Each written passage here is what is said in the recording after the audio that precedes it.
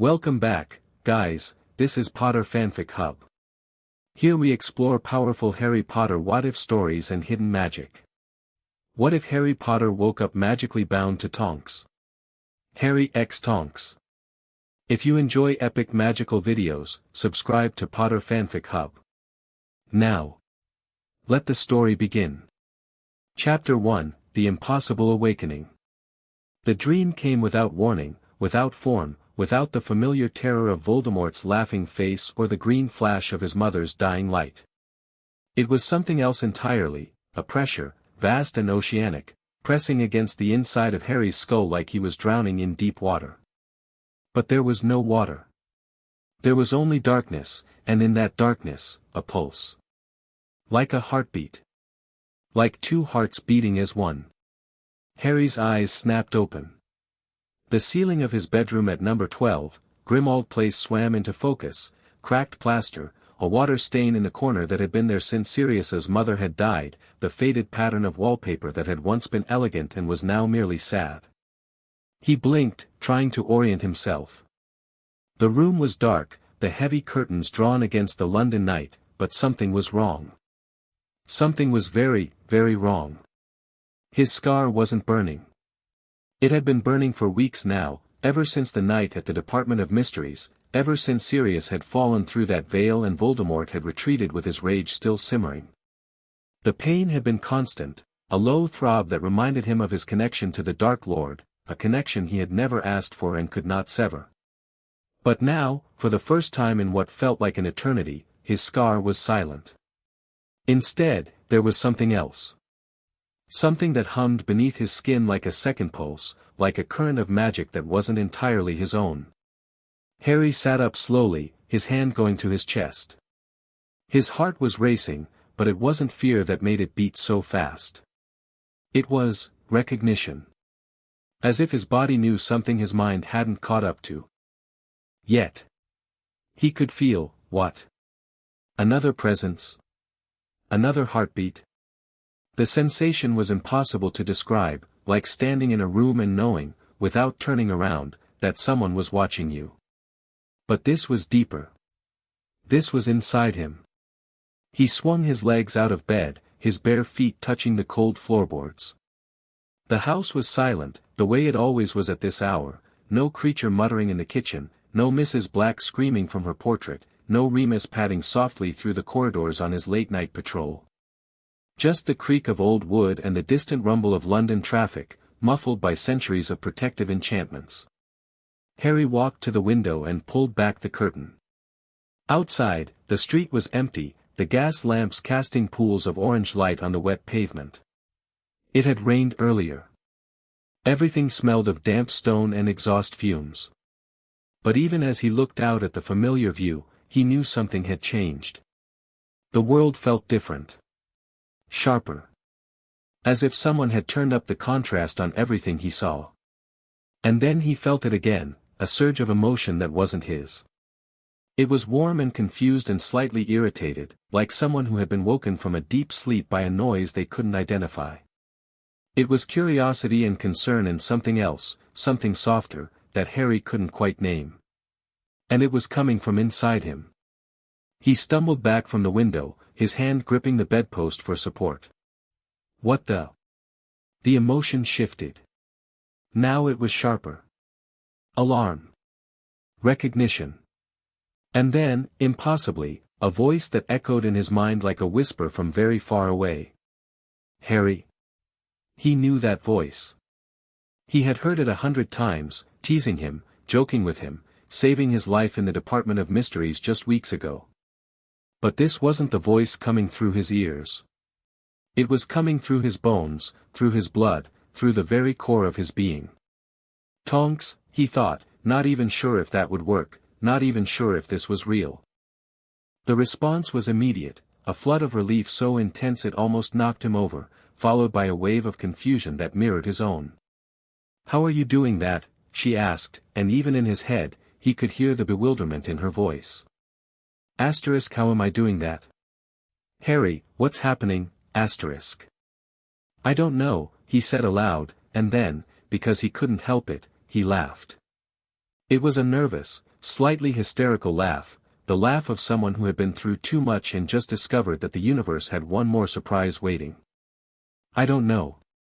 I just woke up and, you're in my head. You're in my head, Tonks. What the bloody hell is going on? There was a pause. He felt her confusion deepen, felt her trying to make sense of something that made no sense at all. And then, with a sudden rush of determination that felt almost like courage, she said, stay there. I'm coming over, Tonks, it's 3 in the morning. I said stay there. The connection flickered, dimmed, and then went quiet. But it wasn't gone.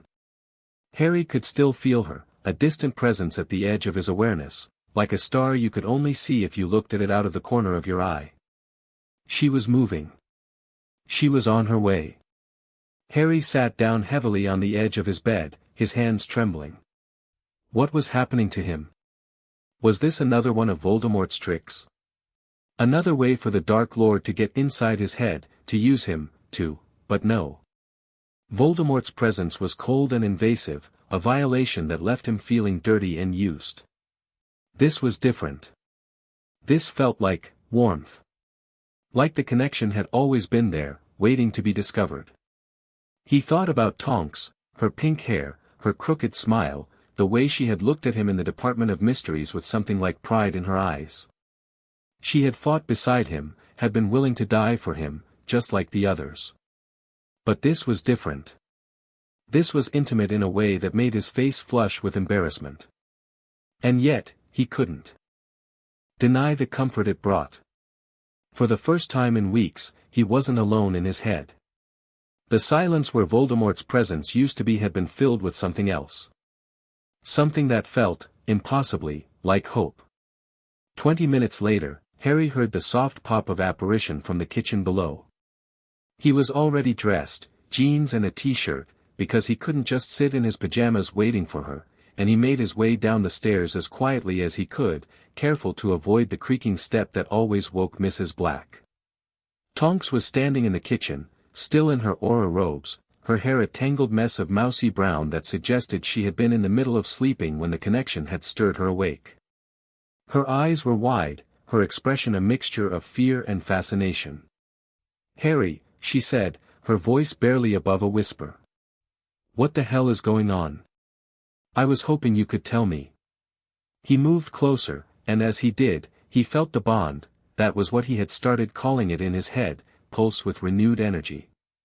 It was stronger now that they were in the same room, the connection between them blazing like a newly lit fire. He could feel her heartbeat. Could feel the rapid flutter of her pulse in her throat, the way her breath caught in her chest. And he knew, without being told, that she could feel the same. I felt you wake up, she said, her voice trembling slightly. I was dreaming, and then suddenly I wasn't, and I could feel. I could feel you. Your confusion. Your fear. It was like, she broke off, shaking her head. It was like you were right there, inside my head. And then I heard you. Your voice. Asking what was happening. I heard you too, Harry said. I still can. I can feel. I don't know how to describe it. It's like there's a string connecting us. Pulling us together. Tonks took a step closer, and Harry felt the pull intensify. It wasn't uncomfortable, it was almost pleasant, like being drawn toward a warm fire on a cold night. But it was also terrifying. What did this mean? What had happened to them?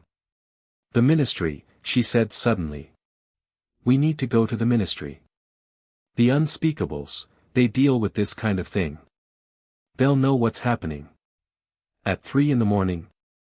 Harry, we can't just, she gestured at the space between them, her hands shaking. We can't just ignore this. This is magic, old magic, and I don't know what it is or how it happened, but... I know, Harry said quickly. I know. But the Ministry, after everything that happened. He didn't need to finish the sentence. They both remembered. The Department of Mysteries, the Death Eaters, Sirius falling through the veil. The Ministry had denied Voldemort's return for an entire year, and now that they were finally starting to accept the truth, Harry wasn't sure he trusted them. Not with something like this. We don't have to go to the Ministry, Tonks said slowly. But we need to find out what this is. There's got to be someone who can help us. Someone who knows about old magic. Remus, Harry said immediately. He knows about a lot of things. And he's not going to report us to the Ministry if we don't want him to. Tonks nodded, but Harry felt a flicker of something through the bond, a hesitation, a reluctance. She didn't want to see Remus. Not right now. Harry remembered the way she had looked at Remus in the Department of Mysteries, the way she had wanted to fight beside him, the way she had tried to protect him. And he remembered the way Remus had pulled away, the walls he had built around himself. Or, Harry said carefully, we could try to figure it out ourselves. At least a little. Before we tell anyone. Tonks looked at him, her eyes searching his face. He could feel her assessing him, trying to decide if this was a good idea. And then, slowly, she nodded. Okay, she said. Okay. But we're going to need some books. And maybe some strong tea. Harry couldn't help but smile. Even in the middle of a crisis, Tonks was still Tonks. It was comforting, somehow. Reassuring. Like maybe, if they had each other, they could figure this out. They made their way to the library on the second floor, a dusty room that had once belonged to Sirius's mother but had been reclaimed by the Order as a meeting space. The shelves were lined with ancient tomes, many of them in languages Harry couldn't read, but Tonks moved through them with the practiced ease of someone who had spent years studying at the Ministry. We're looking for anything on soul bonds, she said, pulling a heavy leather-bound book from a shelf. Or magical connections. Or, she paused, her brow furrowing. Harry, does this feel right to you? What do you mean? I mean, she said slowly, it doesn't feel like something's wrong. It feels like. She trailed off, searching for the right words. It feels like it's supposed to be this way. Like this was always meant to happen. Harry thought about that. He thought about the way the bond had felt when he first woke up, like a missing piece clicking into place. Like he had been incomplete somehow, and now he wasn't. It was a strange feeling, and it made him uncomfortable in a way he couldn't quite explain. I know what you mean, he said finally. But that doesn't make any sense. We didn't do anything. We didn't cast any spells or make any vows or... Wait, Tonks said, her eyes widening. The Department of Mysteries. Something happened there. The prophecy. The Death Eaters. And then, she broke off, her face going pale. Harry, when you were fighting Bellatrix, something happened. I felt it. A surge of magic, and then... And then Sirius fell, Harry finished, his voice hollow. Tonks was silent for a moment. He could feel her guilt through the bond, a sharp, bitter thing that tasted like regret. She blamed herself. Harry could feel it. She thought she should have been faster, should have done more, should have. It's not your fault, he said quietly. I know, she said, but she didn't sound like she believed it. But that's not the point. The point is, something happened that night. Something that might have caused this. And if the unspeakables were involved. They knew the prophecy was in danger, Harry said slowly. They knew Voldemort was after it. But they didn't tell anyone. They just, let us go in there. Let us fight. Tonks nodded. There are things the unspeakables know that they don't share. Things about old magic, about bloodlines, about, she stopped, her eyes widening. Harry, do you remember what the prophecy said? Only the first part, Harry said. The one with the power to vanquish the Dark Lord approaches. But that's all. The rest of it, it was lost when the orb shattered. But the unspeakables might have copies, Tonks said. They might know more than they're telling. And if this bond is connected to the prophecy? Harry felt a chill run down his spine. He had always hated the prophecy, hated the idea that his life was predetermined by words spoken before he was even born. But if this bond was connected to it, if this strange, impossible connection was part of some larger plan. "We need to go to the ministry," he said reluctantly. "Maybe not tonight. But soon. We need to find out what they know." Tonks nodded. "But not like this. Not as victims of some random accident. We need to go in with some idea of what's happening. Some knowledge they can't use against us." She turned back to the books, pulling another volume from the shelf and opening it with a soft creak of ancient leather. Harry moved to stand beside her, reading over her shoulder. The text was in Latin, which he couldn't understand, but there were diagrams, intricate patterns of interlocking circles, like the one he had seen in his dreams. "What's that?" he asked, pointing. Tonks studied the diagram, her brow furrowed in concentration. "It's a binding circle," she said slowly. "Used for soul bonds, I think. But this is different. This is more complex. More ancient." She traced the lines with her finger, following the paths of the interlocking rings. Harry watched her, fascinated despite himself. There was something about the way she moved, the way her mind worked, that made him feel, he didn't know how to describe it. Calm, maybe. Like he had finally found someone who understood the chaos inside his head. "It says something about bloodlines," Tonks murmured, squinting at the faded text. "And about," she broke off, her face going pale. "Harry, this says the bond can only form between two people whose bloodlines are already connected." "Connected how?" "I don't know. It doesn't say. But it implies that the bond isn't random. It's like the magic is choosing. Recognizing something that already exists." Harry thought about that. He thought about his family, the Potters, the Blacks, the strange tangled web of bloodlines and marriages and betrayals that connected everyone in the wizarding world. And he thought about Tonks, whose mother was a Black. Who was Sirius's cousin? Who was, in some strange and distant way, family. "Is there a connection between the Potters and the Blacks?" he asked. "A long time ago, I mean." Tonks shook her head. "Not that I know of. The Blacks were pureblood fanatics. They wouldn't have married into a family that," she stopped, her cheeks flushing. "I mean, no offense. None taken.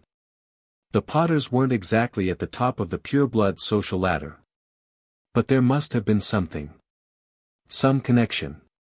Or else why would this happen?" Tonks didn't answer. She was staring at the book, her expression troubled. Harry could feel her confusion through the bond, a tangled knot of emotion that made his own head ache. "Maybe it's not about bloodlines," he offered. "Maybe it's about something else. Something we're not seeing." "Like what?" "I don't know. Magic is complicated. Maybe it doesn't always follow the rules we think it does." Tonks looked at him, and for a moment, there was something like respect in her eyes. "You're smarter than you look, Potter." "Thanks. I think." She laughed, a short, surprised sound that made his heart do something strange in his chest. "Come on," she said. "Let's keep looking. There's got to be something here that explains what's happening to us." They spent the next 3 hours in the library, surrounded by stacks of books that smelled of dust and age. Harry had never been much of a scholar, he preferred action to research, instinct to study, but there was something about this mystery that captured his attention. Maybe it was the way he could feel Tonks beside him, a warm presence at the edge of his awareness. Or maybe it was the way the bond seemed to pulse with every discovery they made, as if it was pleased they were trying to understand it. It was almost dawn when Tonks finally found something. "Harry, look at this." She was holding a thin volume, bound in what looked like human skin, a detail Harry tried not to think about. The pages were yellowed and cracked, the script old and faded, but Tonks had found a passage that seemed to describe exactly what they were experiencing. The arcane bond, she read aloud, is a rare and powerful connection between two magical individuals. Unlike standard magical bonds, which are created through intention and ritual, the arcane bond is natural and involuntary.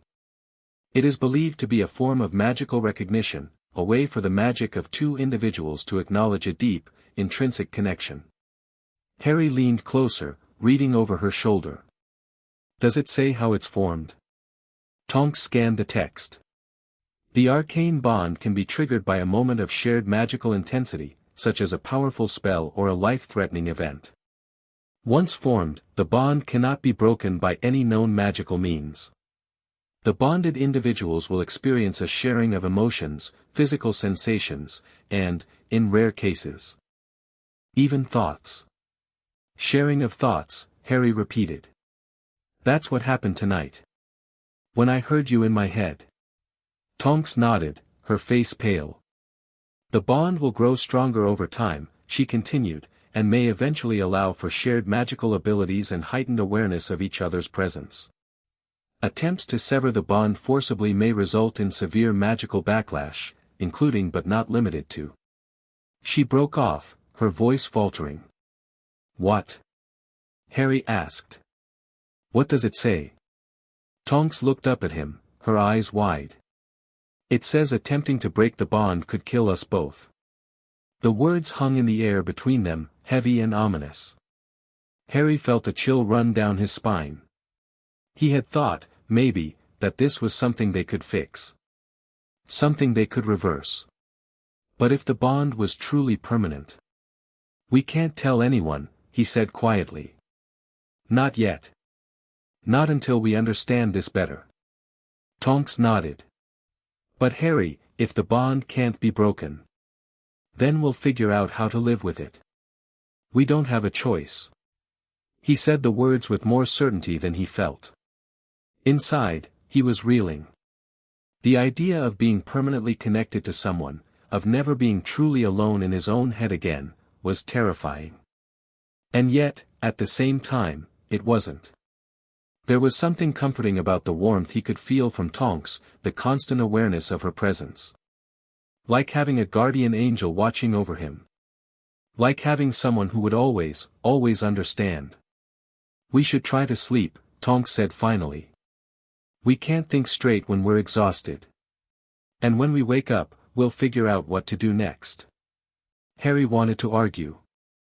He wanted to keep searching, to find answers, to solve this mystery before it consumed them both. But she was right. He was exhausted, his eyes burning with fatigue, his mind sluggish and slow. Okay, he agreed. But Tonks. I know, she said, and he could feel that she did. She knew exactly what he was thinking. We'll figure this out, Harry. Together. She reached out and touched his hand, a brief, gentle gesture that made the bond pulse with warmth. Harry felt his heart skip a beat, felt the familiar flutter of something he couldn't quite name. Together, he repeated. Harry didn't think he would be able to sleep, but the moment his head hit the pillow, he was out. And in his dreams, he saw her. She was standing in a field of wildflowers, her hair a riot of pink and purple, her face turned up to the sun. She was laughing, a bright, joyful sound that made his heart ache, and she was holding out her hand to him. Come on, Harry, she said, and her voice was the warmest thing he had ever heard. We don't have to be afraid. Not anymore, He reached for her hand, and as their fingers touched, the world exploded into color. He could feel everything, the warmth of the sun on his skin, the softness of the grass beneath his feet, the steady, beating heart of the bond that connected them. And he could feel her. Every part of her. Every emotion, every thought, every secret hope and fear. This is what it means, she said, and her voice was filled with wonder. This is what we are. Harry woke with a gasp, his heart pounding, his sheets tangled around his legs. The dream was already fading, slipping away like water through his fingers, but the feeling of it lingered, the warmth, the connection, the sense of belonging. He sat up, looking toward the window. The sky was gray with dawn, the first rays of sunlight just beginning to creep over the rooftops. And in his chest, he could feel her. She was waking up too, stirring from her own dreams, reaching for him through the bond. Harry, her voice was soft, tentative. Are you okay? I'm fine, he thought back, and he was surprised to find that he meant it. Asterisk, I'm better than fine. Tonks, asterisk. I know, she said, and he could hear the smile in her voice. I felt it too. And then, through the bond, he felt it, a warmth so intense it took his breath away. It wasn't just comfort, wasn't just connection. It was something deeper, something older, something that felt like the answer to a question he had never known he was asking. She felt it too. He could tell.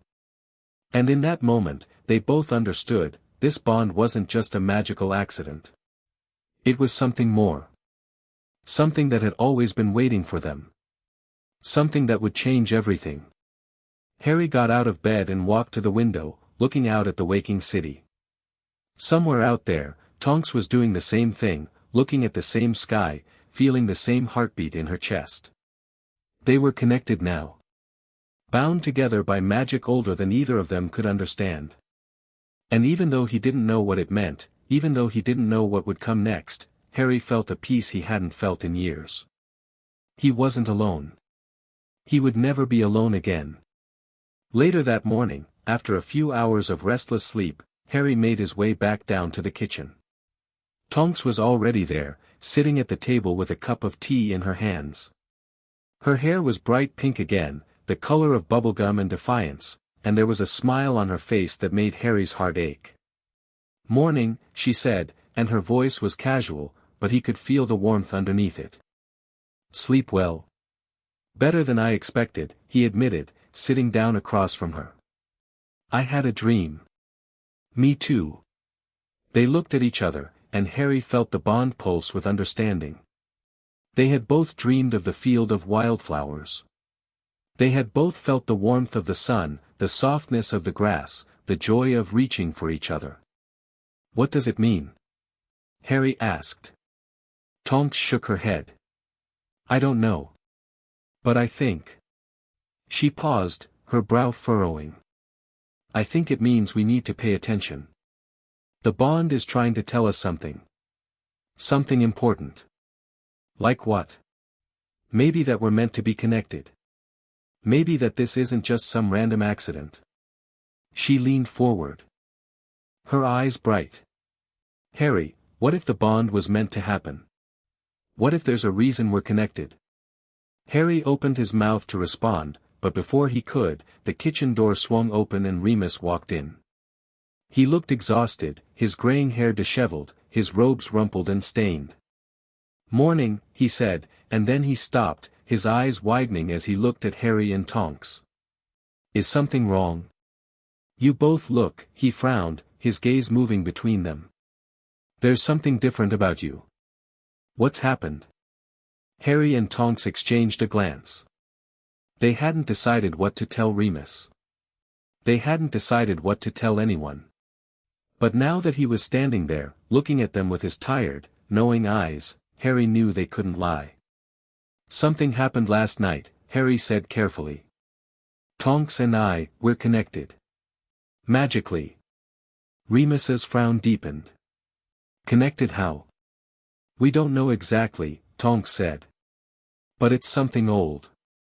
Something powerful. We found a book that mentioned something called the arcane bond. Remus's face went pale. The arcane bond. Tonks, that's. You know about it? Harry asked, sitting up straighter. Remus moved to the table, sitting down heavily in the chair next to Harry. His face was drawn, his eyes shadowed with something that might have been fear. I've read about it, he said slowly. It's extremely rare. Extremely dangerous. It's a bond that forms between two magical individuals, usually as a result of a powerful shared experience. He paused, his eyes searching Harry's face. It's said to be permanent. Unbreakable. We know, Tonks said quietly. We read that part. And you're sure you're connected? You're absolutely sure. Harry nodded. I can feel her. All the time. I can feel what she's feeling, and she can feel what I'm feeling. We can even talk.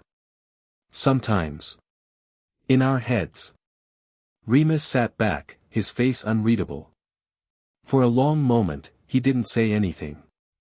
He just looked at them, his eyes moving back and forth between Harry and Tonks, as if he was trying to see something that wasn't visible to the naked eye. There are legends, he said finally. Old legends, about the arcane bond. Most people think they're just stories. Fairy tales. But if you really are bonded. What? Harry asked. What do the legends say? Remus hesitated. His face was pale, his hands trembling slightly as he reached for the cup of tea that Tonks had pushed toward him. The legends say, he began, that the arcane bond is not just a magical connection. It's a soul bond. A bond that connects two people on a level so deep that nothing can sever it. Not magic, not time, not even, he broke off, shaking his head. Not even death. Harry felt his blood run cold. Death? What do you mean? I mean the bond is stronger than death. If one of you dies, the other will feel it. Will carry the grief, the loss, for the rest of their life. And there are some who believe that the bond persists even after death. That the souls remain connected, even in the afterlife. The kitchen was silent.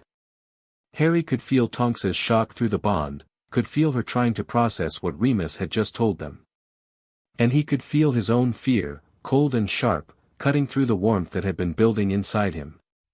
We didn't ask for this, he said finally. We didn't choose it. Remus nodded slowly. I know. But that doesn't change what it is. He looked at them, his eyes filled with a sadness that seemed to come from somewhere very deep. The bond chose you. And now you have to decide what to do with it. Decide? Tonks asked. What do you mean? I mean the bond can be used for good or for ill. It can be a source of strength, a connection that makes you both more powerful than you could ever be alone. Or it can be a burden, a weight that drags you down.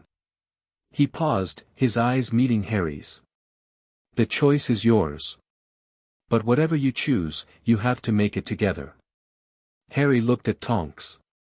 Through the bond, he could feel her fear, her confusion, her uncertainty. But underneath it all, there was something else. Something that felt a lot like hope. Together, he repeated. We can do that. Tonks smiled, a real smile, not the crooked, uncertain one she had been wearing all morning. Yeah, she said. I think we can. And in that moment, Harry felt the bond pulse with warmth. It was a good feeling. A right feeling. Like they were exactly where they were supposed to be. He didn't know what the future held. He didn't know what the bond would mean for them, or what challenges they would face. But for the first time in his life, he wasn't afraid. He had someone beside him.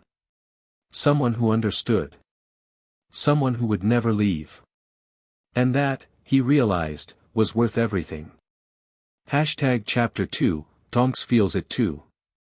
The morning light crept through the grimy windows of Grimmauld Place like an unwelcome guest, casting long shadows across the kitchen table where three people sat in waited silence. Remus had excused himself 20 minutes ago, claiming he needed to check on something in the library, but Harry knew better. The werewolf needed space to process what he had just learned, to wrestle with the implications of a bond that should have been impossible. Harry didn't blame him. He was still wrestling with it himself. Across the table, Tonks sat with her hands wrapped around her cooling tea, her pink hair now fading to a worried shade of lavender. She hadn't spoken since Remus left, and Harry could feel the tumult of her thoughts through the bond, a churning sea of fear, confusion, and something else he couldn't quite identify. Something that felt like the beginning of acceptance. We need to go to the ministry, she said finally, her voice flat. Today. We can't wait. Harry nodded slowly. He had known this was coming. The moment Remus had confirmed what they had already suspected, that this bond was real and permanent, the need for answers had become urgent. But the thought of walking into the Ministry of Magic, of facing the same people who had denied Voldemort's return and let Sirius die, made his stomach twist with dread. Are you sure that's a good idea? He asked. After everything that happened. I know, Tonks cut him off. I know. But the unspeakables are the only ones who might be able to tell us what this bond really is. What it means. And if there's any chance that someone at the Ministry is involved in what happened to us. Then we need to know who, Harry finished grimly. And why? Tonks met his eyes, and for a moment, the bond between them flared with shared purpose. It was strange, feeling her determination as if it was his own. Strange, but not unwelcome. He had spent so long fighting alone, carrying the weight of prophecies and expectations on his shoulders, that the sudden presence of another person in his head felt almost like relief. I'll flew Amelia Bones, Tonks said, rising from the table. She's the head of the Department of Magical Law Enforcement. If anyone can get us access to the unspeakables without the usual bureaucracy, it's her. And if she says no? Tonks paused at the door, her hand on the frame. Through the bond, Harry felt her doubt, her uncertainty. But underneath it, there was steel. She won't say no. Not when I tell her what's at stake. 20 minutes later, Harry stood in the entrance hall of the Ministry of Magic, the familiar gold fountain glinting in the dim light of the atrium. He had been here before, of course, too many times, each visit more traumatic than the last. But this was different. This time, he wasn't here to fight Death Eaters or testify before the Wizengamot. This time, he was here to discover something about himself. Something that might change everything. Tonks was beside him, her hair now a subdued brown, her aura robes immaculate. She had changed out of her sleepwear and into her uniform, and Harry could feel the shift in her demeanor, the professional distance she was putting between herself and the chaos of their personal lives. It was a mask, he knew. But it was a necessary one. Amelia's office is on level 2, Tonks said, leading him toward the lifts. I've already sent word that we're coming. She's expecting us. The lift ride was silent, the magical cage carrying them through the heart of the Ministry. Through the gaps in the golden grills, Harry could see the various departments going about their business, clerks carrying stacks of parchment, witches and wizards in formal robes hurrying to meetings, the occasional Auror in full battle gear. It was a world of order and bureaucracy, a world that had tried so hard to ignore the chaos spreading across Britain. Amelia Bones's office was on the far end of level 2, a spacious room with high ceilings and windows that looked out onto a magical view of the London skyline. The office was cluttered with paperwork, stacks of case files piled high on every available surface. And behind the desk, watching them with sharp, intelligent eyes, sat a woman who looked like she had seen everything and was no longer surprised by anything. Amelia Bones was not a woman who inspired casual affection. She was tall, broad-shouldered, with a monocle that seemed to see straight through everyone she looked at. Her hair was streaked with gray, her face lined with years of hard work and harder decisions. But there was something in her eyes, a flicker of concern, of genuine care, that made Harry feel like maybe, just maybe, she might actually listen. Tonks, she said, rising from her desk. I was surprised to get your owl. You said it was urgent. It is, Madam Bones. Tonks closed the door behind them, her expression serious. Something happened last night. Something that involves Harry and me. Something that might have implications for the Ministry. Bones's eyes narrowed. Implications for the Ministry? That's a strong word, Tonks. What exactly are you talking about? Tonks looked at Harry, and he felt the bond pulse with a silent question. Are you ready? As I'll ever be. We're connected, Madam Bones, Tonks said, turning back to the older witch. Magically connected. I can feel Harry's emotions. His thoughts. We can communicate without speaking. And we can't seem to break the connection, no matter what we try. Bones's face went very still. For a long moment, she didn't say anything.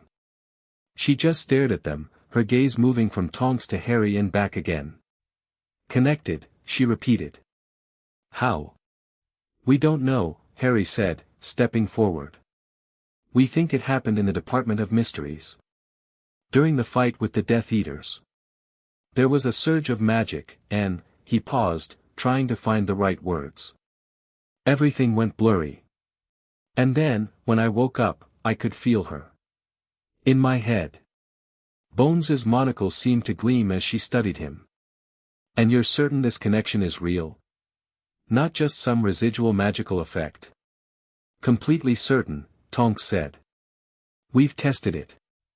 I can feel what he's feeling right now. He's anxious, but he's trying not to show it. And he knows I'm angry at myself for not seeing this coming. Harry blinked. You're angry at yourself? Tonks flushed. I should have noticed something was wrong. Should have known. You couldn't have known, Harry said quickly. None of us could have. That may be true, Bones cut in, her voice sharp. But the fact remains that you're both in an unprecedented situation. The arcane bond is not something that happens by accident.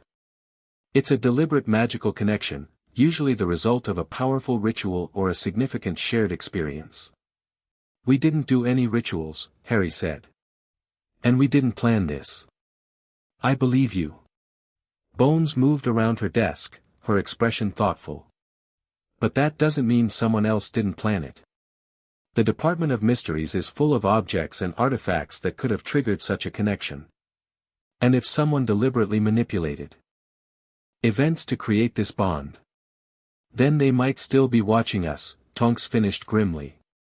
Waiting to see what happens. The office fell silent. Harry could feel the weight of the implications pressing down on them, could feel the fear that was starting to build in the back of Tonks's mind. She was a trained Auror, someone who had faced Death Eaters and Dark Wizards without flinching. But this was different. This was personal. I need to bring in the unspeakables, Bones said finally. They have resources and knowledge that I don't. If anyone can help you understand what's happening, it's them. And if they're the ones who caused this? Harry asked. If they're the ones who set this up? Bones's face was unreadable. Then we'll deal with that when the time comes. But right now, you need answers.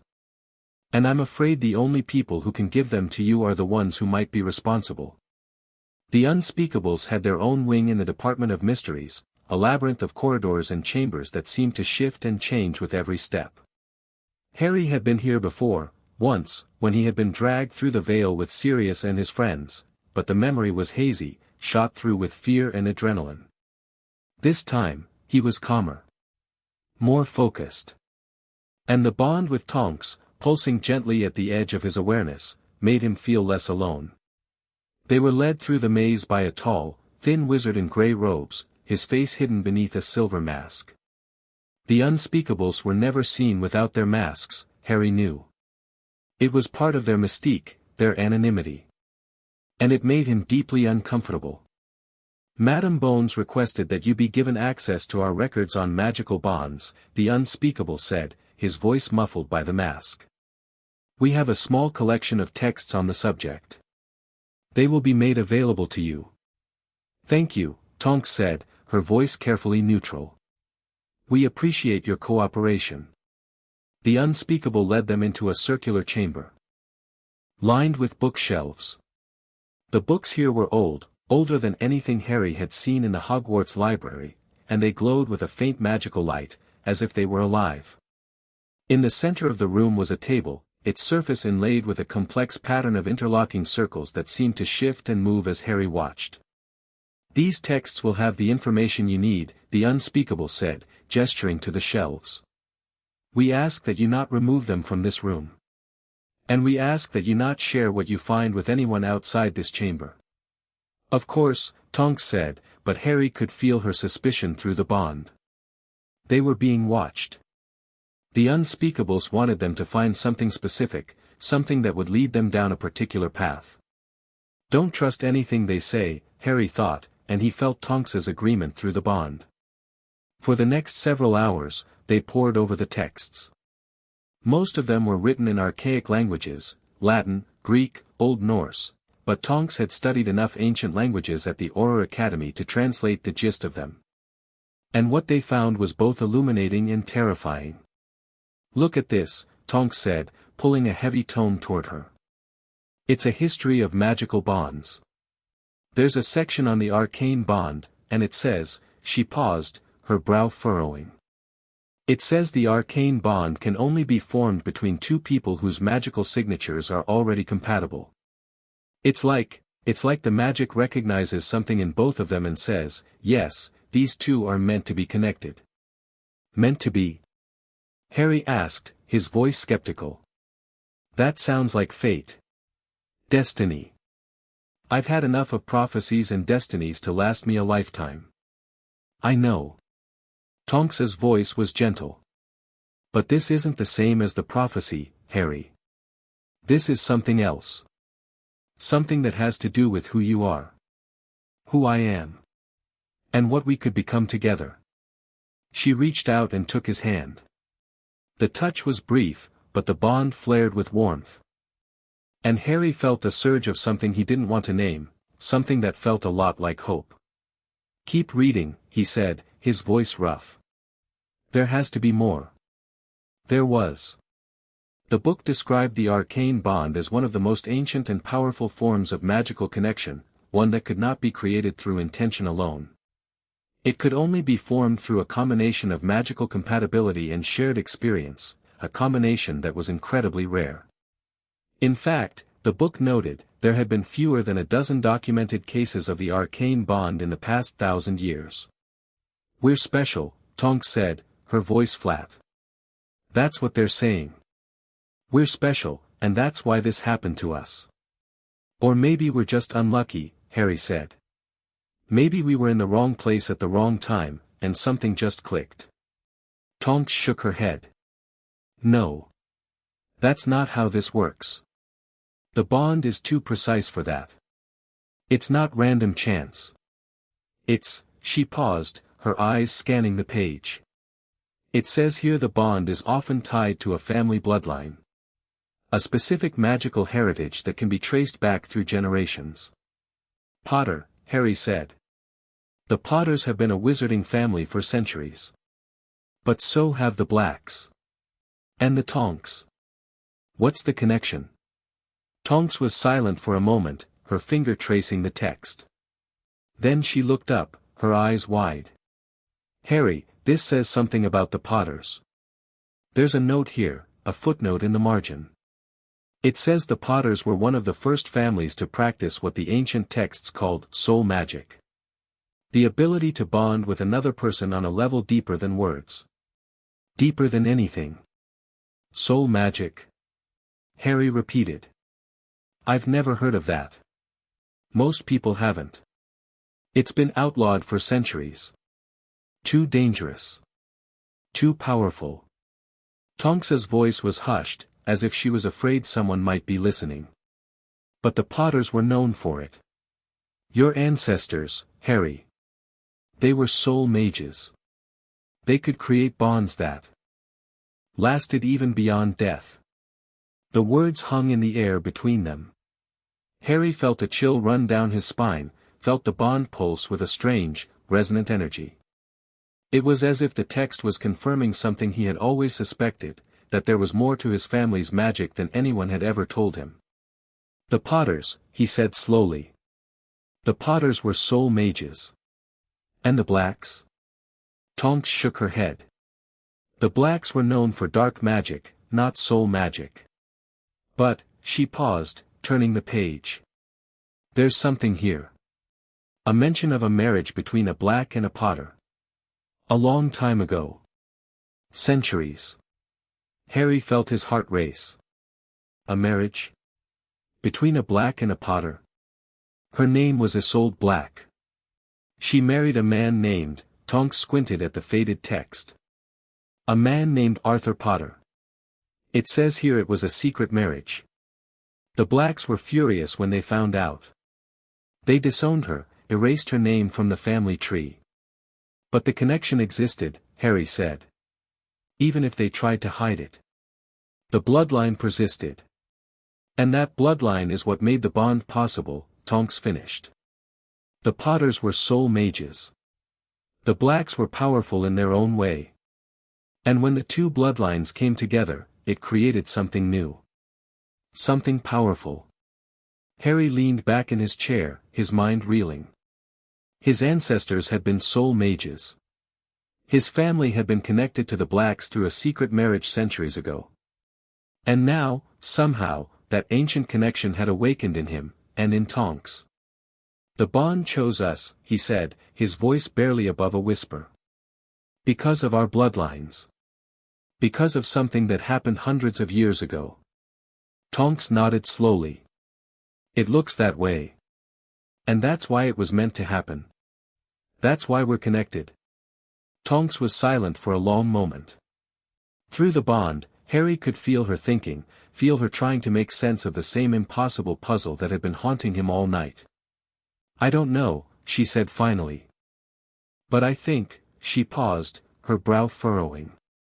I think there might be more to this than just bloodlines. The bond isn't just about who our ancestors were. It's about who we are. Who we're becoming. What do you mean? I mean, the bond isn't just a connection.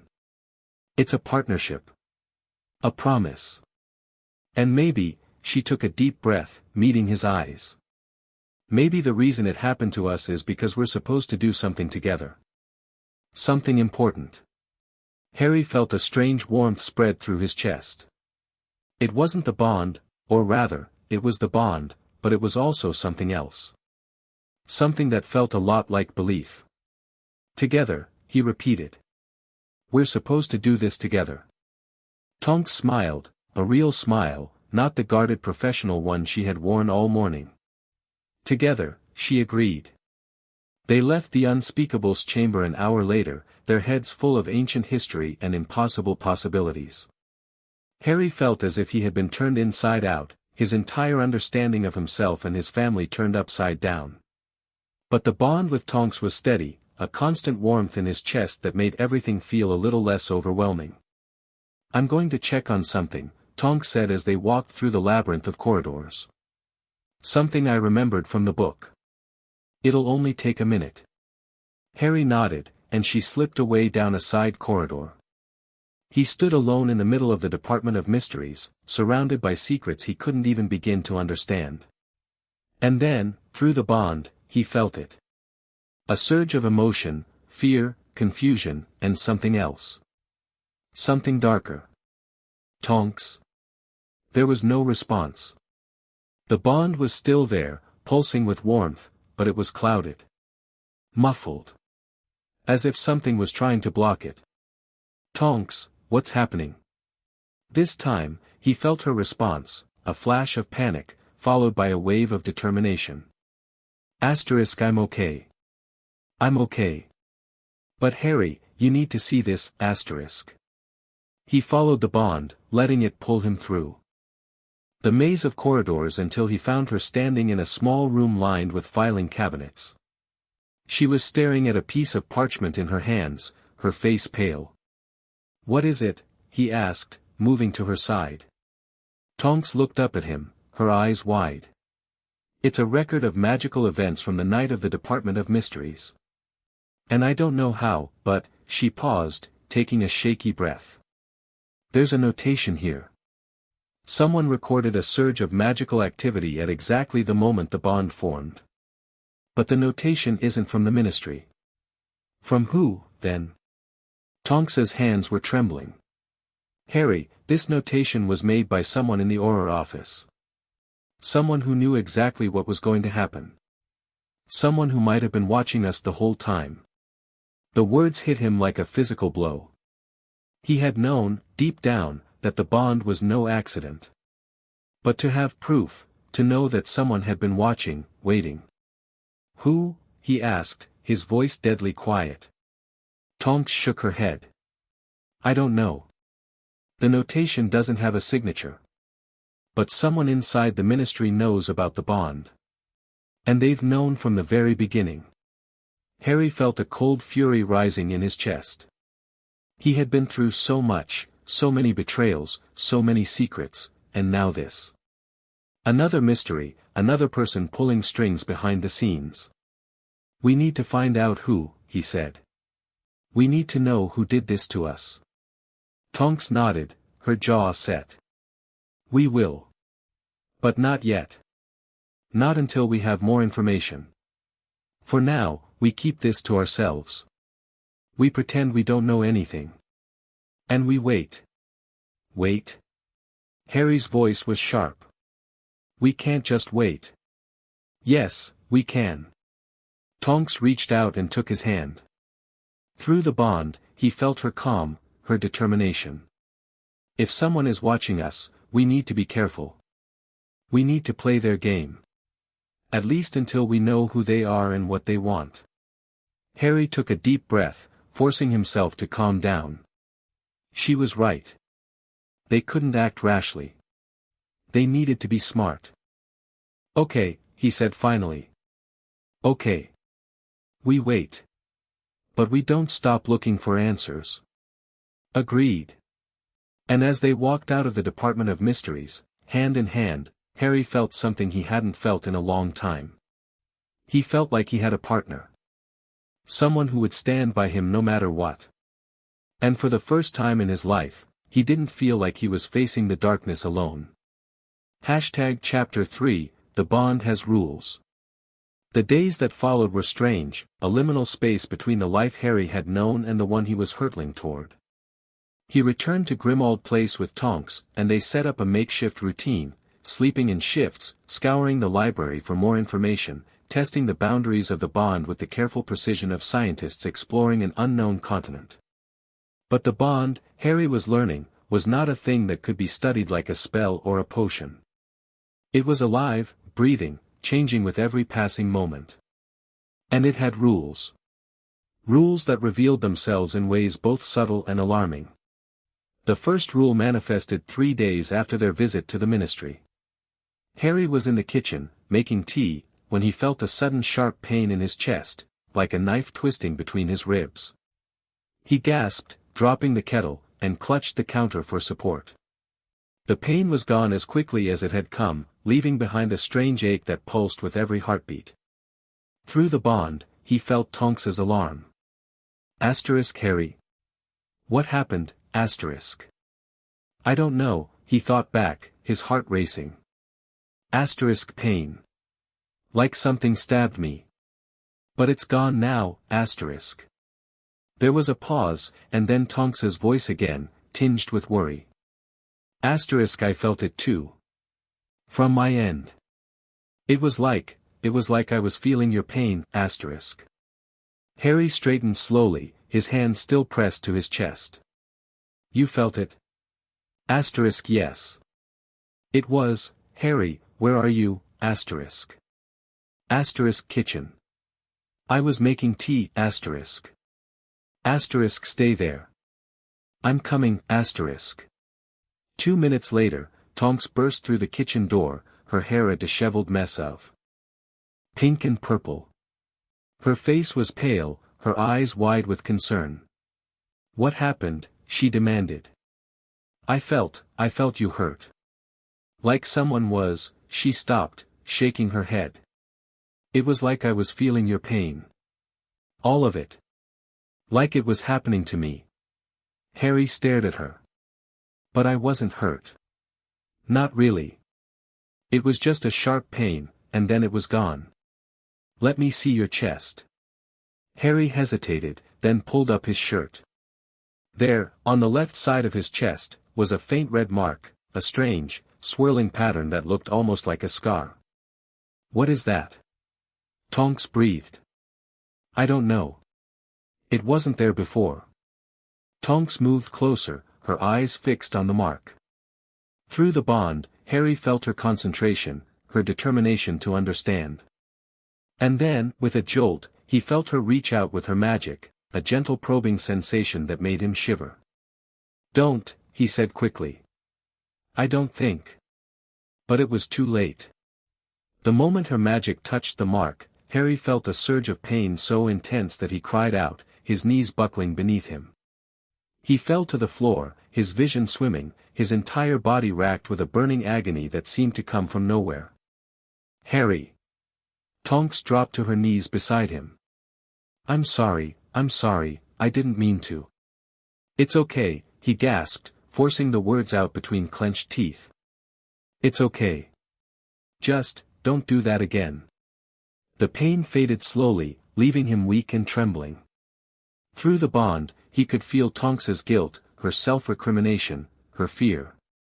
But he could also feel something else, a strange echo of the pain he had just experienced, as if she was still feeling it too.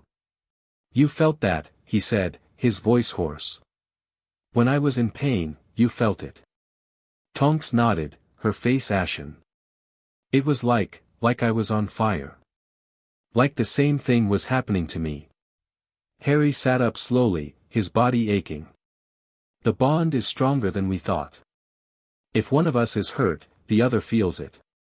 And if one of us is—" Tonks didn't finish the sentence.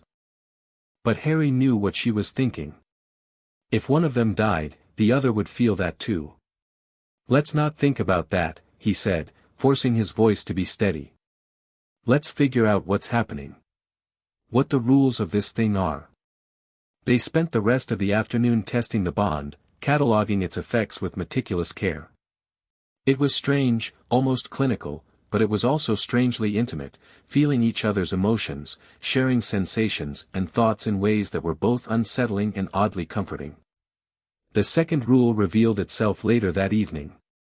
Harry and Tonks were in the library, reading by the light of a single flickering candle.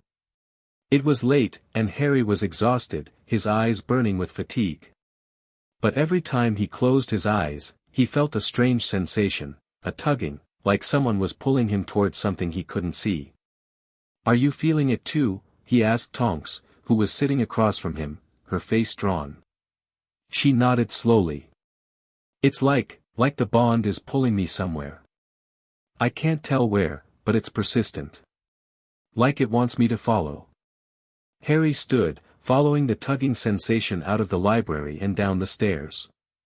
Tonks followed, her footsteps echoing his own. The bond led them to the front door of Grimmauld Place, where Harry stopped, confused. "Where are we going?" he asked. "I don't know. But I think," Tonks paused, her brow furrowing. "I think it's telling us we need to be somewhere else. Like it's warning us about something." Harry opened the front door and stepped out onto the street. The night was dark, the gas lamps casting pools of orange light on the pavement. And there, in the distance, he saw it, a flash of green light, like the killing curse he had seen so many times before. "Harry! I see it." They ran. The bond pulled them through the streets of London, past darkened shops and sleeping houses, until they reached a small park on the edge of the city. And there, lying in the grass, was a man, a wizard, his robes torn, his face twisted in pain. "Sturgis," Tonks breathed, dropping to her knees beside him. "Sturgis, what happened?"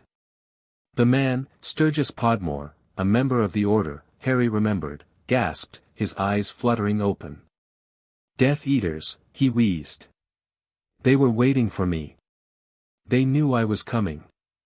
"Knew how?" Harry demanded, dropping beside Tonks. Sturgis shook his head weakly. "I don't know. Someone betrayed us."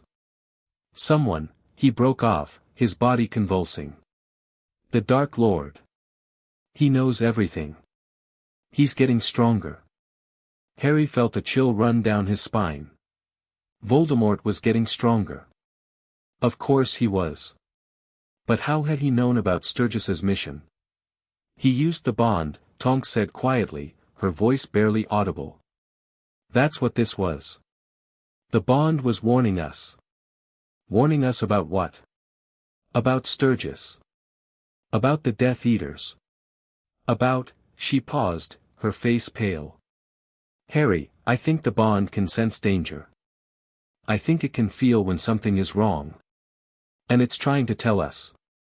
Harry looked down at Sturgis, who was fading fast. He could feel the man's life ebbing away, could feel the cold touch of death creeping closer. We need to get him to St. Mungo's, he said. Now. They apparat to St. Mungo's with Sturgis between them, the bond pulsing with shared urgency. The healers took him immediately, their faces grim, and Harry and Tonks were left standing in the sterile hallway, their hands clasped together. He's going to make it, Tonks said, her voice trembling. He has to make it. Harry nodded, but he didn't feel confident.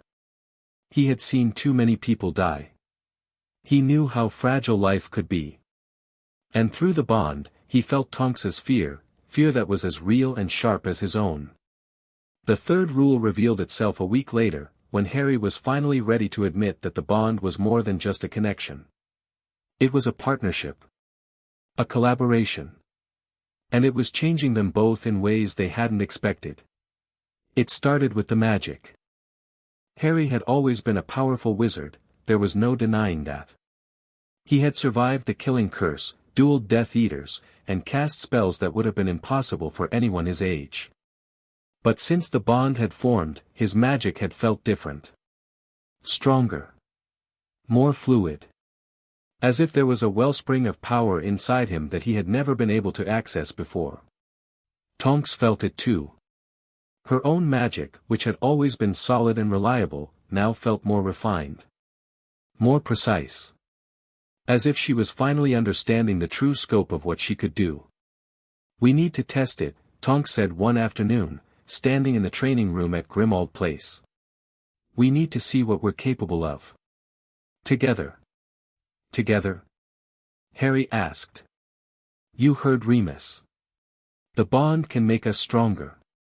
More powerful. But only if we use it right. Harry hesitated. The idea of sharing his magic with Tonks, really sharing it, in a way that went beyond words, was both exciting and terrifying. What if something went wrong? What if they hurt each other? I trust you, Tonks said, as if reading his thoughts. And I know you trust me. So let's do this. Together. They started small. Simple spells, cast simultaneously, their magic mingling and weaving together like threads in a tapestry. The results were immediate and startling. Harry's spells were stronger when cast with Tonks's magic supporting them. Tonks's own spells became more fluid, more adaptable, as if Harry's magic was giving her a new way of seeing. This is incredible, Tonks breathed, watching as a Patronus they had cast together, a glowing wolf that shimmered with silver and blue, prowled around the room. I've never been able to cast a Patronus like that before. Neither have I, Harry admitted. It's like we're amplifying each other. They moved on to more complex spells. Shields, stunners, even the occasional curse, all of them powered by the bond, all of them more potent than anything they could have cast alone. And with every spell, Harry felt the bond growing stronger, more resilient, as if their shared magic was reinforcing the connection between them. But there was a cost. Every time they used the bond to amplify their magic, Harry felt a strain on his own magical core. It was like pulling water from a well that was slowly running dry. And he could feel Tonks's own exhaustion through the bond, a mirror of his own. We can't keep doing this, he said finally, his voice hoarse. It's too much. We're draining ourselves. Tonks nodded, her face pale. I know. But we've learned something important. The bond has a limit. It can only amplify our magic so much before it starts to hurt us. Another rule, Harry said grimly. We can't use too much of the bond's power at once.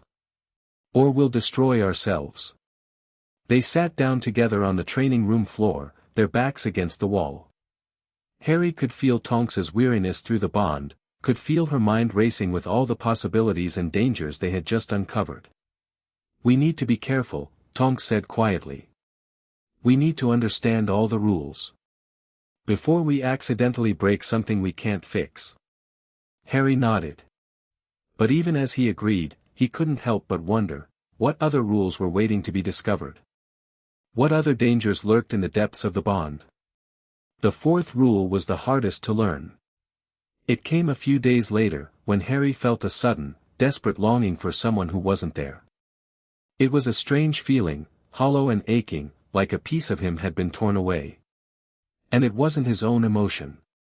It was Tonks's. He found her in her room, sitting on the edge of her bed, her face streaked with tears. Her hair had gone flat and brown, the color of despair. "Tonks," he said softly. "What's wrong?" She looked up at him, and through the bond, he felt her pain, a deep, lonely ache that made his own heart hurt just to feel it. "I miss him," she whispered. "I miss him so much." "Miss who?" "Remus." Her voice cracked. "I've loved him for so long, Harry. And he just pushes me away. He keeps saying it's for my own good, that he's too dangerous, that I deserve better. But I don't care about any of that. I just want him. I want him to need me the way I need him." Harry felt a rush of sympathy, and something else. Something he didn't want to name. Jealousy. He was jealous of Remus. And that made no sense. He barely knew Tonks.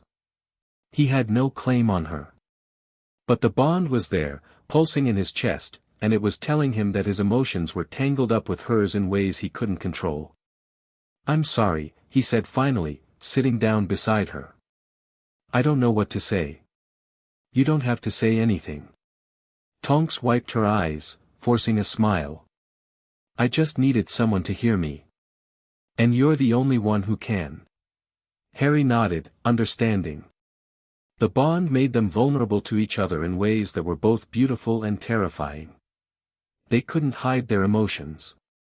Couldn't pretend to be strong when they were falling apart. And that, Harry realized, was the fourth rule. The bond didn't allow secrets. It didn't allow masks. It forced them to be honest with each other, no matter how much it hurt. "We need to figure this out," he said quietly. "We can't keep going like this, feeling everything the other person feels. It's too much." Tonks nodded slowly. "But how? How do we control it?" "I don't know. But we have to try." They sat in silence for a long time, their hands clasped together, the bond pulsing gently between them. And slowly, Harry began to understand. The bond wasn't just a connection. It was a test. A challenge. And if they wanted to survive it, they would have to learn to control it, or it would control them. The final rule of the bond revealed itself in the most unexpected way. Harry and Tonks were in the library again, searching for any mention of the arcane bond in the ancient texts they had brought back from the ministry. It was late, and Harry was exhausted, his eyes burning with fatigue. But he couldn't sleep. Not when the bond was pulsing so insistently in his chest. "You feel it too, don't you?" he asked Tonks, who was sitting across from him, her brow furrowed. "The bond," she confirmed. "It's getting stronger. More intense. Like it's trying to tell us something." "Like what?" "I don't know. But I think," she paused, her eyes widening. "I think it's trying to show us something. Something important." And then, without warning, the bond flared. Harry felt a sudden rush of images, a room filled with ancient symbols, a shadowy figure standing in the center of a circle, a voice whispering words he couldn't understand. And then, just as suddenly, it was gone. "Did you see that?" he gasped, his heart racing. Tonks nodded, her face pale. "A room. Symbols. Someone," she broke off, shaking her head. "What was that? What just happened?" "I don't know. But it was real. It was like I was there." "Me too," Tonks said. "I saw the same thing. The same room. The same symbols. The same, she paused, her brow furrowing. The same person. Harry felt a chill run down his spine. A shared vision. A connection that went beyond emotions and thoughts, beyond physical pain and magical amplification. The bond was giving them glimpses of something. Something that was either a warning or a promise. "We need to find that room," he said quietly. "We need to know what it means." Tonks nodded, her jaw set with determination. "We will. But not tonight. We're both too tired. Too weak." Harry wanted to argue. He wanted to leave right now, to follow the bond wherever it was leading them. But she was right. He was exhausted, his magic drained, his mind reeling with everything they had discovered. "Okay," he agreed reluctantly. "Tomorrow. We'll start looking tomorrow." They left the library together, their steps heavy with exhaustion. Harry felt the bond pulsing gently between them, a constant reminder of the mystery they were trying to solve. And as he lay in his bed that night, staring up at the cracked ceiling of Grimmauld Place, Harry made a promise to himself. He would find out what the bond meant. He would discover the truth behind the visions, behind the ancient bloodlines, behind everything. He would do it for himself. And he would do it for Tonks. Because no matter what happened, they were in this together. The bond had made sure of that. Chapter 4, A Hidden Potter Secret. The morning light filtered through the grimy windows of Grimmauld Place like a reluctant guest, casting pale shadows across the kitchen table where Harry sat with a cold cup of tea in his hands. He hadn't slept. The visions from the night before had haunted him, that shadowy room, those ancient symbols, the whisper of words he couldn't quite understand. And beneath it all, the constant pulse of the bond, a heartbeat that wasn't his own. Tonks found him there an hour later, her hair a subdued shade of lavender, her eyes dark with exhaustion. She sat down across from him without a word, and Harry felt her presence through the bond, a comforting warmth that eased some of the tension in his chest. "Couldn't sleep either?" she asked, her voice rough. "Didn't even try," Harry admitted. "Every time I closed my eyes, I saw that room. Those symbols. I need to know what they mean." Tonks nodded slowly. "I've been thinking about that too. And I have an idea." "What kind of idea?" "Remember what we read in the Unspeakable's texts? About the Potters being soul mages? And about the secret marriage between a black and a Potter?" Harry's heart quickened. "You think there's more to that story?" Tonks leaned forward, her eyes bright with determination. "Harry, if the Potters were soul mages, they wouldn't have just left their knowledge behind. They would have hidden it. Protected it. And there's only one place I can think of where that kind of knowledge might still be preserved." "Gringotts," Harry breathed. "The Potter family vault." "Exactly. Your parents' vault might have more than just gold and old photographs. If your ancestors left behind records, documents, something that explains what they knew about soul magic and the arcane bond, it would be there. Protected by goblin magic." Harry felt a surge of hope, followed immediately by doubt. "But the goblins won't just let us into the vault. We need permission. And I'm not even sure what I'm looking for." "We'll figure it out," Tonks said, her voice firm. "We'll go to the bank, talk to the goblins, explain what we need. And if they give us access, we'll search the vault together." Together, the word echoed in Harry's mind, and through the bond, he felt Tonks's certainty. She wasn't going to let him face this alone. Whatever they found in that vault, they would face it together. "Okay," he said finally. "Let's go." The journey to Gringotts was tense. Harry had been to the Wizarding Bank several times before, but never with such a sense of purpose, or such a sense of dread. The goblins were not known for their kindness, and the idea of asking them for access to the Potter family vault made his stomach churn with anxiety. The bank was as imposing as ever, its marble columns gleaming in the morning light, its goblin tellers eyeing the customers with cold, calculating stares. Harry approached the head teller, a goblin with a long, pointed nose and sharp, beady eyes, and explained what he needed. "I need access to the Potter family vault," he said, his voice steady despite his nerves. "I need to search for documents. Family records. Anything that might explain my ancestors' magical history." The goblin studied him for a long moment, his expression unreadable. "The Potter vault has been sealed since your parents' deaths," he said finally. "Access is restricted to the heir or those with explicit permission." "I'm the heir," Harry said. "And I'm giving myself permission." The goblin's lips curled into something. That might have been a smile. "Very well. But I must warn you, the vault is protected by ancient magic. If you touch anything that you are not meant to touch, you may find yourself displeased." Harry felt a chill run down his spine. "I understand. Follow me." The goblin led them through the labyrinthine passages of Gringotts, past vaults filled with gold and jewels and other treasures that glittered in the dim light. Finally, they reached the Potter vault, a massive door that seemed to shimmer with an ancient, pulsing magic. "The key," the goblin said, holding out his hand. Harry pulled the small golden key from his pocket, the one Hagrid had given him all those years ago, and handed it to the goblin. The goblin inserted the key into the lock, and with a deep, grinding sound, the door swung open. The vault was larger than Harry remembered. It was filled with stacks of gold galleons, silver sickles, and bronze nuts, enough wealth to keep a family comfortable for generations. But Harry barely noticed the money. His eyes were drawn to the back of the vault, where a small chest sat on a pedestal, its surface covered in intricate carvings. "What's that?" he asked, pointing. The goblin's eyes narrowed. "I do not know. That chest was placed in the vault long before my time.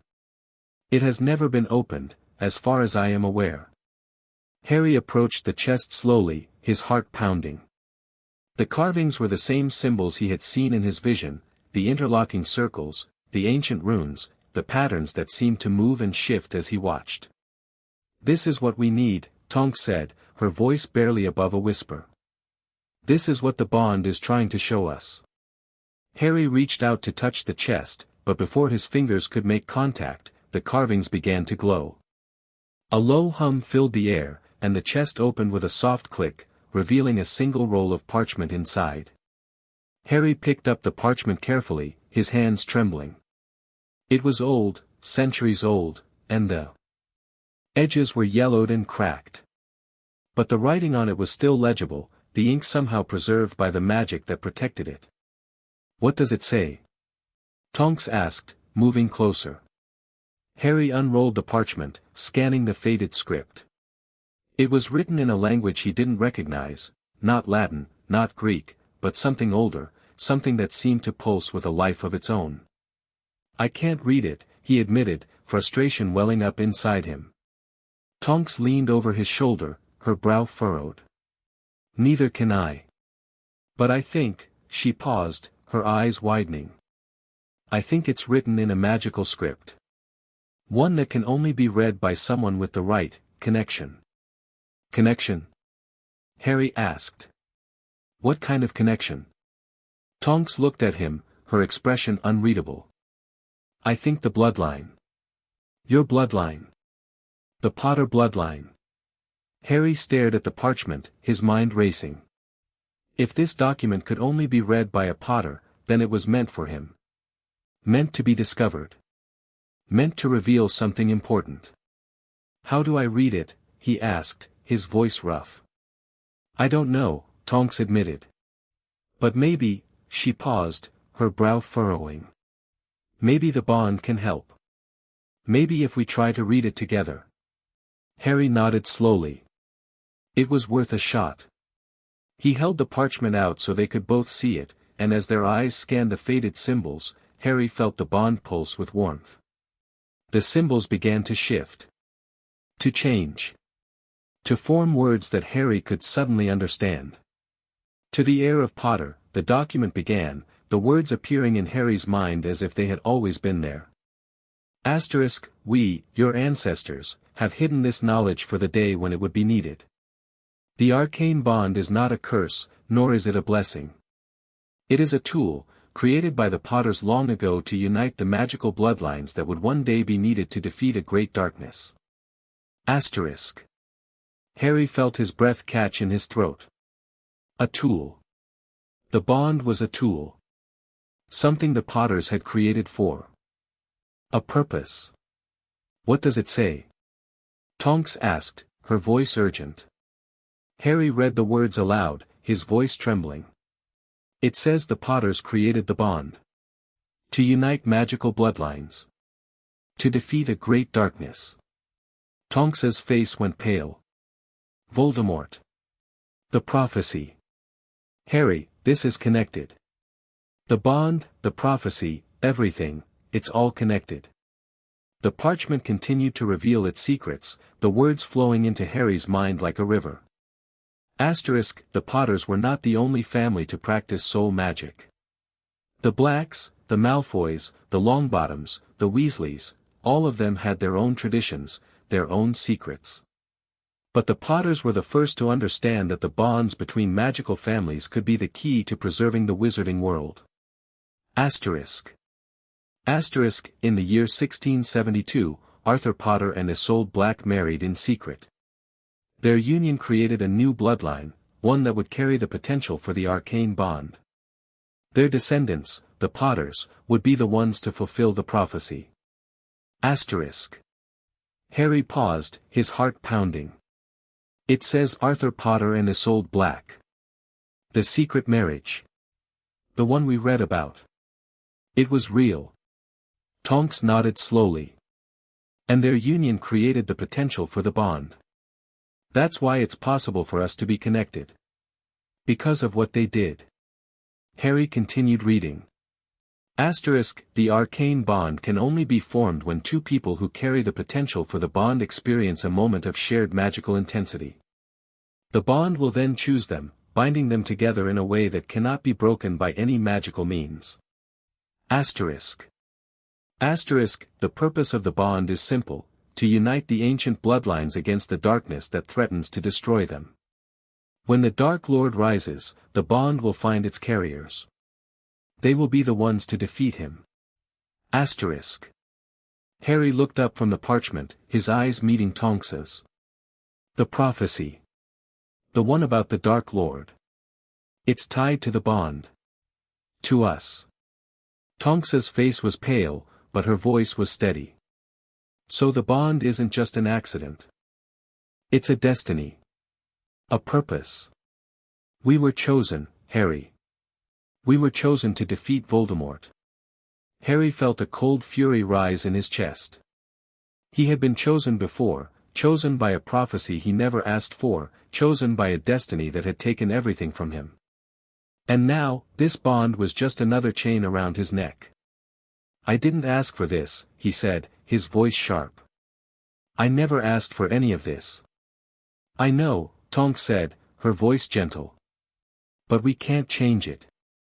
The bond is real. The prophecy is real. And if we want to survive this, if we want to protect the people we care about, we have to use it. We have to embrace it. Harry wanted to argue. He wanted to rage against the unfairness of it all. But as he looked at Tonks, the concern in her eyes, the warmth of her presence through the bond, he felt his anger slowly fade. Together, he said finally. We have to do this together. Tonks smiled, a real smile, one that reached her eyes. Together. They spent the rest of the day in the vault, searching through the documents that had been hidden there for centuries. There were letters from Arthur Potter to Isolde Black, filled with declarations of love and fear and hope. There were accounts of the rituals they had performed, the magic they had practiced, the secrets they had uncovered. And there was a final document, a letter addressed to the heir who would one day discover it. To our descendant, the letter read, we know that you will face a great darkness.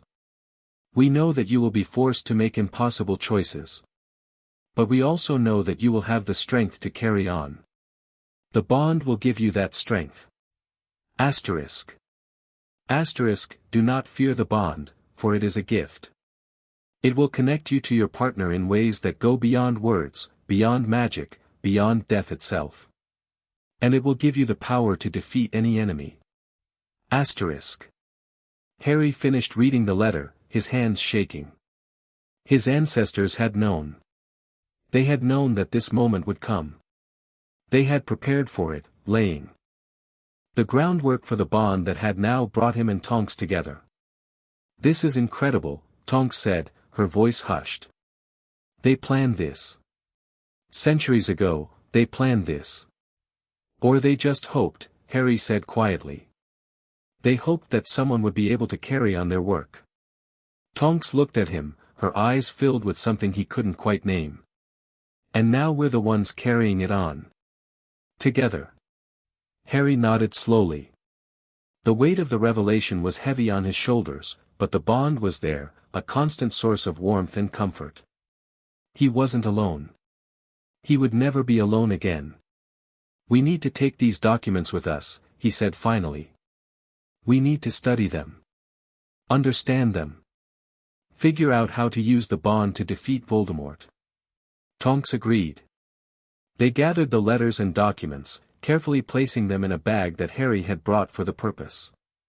And as they left the vault, Harry felt a strange sense of peace settle over him. His ancestors had believed in him. They had believed that he could carry on their legacy, fulfill their purpose. And with Tonks by his side, with the bond connecting them in ways that went beyond anything he had ever experienced, Harry felt like he could do anything.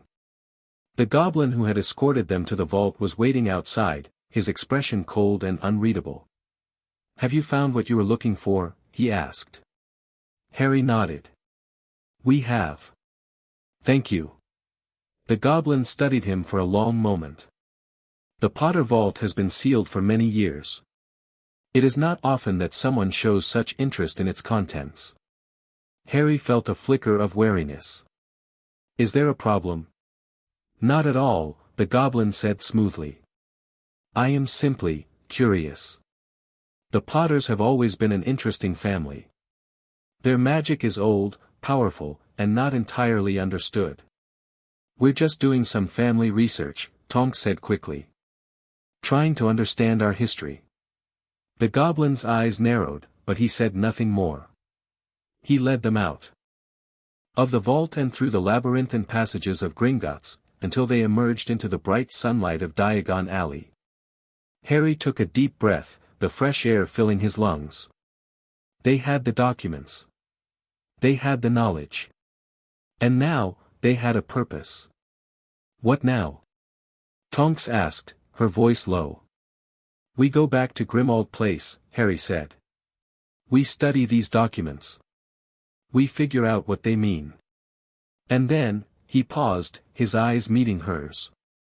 We use what we've learned to take the fight to Voldemort. Tonks nodded, her jaw set with determination. Together. Together. Back at Grimmauld Place, they spread the documents across the kitchen table, their eyes scanning the faded script. The letters from Arthur Potter and Isolde Black were filled with details about the ritual that had created the bond, the incantations, the magic, the bloodlines that were involved. This is it, Tonks said, pointing to a passage in one of the letters. This is how they did it. They performed a ritual to unite their bloodlines. To create the potential for the bond. Harry read the passage, his heart racing. And the ritual required something specific. A focus. An object that tied their magic together. What kind of object? It says here it was a family heirloom. Something passed down through the Potter family for generations. Something that would carry the magic of the bond. Harry thought about the vault, the chest, the documents, the symbols. But there had been no heirloom. Nothing that matched the description. The heirloom might be gone, he said slowly. Lost or destroyed over the years. Or it might be hidden somewhere else, Tonks said. Somewhere we haven't thought to look. Harry felt a sudden surge of hope. If the heirloom still existed, it could be the key to understanding the bond, to controlling it, to using it for the purpose it was created for. We need to find it, he said. We need to find the heirloom. Tonks nodded. But where do we start? Harry thought about it. The Potters had been secretive, they had hidden their knowledge, their magic, their legacy. The heirloom could be anywhere. In a vault. In a hidden room. In a place that only a Potter would know. And then, suddenly, Harry knew. Godric's Hollow, he said, his voice barely above a whisper. The house where my parents died. If they had the heirloom, they would have kept it there. Hidden from anyone who might try to take it. Tonks's face went pale. Harry, are you sure? That place.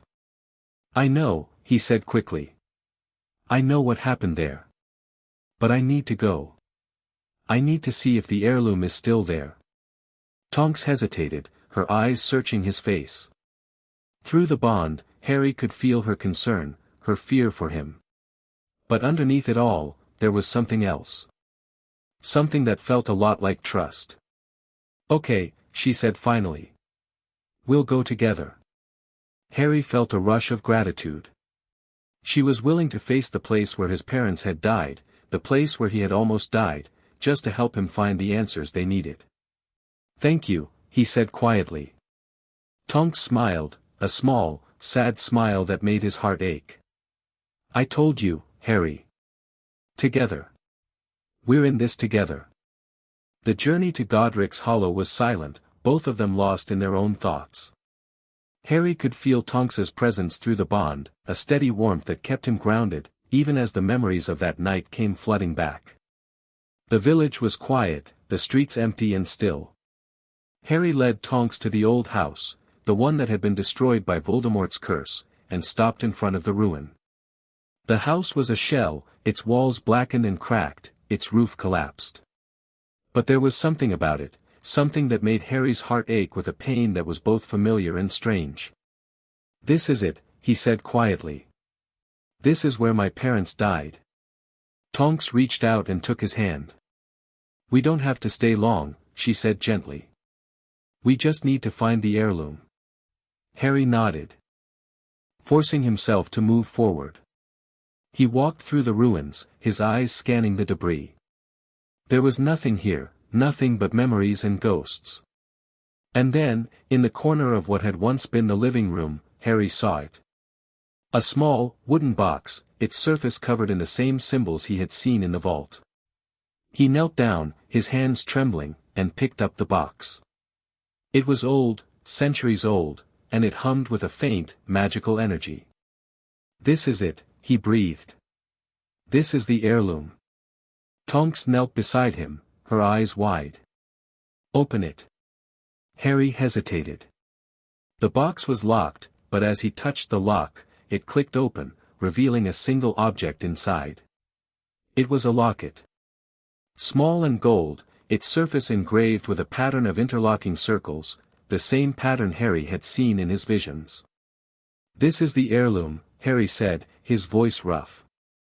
This is what Arthur Potter used in the ritual. Tonks reached out to touch the locket, and as her fingers brushed the surface, the bond flared with warmth. Harry felt a surge of magic, old, powerful, and somehow familiar. It knows us, Tonks whispered. The heirloom knows who we are. Harry closed his eyes, and in his mind, he saw the room from his vision, the symbols, the shadowy figure, the whisper of words he couldn't understand. Tonks, he said, his voice trembling. I think the heirloom is the key to everything. The visions, the bond, the prophecy, it's all connected. Tonks nodded, her eyes shining with tears. Then we need to use it. We need to understand what it means. Harry held the locket tightly, the magic pulsing through his fingers. For the first time in his life, he felt like he was on the cusp of understanding something truly important. His ancestors had prepared for this moment. They had known that one day, someone would need to carry on their legacy. And now, with Tonks by his side, Harry was ready to do just that. Chapter 5, Someone wanted this bond. The locket burned in Harry's palm like a living thing, its golden surface warm against his skin. He could feel the ancient magic pulsing through it, a heartbeat that echoed the rhythm of the bond in his chest. For a long moment, he simply stood there in the ruins of his parents' house, the weight of centuries pressing down on his shoulders. "We need to leave," Tonks said quietly, her voice pulling him back to the present. "It's not safe here. If anyone saw us." "Right." Harry tucked the locket into his pocket, feeling its warmth through the fabric of his jeans. "Let's go." They operated back to Grimmauld Place in silence, the locket's presence a constant reminder of what they had found. Harry couldn't stop thinking about it, the way it had responded to his touch, the way it had recognized him. The way it had recognized Tonks. They settled in the kitchen, the locket placed carefully on the table between them. It glowed faintly in the dim light, its surface seeming to shift and move like liquid gold. "Are you going to open it?" Tonks asked. Harry hesitated. The locket was clearly magical, clearly important. But there was something about it that made him uneasy, a sense of power that felt almost too big to contain. "I don't know if I can," he admitted. "It's not just a locket. It's a key. A key to something I don't understand yet." Tonks reached out and placed her hand over his. Through the bond, Harry felt her warmth, her steady presence. "We'll figure it out together," she said. "We always do." Harry took a deep breath and nodded. He reached for the locket, his fingers brushing against the intricate carvings. And as he touched it, the locket sprang open. Inside was a portrait, a miniature painting of a man and a woman, their faces frozen in time. The man had dark hair and bright green eyes, so like Harry's own that it made his heart ache. The woman was beautiful, with long black hair and a smile that seemed to hold secrets. "Arthur Potter and Isolde Black," Tonks breathed. "It's them. It has to be." The portrait seemed to come alive. The man's eyes flickered, and his lips moved, forming words that Harry could somehow hear in his mind. "To our descendant," Arthur Potter's voice echoed, ancient and resonant. Asterisk, "You have found the key. You have unlocked the bond. Now, you must understand the truth." Asterisk. Harry felt a chill run down his spine. What truth? The bond was not an accident, Isolde Black's voice joined her husband's, soft and melodic. Asterisk, it was created, deliberately, carefully, with purpose. But not by us. Asterisk. Not by you. Tonks asked, her voice sharp. Then who? Arthur Potter's face grew grim. Asterisk, there are those who seek to control the ancient bloodlines. Those who would use the bond for their own ends. They knew about our marriage. They knew about the potential. And they have been waiting for the right moment to activate it. Asterisk. Harry felt his stomach drop. Someone had wanted this bond. Someone had been planning it for years, perhaps for centuries. "Voldemort," he said, his voice barely above a whisper. "It was Voldemort. He wanted to use the bond against me." "No," Isolde said, shaking her head. Asterisk, the Dark Lord does not have the knowledge to create such a bond. He is powerful, yes, but he is not subtle. The one who created this bond is someone else. Someone who has been hiding in plain sight. Asterisk. Harry and Tonks exchanged a glance. Through the bond, Harry felt her shock, her fear. The one who had created the bond was still out there. Still watching. Who? Tonks demanded. "Tell us who it is." But the portrait fell silent, its eyes glazing over as if the magic that animated it had faded. The locket grew cold in Harry's hand, the warmth that had pulsed through it moments before now gone. "It's a warning," Harry said slowly. "The portrait was trying to warn us. Someone is using the bond for their own purposes." Tonks nodded, her face pale. "But who? Who would have known enough about the Potter bloodline and the Black bloodline to create something like this?" Harry thought about it. The Unspeakables, with their knowledge of ancient magic. The Ministry, with its extensive records of pure-blood families. The Death Eaters, with their connections to the darkest magic. But there was someone else. Someone who had been at the Department of Mysteries that night. Someone who had known exactly where to be, exactly when to act. "We need to go back," Harry said suddenly. "Back to the Ministry. There has to be more information there, records, documents, something that will tell us who did this." Tonks hesitated. "Harry, the Ministry isn't safe. You know that. If someone there is involved, then we need to know who it is," Harry cut her off. "We can't just sit here and wait for them to make their move. We have to find them first." Through the bond, Harry felt Tonks's fear warring with her determination. She wanted to protect him, to keep him safe. But she also understood that sometimes, the only way to be safe was to face the danger head-on. "Okay," she said finally. "But we do this my way. We go in undercover. We don't tell anyone what we're looking for. And we don't trust anyone." Agreed. The Ministry of Magic was bustling with activity when they arrived, the atrium crowded with witches and wizards going about their business. Harry felt a familiar sense of unease as he walked through the golden gates, his hand instinctively reaching for his wand. "Stay calm," Tonks murmured, her voice barely audible. "We're just two people looking for information. Nothing suspicious." They made their way to the Department of Mysteries, the labyrinth of corridors that had become so familiar.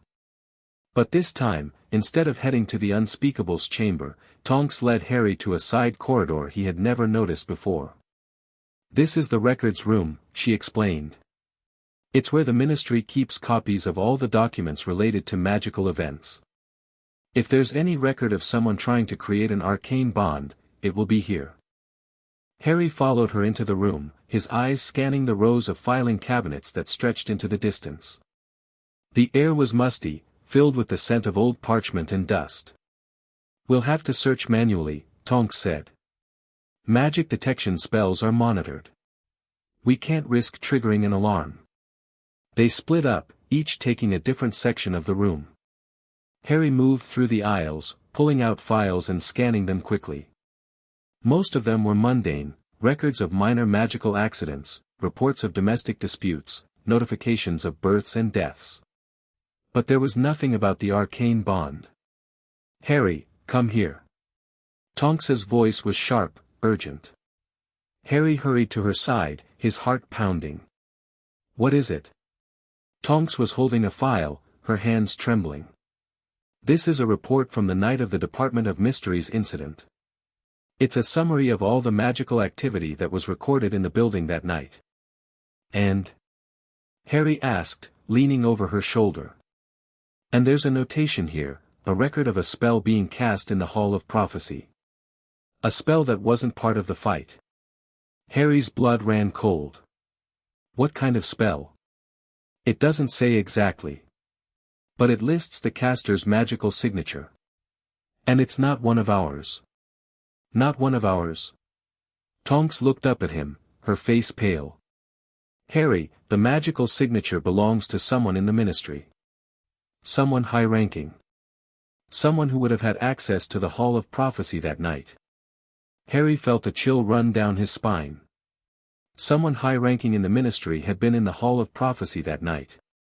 Someone high-ranking had cast a spell that had triggered the bond. "Can you trace the signature?" he asked. "Can you find out who it belongs to?" Tonks shook her head. "Not without access to the Ministry's personnel files. And those are heavily guarded. Then we'll have to find another way."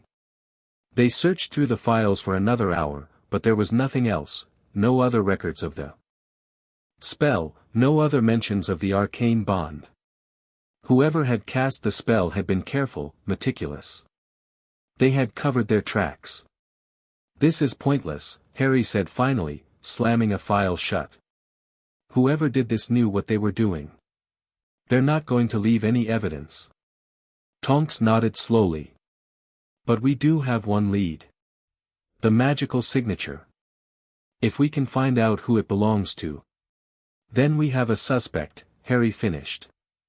We just need to find a way to get access to the personnel files. They left the records room, their minds churning with possibilities. Harry felt the weight of the locket in his pocket, a constant reminder of the danger they were facing. Harry. Tonks's voice was soft, hesitant. He turned to look at her.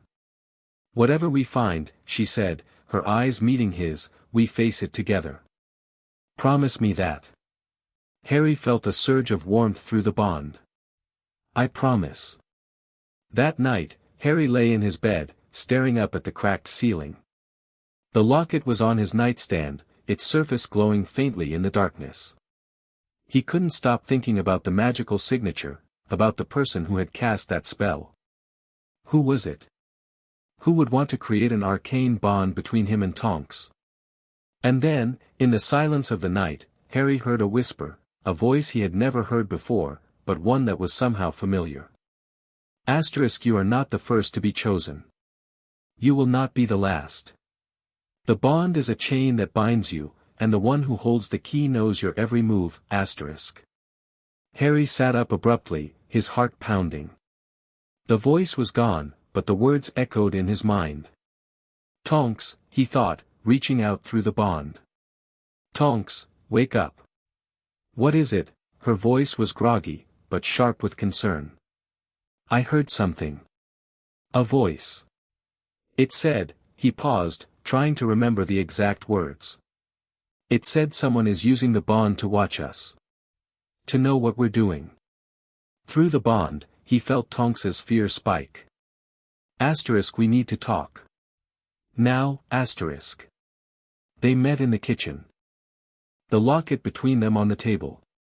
Harry repeated the words he had heard, and Tonks listened, her face pale. The bond is being used against us, she said quietly. Whoever created it is using it to spy on us. To monitor our movements. Harry nodded, his jaw tight. That's why we couldn't find any evidence. Whoever did this is always one step ahead. Unless, Tonks paused, her brow furrowing. Unless we can turn the bond against them. Use it to find out who they are. How? I don't know yet. But if the bond is a connection, it works both ways. If someone is using it to watch us, we might be able to use it to watch them. Harry felt a surge of hope. It was risky, dangerous, even, but it was their only lead. We need to learn more about the bond, he said. We need to understand how it works. And we need to do it fast. Tonks nodded. I'll start researching. You, she paused, her eyes meeting his. You need to rest. You can't fight if you're exhausted. Harry wanted to argue, but he knew she was right. He was running on fumes, his body aching with fatigue. If he was going to face whoever had done this to him, he needed to be at his best. Okay, he agreed reluctantly. But when I wake up, we're finding answers. Agreed. The next few days were a blur of research and frustration. Harry and Tonks scoured every book, every scroll, every document they could find, looking for any mention of the arcane bond and the person who had created it. And then, finally, they found something. It was a letter, hidden in one of the documents from the Potter vault. It was addressed to Arthur Potter, and it was written in a hand that was elegant and precise. To the esteemed Arthur Potter, the letter read, Asterisk, I have observed your work with great interest. Your experiments with soul magic are remarkable, but I must warn you, you are not the only one who seeks to control the ancient bloodlines. There are others who would use your discoveries for their own ends. Asterisk. Asterisk, I have taken the liberty of making a copy of your research. If you wish to keep your secrets safe, I suggest you take more care in hiding them. Asterisk. The letter was signed with a single initial, R. Harry stared at the letter, his mind racing. R. Who could it be? Someone who had known about the Potter's research. Someone who had been watching them. Someone who knew about the bond before it was formed, Tonks said slowly. Someone who could have used that knowledge to create the bond between us. Harry repeated. Who do we know with an R? Tonks's face went pale. Harry, there's only one person I can think of who would have had access to this kind of information. One person who would have known about the Potter's research. Harry felt a cold dread settle over him. Who? Tonks met his eyes, her voice barely above a whisper. Madame Bones. Amelia Bones. Her first name is Amelia, but her middle name is Rosalind.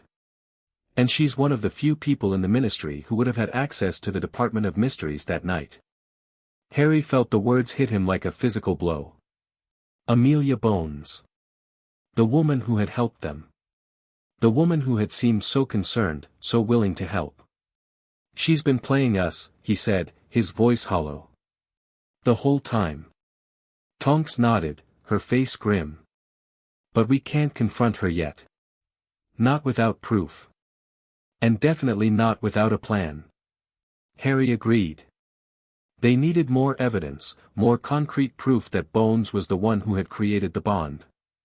And they needed to find a way to stop her before she could use the bond against them. We'll find proof, he said, his voice hard. And when we do, we'll stop her. Together. Tonks reached out and took his hand, her grip steady and warm. Together. The next day, Harry and Tonks made their way back to the ministry. They had a plan, a risky, dangerous plan that could get them caught. But they were out of options. They waited until the ministry was at its busiest, then slipped into the records room. Harry kept watch while Tonks searched for the files they needed. It was agonizing, every moment feeling like it could be their last. Found it, Tonks whispered, pulling out a file. It's a personnel record for Madame Bones. It includes her magical signature, the same one we found at the Department of Mysteries. Harry felt a surge of triumph. That's all we need. Now let's get out of here. They slipped out of the records room and made their way back through the labyrinthine corridors. Harry's heart was pounding, his hand never leaving his wand. And then, as they rounded a corner, they came face to face with Amelia Bones. Harry. Tonks, she said, her voice smooth and calm. I was hoping I'd run into you. Harry felt a chill run down his spine. Madame Bones. I see you've been doing some research, she said, her eyes flicking to the file in Tonks's hand. I've been expecting you to find out the truth. I must say, I'm impressed by how quickly you uncovered it. You created the bond, Harry said, his voice hard. You made us connected. Why? Bones smiled, a cold, calculating smile. Because I had no choice. The Dark Lord has been getting stronger. We needed a weapon, a way to fight him. And the arcane bond is that weapon. The Potters knew it. The Blacks knew it. And now, you will know it too. You used us, Tonks said, her voice trembling with anger. You used us like puppets.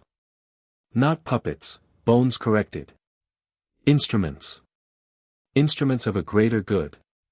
She reached into her robes, pulling out a wand. I'm sorry, but I can't let you leave. The bond is too important. I'll need to keep you both here, just until I can complete my work. But Harry was faster. He raised his wand, a spell already on his lips. Stupefy. The red light shot from his wand, hitting Bones square in the chest. She collapsed, unconscious, the wand clattering to the floor. Harry stood there, breathing heavily, his heart pounding. We need to go. Now. Tonks nodded, her face pale. We can't trust anyone at the ministry. We're on our own. Harry took a deep breath, the weight of everything pressing down on him. But through the bond, he felt Tonks's strength, her determination. And he knew they would survive this. Together, he said, taking her hand. We'll figure this out. Together. And as they fled the ministry, Harry felt something he hadn't felt in a long time. Hope. Chapter 6, Learning to Trust. The days that followed the confrontation with Amelia Bones were a blur of fear and uncertainty. Harry and Tonks had gone into hiding, moving from safe house to safe house, never staying in one place for more than a night. The Ministry was hunting them now, officially for unauthorized magical activity, but Harry knew the truth. Bones had allies. People who would do anything to keep the bond under their control. Grimmauld Place was no longer safe. The order had been compromised, its members scattered and afraid.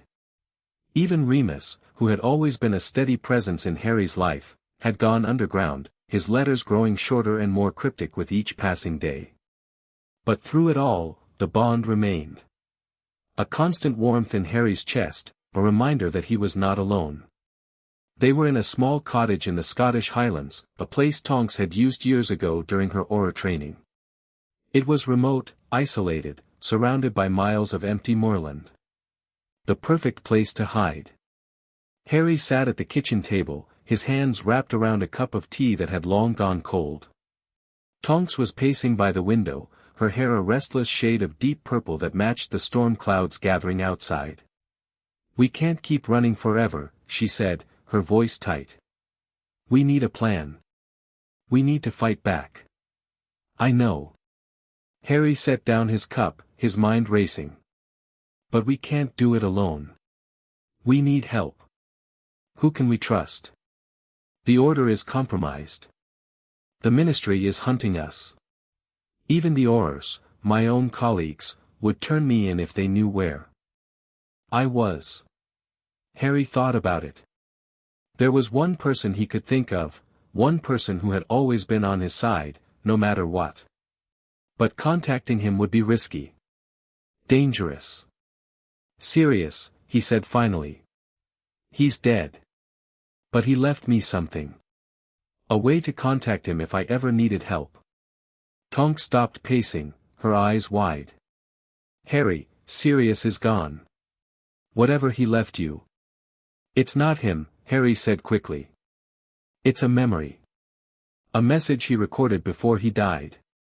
He told me that if I ever needed help, I could use it to reach someone who would protect me." "Who?"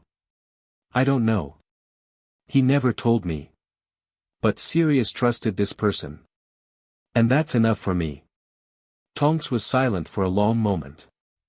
Through the bond, Harry could feel her skepticism, her fear that this was a trap. But underneath it all, there was something else. Trust. "Okay," she said finally. "We'll try it." The message was hidden in a small wooden box that Sirius had left in the care of Aberforth Dumbledore. Harry had retrieved it months ago, but he had never had the courage to open it. Now, sitting in the cottage with Tonks beside him, he finally did. The box contained a single silver coin, a portkey, Harry realized. And a note in Sirius's handwriting. "Asterisk, if you're reading this, I'm gone. I knew this day might come. But I also knew that you would need someone to watch over you. Take this coin. It will take you to someone who has been waiting for this moment for a very long time. Asterisk." Harry looked at Tonks, his heart pounding. "Are you ready?" Tonks nodded, her hand finding his. Together. They touched the coin, and the world dissolved into a blur of color and motion. Harry felt himself being pulled through space, his hand clenched tightly around Tonks's. They landed in a small, cluttered room that smelled of old books and pipe smoke. There was a fireplace, a worn armchair, and a desk covered in papers. And there, standing by the window, was a man Harry had never met but somehow recognized. "You're a Potter," the man said, his voice rough with emotion. "I can see it in your eyes." Harry stared at him. "Who are you?" The man smiled, a sad, knowing smile. "My name is Arcturus Black. Sirius was my great-nephew. And I've been waiting for you for a very long time." Arcturus Black was ancient, his face lined with age, his white hair thin and wispy. But his eyes were sharp, piercing, and they studied Harry with an intensity that made him feel like he was being weighed and measured. Sirius told me about you, Harry said, his voice cautious. He said you could help me. Arcturus nodded slowly.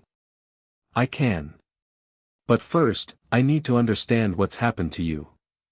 The bond, it's real, isn't it? Harry felt a chill run down his spine. How do you know about the bond? I know a great many things, Harry Potter. I've been watching the magical world for a long time. And when the arcane bond appeared, when I felt the magic stirring, I knew it had something to do with the Potter line. Tonks stepped forward, her hand on her wand. If you know about the bond, then you know what Amelia Bones did. She created it.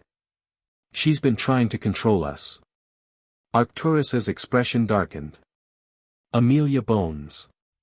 Yes, I suspected she was involved. She's always been ambitious, too ambitious for her own good. But she's not the only one. There are others. People who have been waiting for the bond to appear for centuries. Centuries? Harry repeated. What do you mean? Arcturus gestured for them to sit. They settled into the worn armchairs, the old wizard's eyes never leaving Harry's face. The arcane bond is not just a magical connection, he began. It's a legacy. A promise made by the Potters and the Blacks centuries ago. A promise to unite the bloodlines when the world was threatened by darkness. We know about Arthur Potter and Isolde Black, Harry said. We found letters. Documents. But we don't understand the full picture. Arcturus nodded. Then let me fill in the gaps. Arthur and Isolde didn't just create the potential for the bond. They created a system, a way to ensure that the bond would be activated when it was needed most. But their plan was not without its flaws. They knew that others would try to use the bond for their own purposes. That's why they hid its secrets. That's why they left the locket for you to find. The locket, Harry said, pulling it from his pocket. What is it? Arcturus's eyes widened as he saw the locket. He reached out a trembling hand, his fingers hovering over the surface. This is the key, he breathed. The key to the entire system. It contains the original spell that Arthur and Isolde used to create the bond. It can be used to strengthen the connection, or to sever it completely. Harry felt a surge of hope. We can break the bond. Arcturus shook his head. No. The bond cannot be broken. But it can be controlled. With the locket, you can learn to master the bond, to use it instead of being used by it. Tonks leaned forward, her eyes bright. How? How do we use it? Arcturus was silent for a long moment. Then he reached into his robes and pulled out a small, leather-bound book. This is Arthur Potter's journal, he said, placing the book in Harry's hands. It contains the original instructions for the bond, everything Arthur and Isolde discovered about soul magic. If you study this, you will learn to control the bond. And with that control, you can stop anyone from using it against you. The next few weeks were consumed by study. Harry and Tonks spent every waking moment reading Arthur Potter's journal, learning about the ancient magic that connected them. It was difficult, frustrating work. The journal was written in a complex code, one that seemed to shift and change as they read it. But slowly, painstakingly, they began to understand. The bond was more than just a connection. It was a partnership, a merging of magical cores that amplified their abilities. With practice, they could learn to share their magic. Combining their spells in ways that were more powerful than anything they could do alone. The journal says we need to practice, Harry said one evening, looking up from the book. We need to learn to synchronize our magic. To trust each other completely. Tonks nodded slowly. And how do we do that? Harry hesitated. The journal described a series of exercises, rituals that would test their trust in ways that were both intimate and terrifying. They would have to share their deepest fears, their most private thoughts. They would have to open themselves to each other completely. Are you ready for this? He asked, his voice barely above a whisper. Tonks met his eyes. Through the bond, Harry felt her courage, her determination. "I'm ready if you are." The first exercise was the hardest. They sat facing each other in the middle of the cottage, their knees almost touching. The journal was open beside them, the instructions clear. "Close your eyes," Harry said, his voice steady despite the pounding of his heart. "Focus on the bond. Feel it pulsing between us." Tonks did as he said. Harry felt her presence through the bond, warm and constant. He reached out with his magic, letting it brush against hers. And as their magic touched, Harry felt a surge of emotion, fear, hope, love, all tangled together in a knot that seemed impossible to untangle. "Let go," he whispered. "Trust me." Tonks's magic flared, and Harry felt her barriers fall away. He could feel everything, her childhood, her training, her deepest fears. The loss of her father, the distance from her mother, the endless struggle to prove herself. And in that moment, Harry understood her. Truly understood her, in a way that words could never capture. "I'm scared," Tonks whispered, her voice trembling. "I've always been scared. Scared of failing. Scared of losing the people I love. Scared of being alone." Harry felt a sudden ache in his chest. "You're not alone," he said fiercely. "You'll never be alone. Again. I promise you that." He reached out and took her hands, his magic mingling with hers. And as their fingers intertwined, the bond flared with warmth, brighter than it had ever been before. The second exercise was about sharing magic. The journal described it as a merging of magical cores, a complete synchronization of their power. It was dangerous, the instructions warned. If they weren't careful, they could burn out their magic entirely. But Harry trusted Tonks. And she trusted him. They stood in the middle of the cottage, their wands raised. Harry took a deep breath, focusing on the bond. He could feel Tonks's magic, a pulsing energy that matched his own. "Ready?" he asked. Tonks nodded. "Ready." They cast the spell together, a simple lumos, their words perfectly synchronized. The light that burst from their wands was blinding, brighter than anything Harry had ever seen. It filled the cottage, casting dancing shadows across the walls. "Amazing," Tonks breathed. Harry nodded, his heart pounding with excitement. Again. They practiced for hours, their magic merging and flowing together in ways that felt more natural than anything Harry had ever experienced. By the time they stopped, they were both exhausted, their magical cores drained. But they had also learned something important. Together, they were stronger than they could ever be alone. The third exercise was about trust. They sat in the cottage, the fire crackling in the hearth. Harry held the locket in his hands, its warmth spreading through his fingers. "Are you sure about this?" Tonks asked, her voice uncertain. "The journal said the locket could be dangerous if used wrong." "I trust you," Harry said simply. "I trust you with everything I have." Tonks took the locket from him, her hand steady. She opened it, and the portrait inside flickered to life. "You have come far," Arthur Potter's voice said. Asterisk, "You have learned to trust each other. Now, you must learn to trust the bond. It will not betray you. It will only make you stronger." Asterisk. Harry felt a surge of warmth through the bond, not just his own emotion, but Tonks's as well. They had come so far since that night in the Department of Mysteries. They had faced impossible odds, discovered ancient secrets, and fought against a conspiracy that threatened everything they cared about. And through it all, the bond had remained.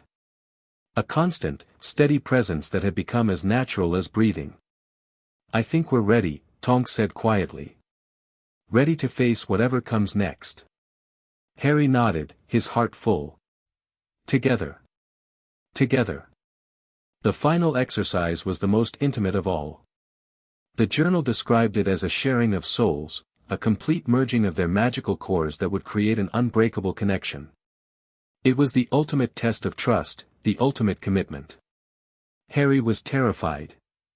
But he was also ready. They sat in the cottage, the fire casting warm shadows across the room. The locket was between them, its surface glowing with a soft, golden light. "Are you ready?" Tonks asked, her voice barely above a whisper. Harry nodded. "I'm ready." They reached for each other's hands, their fingers intertwining. And as they touched, the bond flared with a warmth that felt like the sun. "Let go," Tonks whispered. "Let go of everything. Trust me." Harry closed his eyes, letting himself fall into the bond. He felt Tonks's presence, her magic, her soul. And as their souls touched, Harry felt a surge of emotion so powerful it brought tears to his eyes.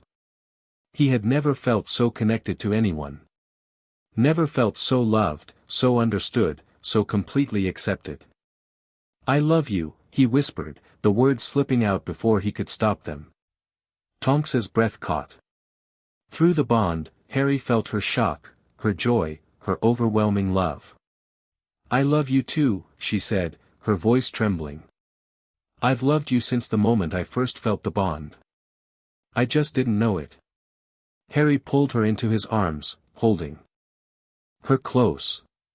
The bond pulsed between them, warm and alive, a constant reminder of everything they had discovered. "Whatever happens," he said, his voice fierce, "we face it together. Always." Tonks nodded, her head resting against his chest. "Always." The next morning, they woke with the bond pulsing between them, stronger than ever. They had mastered it, learned to control it, to use it, to trust it. And they had found something even more important. Trust in each other. "I feel different," Tonks said, her voice soft. "Stronger. More complete." Harry nodded.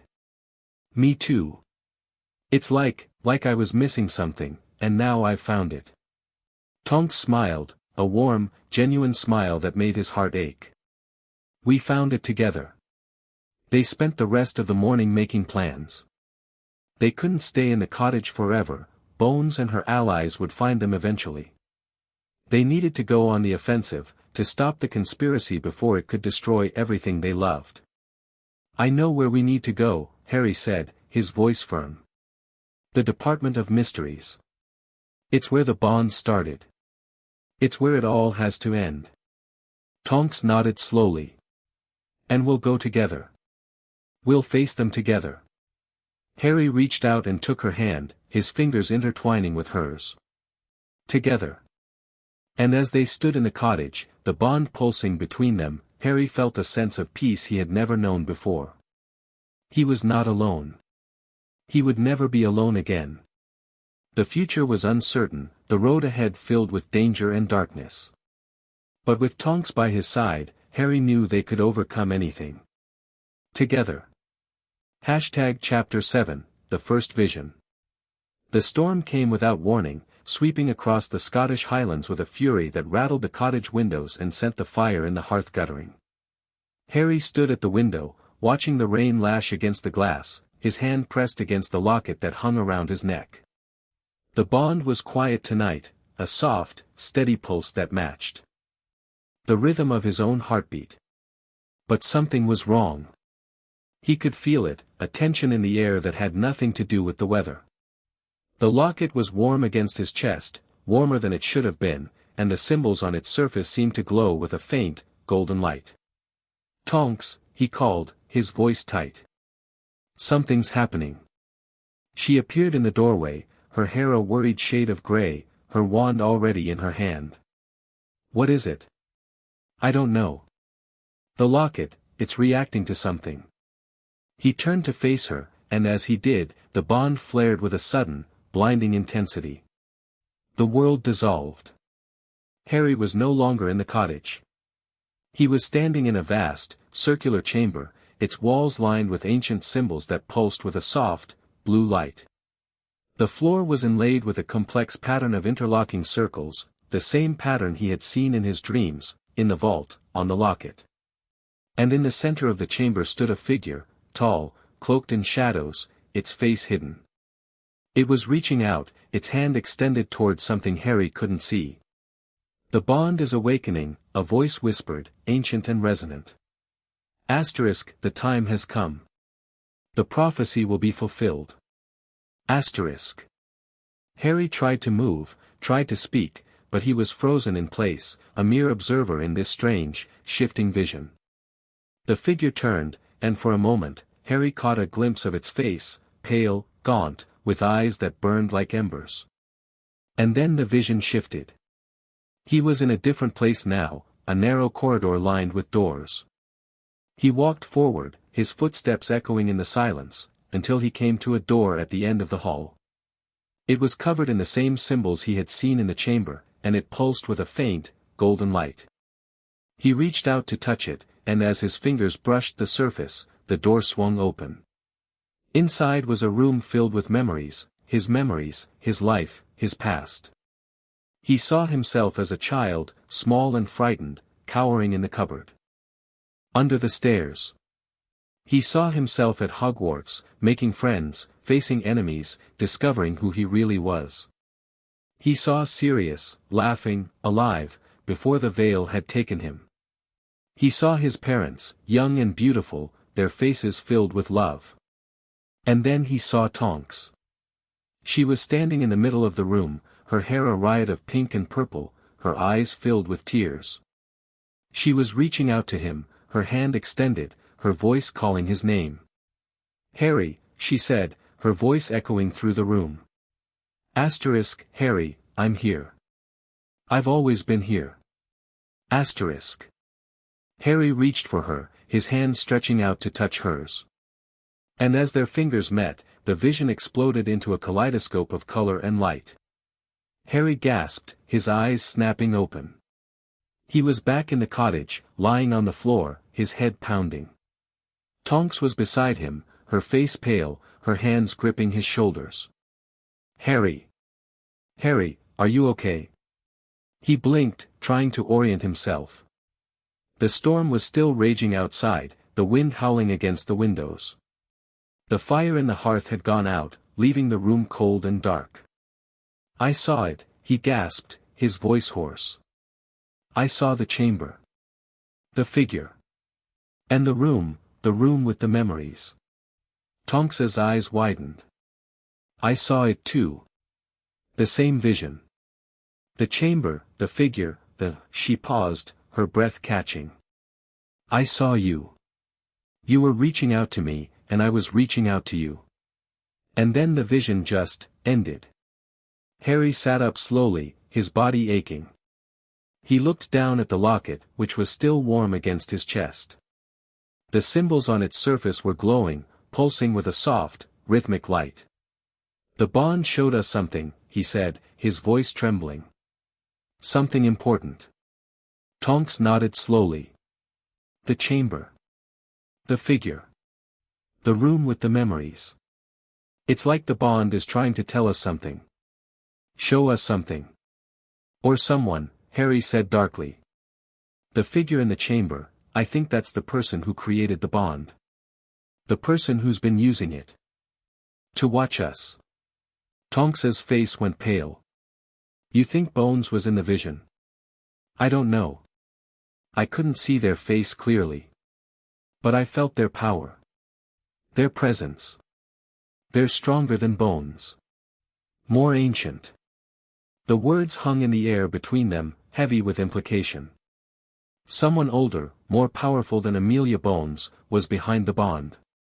Someone who had been planning this for a long time. We need to find that chamber, Tonks said, her voice firm. If the bond is showing it to us, it must be important.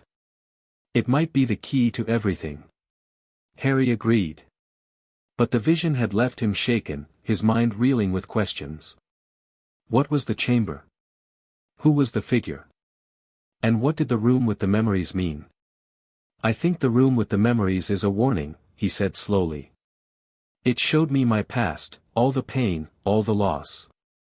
And then it showed me you. It was like it was telling me that you're the key. You're the reason I can move forward. Tonks was silent for a long moment. Through the bond, Harry felt her surprise, her uncertainty. But underneath it all, there was something else. Something that felt a lot like hope. Maybe the bond isn't just a connection, she said quietly. Maybe it's a guide. A way for us to find what we need. Harry nodded slowly. Then we need to follow it. We need to find that chamber. The next few days were spent trying to decipher the vision. Harry and Tonks pored over Arthur Potter's journal, looking for any mention of a circular chamber or a room filled with memories. They studied the locket, trying to understand its connection to the vision. And they practiced using the bond, hoping that it would show them more. But the vision didn't return. It was as if the bond had given them what it wanted them to see and then retreated, waiting for them to act on what they had learned. "We're missing something," Tonks said one evening, frustration creeping into her voice. "There has to be a clue we're overlooking." Harry stared at the locket, its surface gleaming in the firelight. He thought about the vision, the chamber, the symbols, the figure. And then he remembered something. The symbols on the chamber walls had looked familiar. The same interlocking circles he had seen everywhere, in the vault, on the locket, in the journal. But there had been something else, too. A pattern he hadn't noticed before. A series of lines that seemed to form a map. The symbols, he said suddenly. They weren't just decorations. They were a map. A way to find the chamber. Tonks leaned forward, her eyes bright. "Can you remember them?" Harry closed his eyes, trying to recall the vision. The symbols swirled in his mind, their patterns shifting and changing. But slowly, painstakingly, he began to piece them together. I think the chamber is in London. Somewhere beneath the city. Hidden in a place no one would think to look. Beneath London. Tonks repeated, her brow furrowing. There are hundreds of magical structures beneath London. The Ministry, the old wizarding tunnels, she stopped, her eyes widening. Harry, what if the chamber is connected to the Ministry? What if it's part of the Department of Mysteries? Harry felt a chill run down his spine. It made sense. The Department of Mysteries was filled with ancient, forgotten magic. It would be the perfect place to hide a chamber like the one in the vision. Then we need to go back, he said, his voice hard. We need to find that chamber. But getting into the Department of Mysteries was no longer simple. The Ministry was on high alert, its security tightened in the wake of Bones's exposure. Aurors patrolled the corridors, and detection spells covered every entrance. We'll need a plan, Tonks said, her voice grim. We can't just walk in. Harry thought about it. They had allies, people who would help them, even if it meant risking their own safety. But reaching those allies would be difficult, especially with the Ministry watching their every move. There's someone, he said slowly. Someone who might be able to help us. An old friend of Sirius's.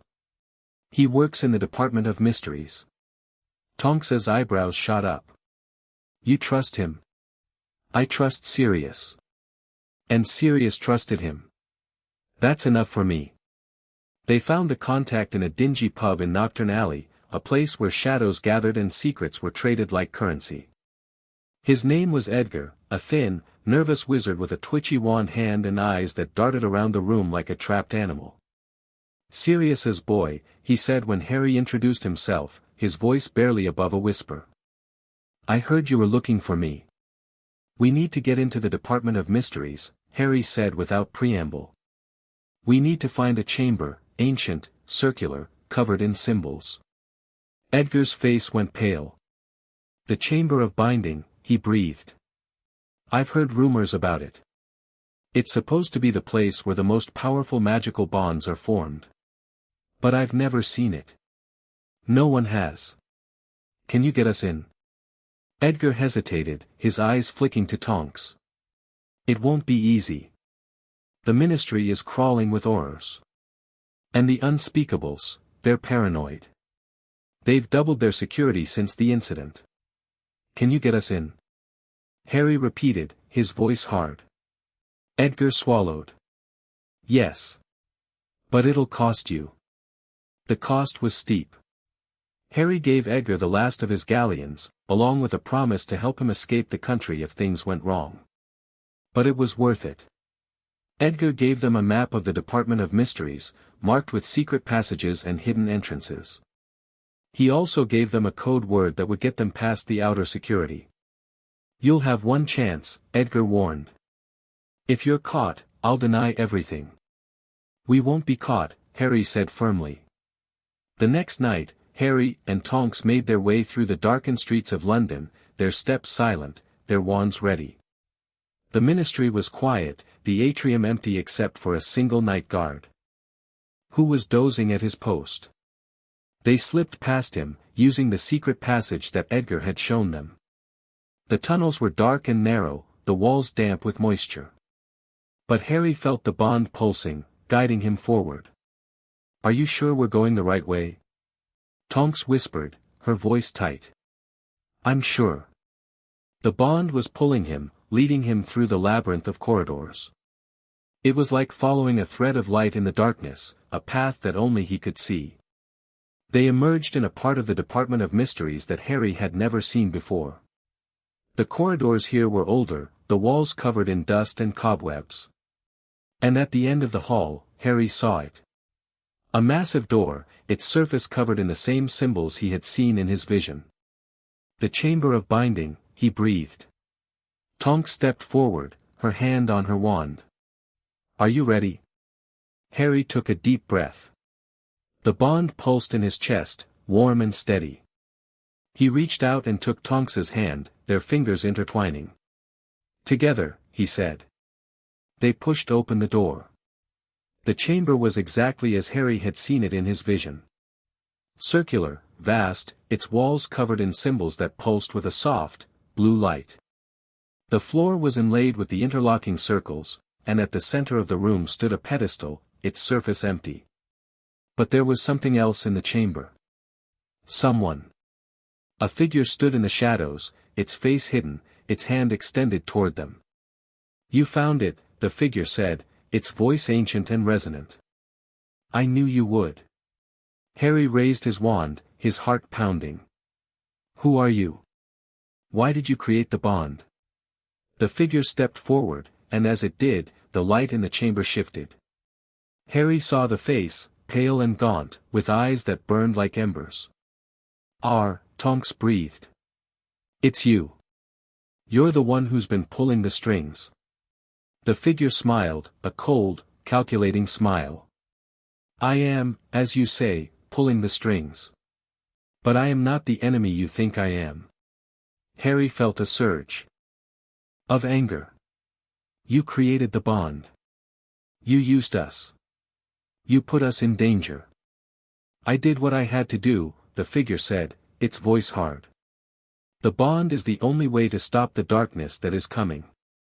The only way to save the magical world." Harry opened his mouth to respond, but before he could, the bond flared with a blinding light. He felt Tonks's shock, her fear, and something else. Recognition. "Sirius," she breathed. The eyes, they looked like Sirius. The figure's expression flickered. "Sirius was my great-nephew. And I have been waiting for this moment for a very long time." Harry stared at the figure, his mind reeling. "You're a Black.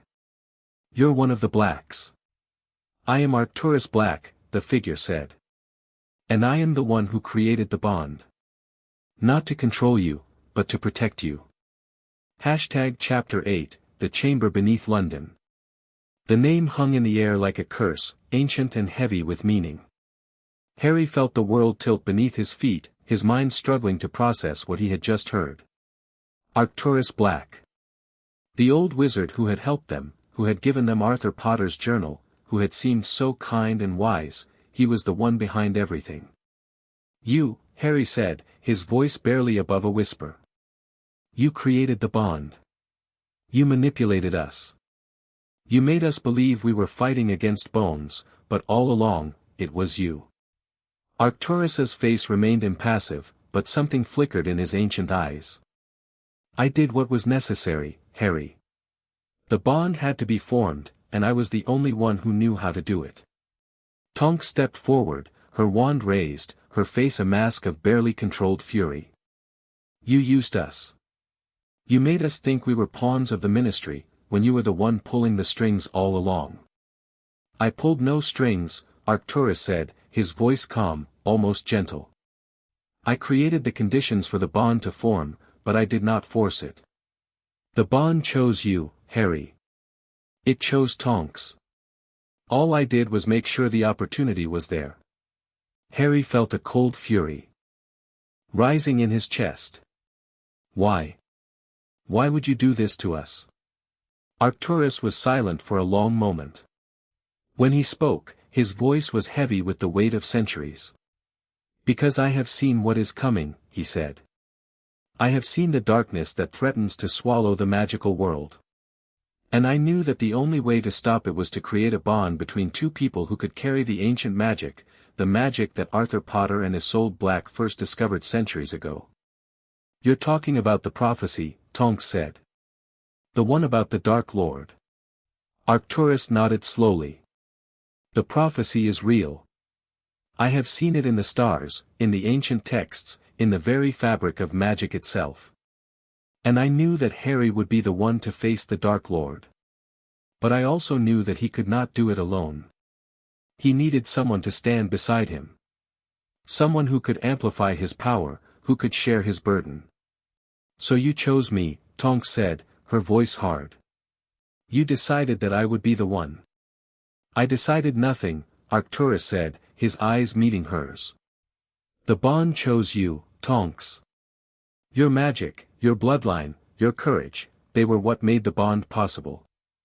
All I did was give it a chance to form. Harry shook his head, his mind reeling. This doesn't make sense. You helped us. You gave us the journal. You taught us how to control the bond. Why would you do that if you were the one who created it? Arcturus's expression softened. Because I wanted you to understand, Harry. I wanted you to see that the bond is not a curse, it's a gift.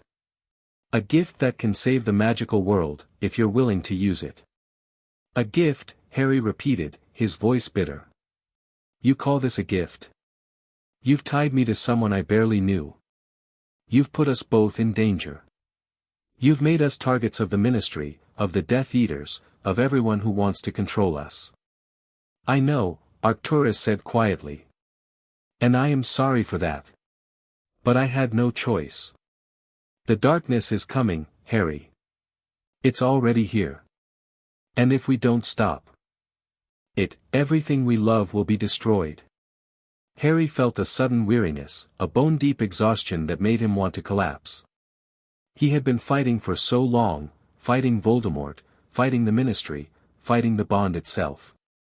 And now, he was standing in the chamber of binding, facing the man who had started it all. What do you want from us? He asked, his voice hollow. Arcturus stepped closer, his eyes burning with intensity. I want you to fulfill the prophecy. I want you to use the bond to defeat the Dark Lord. And I want you to do it together. The next hour was a blur of revelations. Arcturus led them deeper into the chamber of binding, to a hidden alcove where ancient scrolls and documents were stored. He spread them across a stone table, their faded script glowing in the dim light. This is the history of the bond, he said, his voice reverent. The complete record of Arthur Potter and Isolde Black's research. It took me decades to find it all, decades to piece together the fragments. Harry leaned over the table, his eyes scanning the scrolls. The symbols were familiar now, the interlocking circles, the ancient runes, the patterns that seemed to pulse with a life of their own. There's more here than what was in the vault, he said, looking up at Arcturus. Much more, Arcturus confirmed. The vault contained only the beginning, the foundation of the bond. But these scrolls contain the complete spellwork, the full scope of what Arthur and Isolde discovered. Tonks moved to stand beside Harry, her eyes fixed on the scrolls. Why didn't you show us this before? Why did you make us go through all those trials, all that research? Arcturus's expression was grave. Because I needed to be sure you were ready. The bond is not something to be taken lightly. It requires trust, commitment, and a willingness to sacrifice everything for the greater good. I needed to know that you were willing to make that sacrifice. And now? Harry asked, his voice sharp. You've seen us struggle. You've seen us fight. Are you satisfied? Arcturus met his gaze, and for a moment, Harry saw something in the old wizard's eyes, a flicker of something that might have been regret. I am satisfied that you have the strength to do what needs to be done, Arcturus said quietly. But I am not satisfied with the path that brought you here. I wish I could have found another way. Harry felt a strange pang of sympathy for the old wizard. Arcturus had done terrible things, had manipulated their lives, had put them in danger. But he had also done it for a reason. A reason that Harry could almost understand. What happens now? He asked. What do we do with the scrolls? Arcturus's expression grew serious. Now, you learn the full power of the bond. You learn to use the magic that Arthur and Isolde created. And then, when you are ready, you face the Dark Lord. The days that followed were filled with study. Harry and Tonks spent every waking moment reading the scrolls, memorizing the incantations, practicing the spells. The bond pulsed between them, growing stronger with each passing day. But the knowledge came at a cost. The more they learned about the bond, the more they understood its true nature. It was not just a connection, it was a binding. A magical contract that tied them together in ways that went beyond life itself. There's something I need to tell you, Harry said one evening, his voice heavy with reluctance. Tonks looked up from the scroll she was reading, her brow furrowed. What is it? Harry hesitated, the words catching in his throat. He had been avoiding this conversation for days, hoping that somehow the truth would become easier to accept. But it hadn't. It had only grown heavier. The bond, he said finally. It's not just a connection. It's a commitment. A promise that binds us together until, he paused, his voice faltering. Until what? Tonks asked, her voice barely above a whisper. Until death, Harry said. The words tasting like ash. And beyond. Tonks was silent for a long moment. Through the bond, Harry felt her shock, her fear, her struggle to accept what he had just told her. Beyond death, she repeated. What does that mean? Harry took a deep breath, forcing himself to continue. The scrolls say that the bond is permanent. Even after one of us dies, the connection will remain. We'll be bound together for eternity. Tonks's face went pale. For eternity. Harry nodded, his heart aching. I'm sorry. I should have told you sooner. I should have. Stop. Tonks reached out and took his hand, her grip firm. I'm not angry. I'm trying to understand. What does this mean for us? For our future? Harry shook his head. I don't know. The scrolls don't say. They just talk about the magic, the power, the purpose. They don't talk about what it means for two people to be bound together forever. Tonks was quiet for a long moment. Then she looked up at him, her eyes filled with a determination that made his heart ache. Then we'll find out together, she said. We'll figure out what it means. And whatever it is, we'll face it. Together. Harry felt a surge of warmth through the bond, not just his own emotion, but Tonks's as well. They had come so far since that night in the Department of Mysteries. They had faced impossible odds, discovered ancient secrets, and fought against a conspiracy that threatened everything they cared about. And through it all, the bond had remained. A constant, steady presence that had become as natural as breathing. Together, he repeated, squeezing her hand. The night before they left the chamber of binding, Harry lay awake, staring at the ceiling. The scrolls were packed, ready to be taken to a safe location. Arcturus had gone ahead to make arrangements, leaving Harry and Tonks alone in the ancient chamber. Can't sleep? Tonks asked, her voice soft in the darkness. Harry turned to face her. Through the bond, he felt her concern, her warmth. Too much on my mind.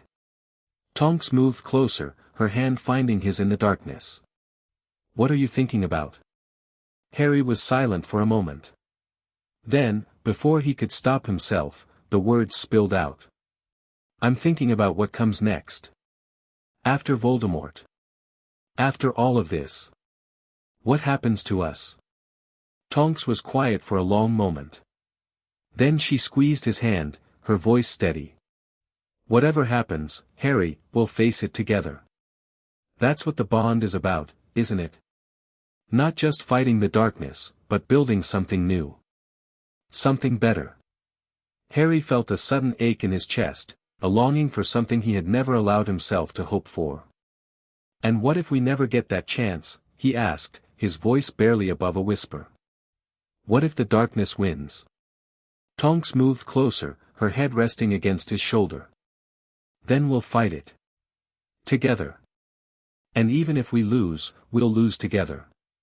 That's what matters. Harry felt a surge of emotion so powerful it took his breath away. He reached out and wrapped his arms around her, holding her close. I don't know what I did to deserve you, he said, his voice thick. But I'm grateful. Every single day, I'm grateful. Tonks laughed, a soft, gentle sound that made his heart ache. You didn't do anything, Harry. You just showed up. And that was enough. The next morning, they left the chamber of binding. Arcturus met them at the entrance, his face grave. I've received word, he said, his voice tight. The Dark Lord is moving. He's gathering his forces for a final assault on the Ministry. Harry felt a chill run down his spine. When? Arcturus's eyes met his. Soon. Within the week. Tonks stepped forward, her hand on her wand. Then we need to act. We need to use the bond to stop him. Arcturus nodded slowly. But you must understand, the bond is not a guarantee of victory. It is a tool, a weapon. But it is only as strong as the two of you.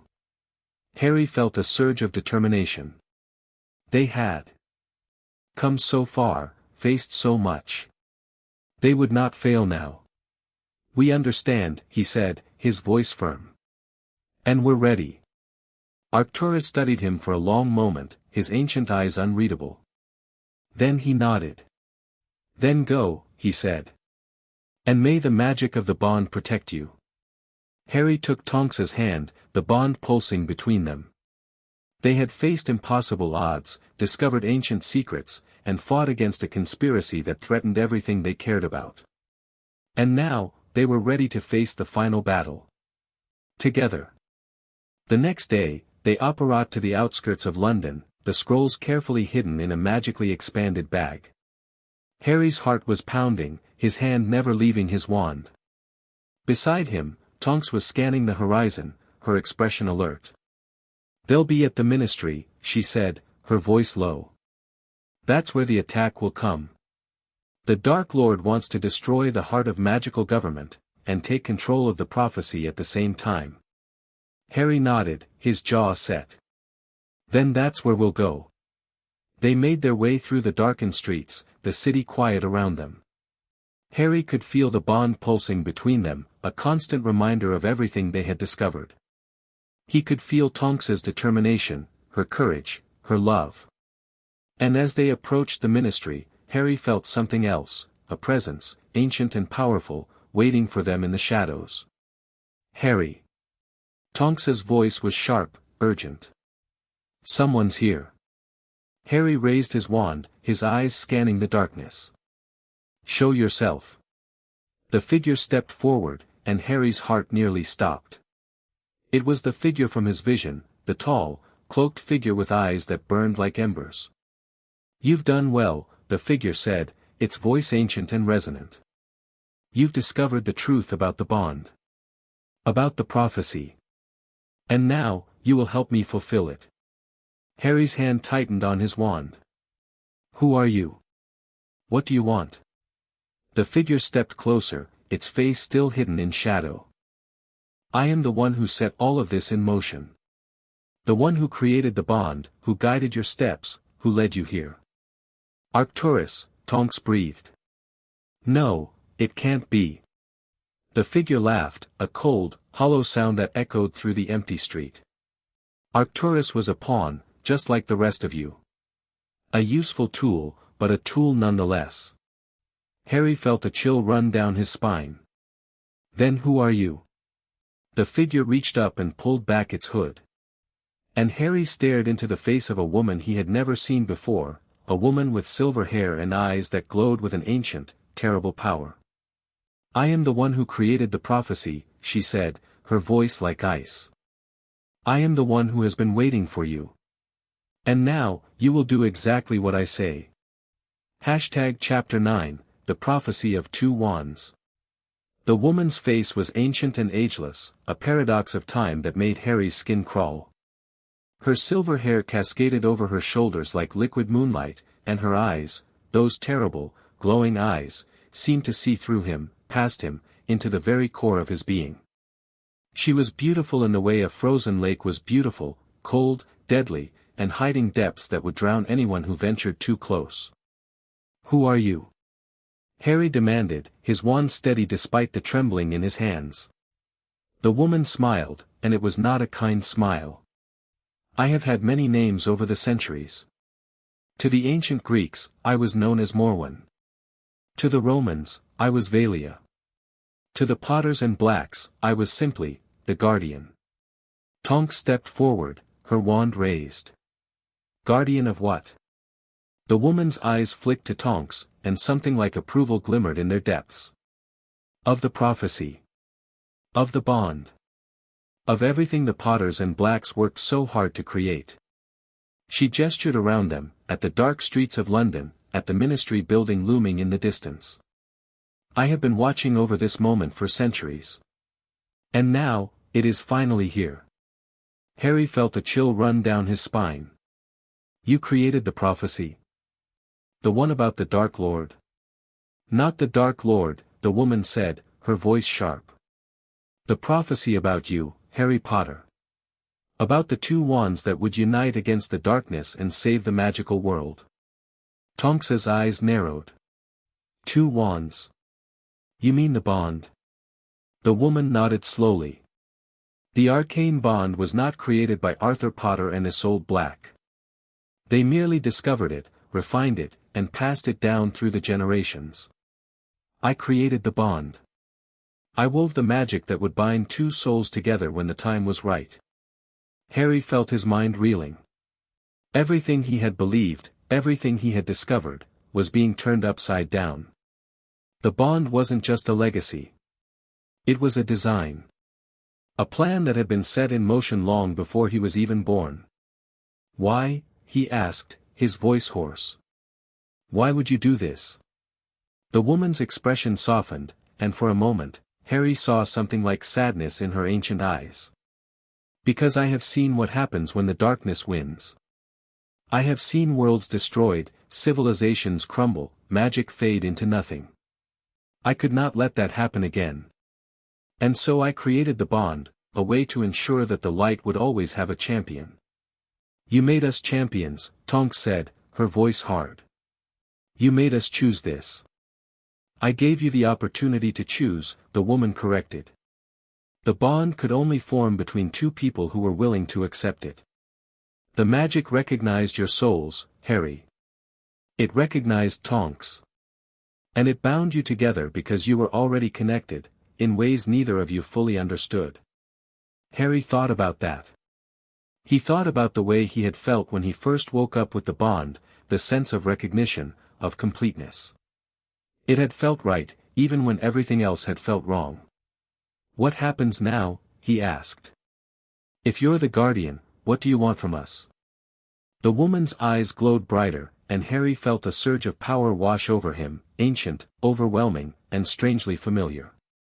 I want you to fulfill the prophecy, she said. I want you to use the bond to defeat the Dark Lord. And I want you to do it tonight. The woman led them through the darkened streets of London, her steps silent, her presence almost ghost-like.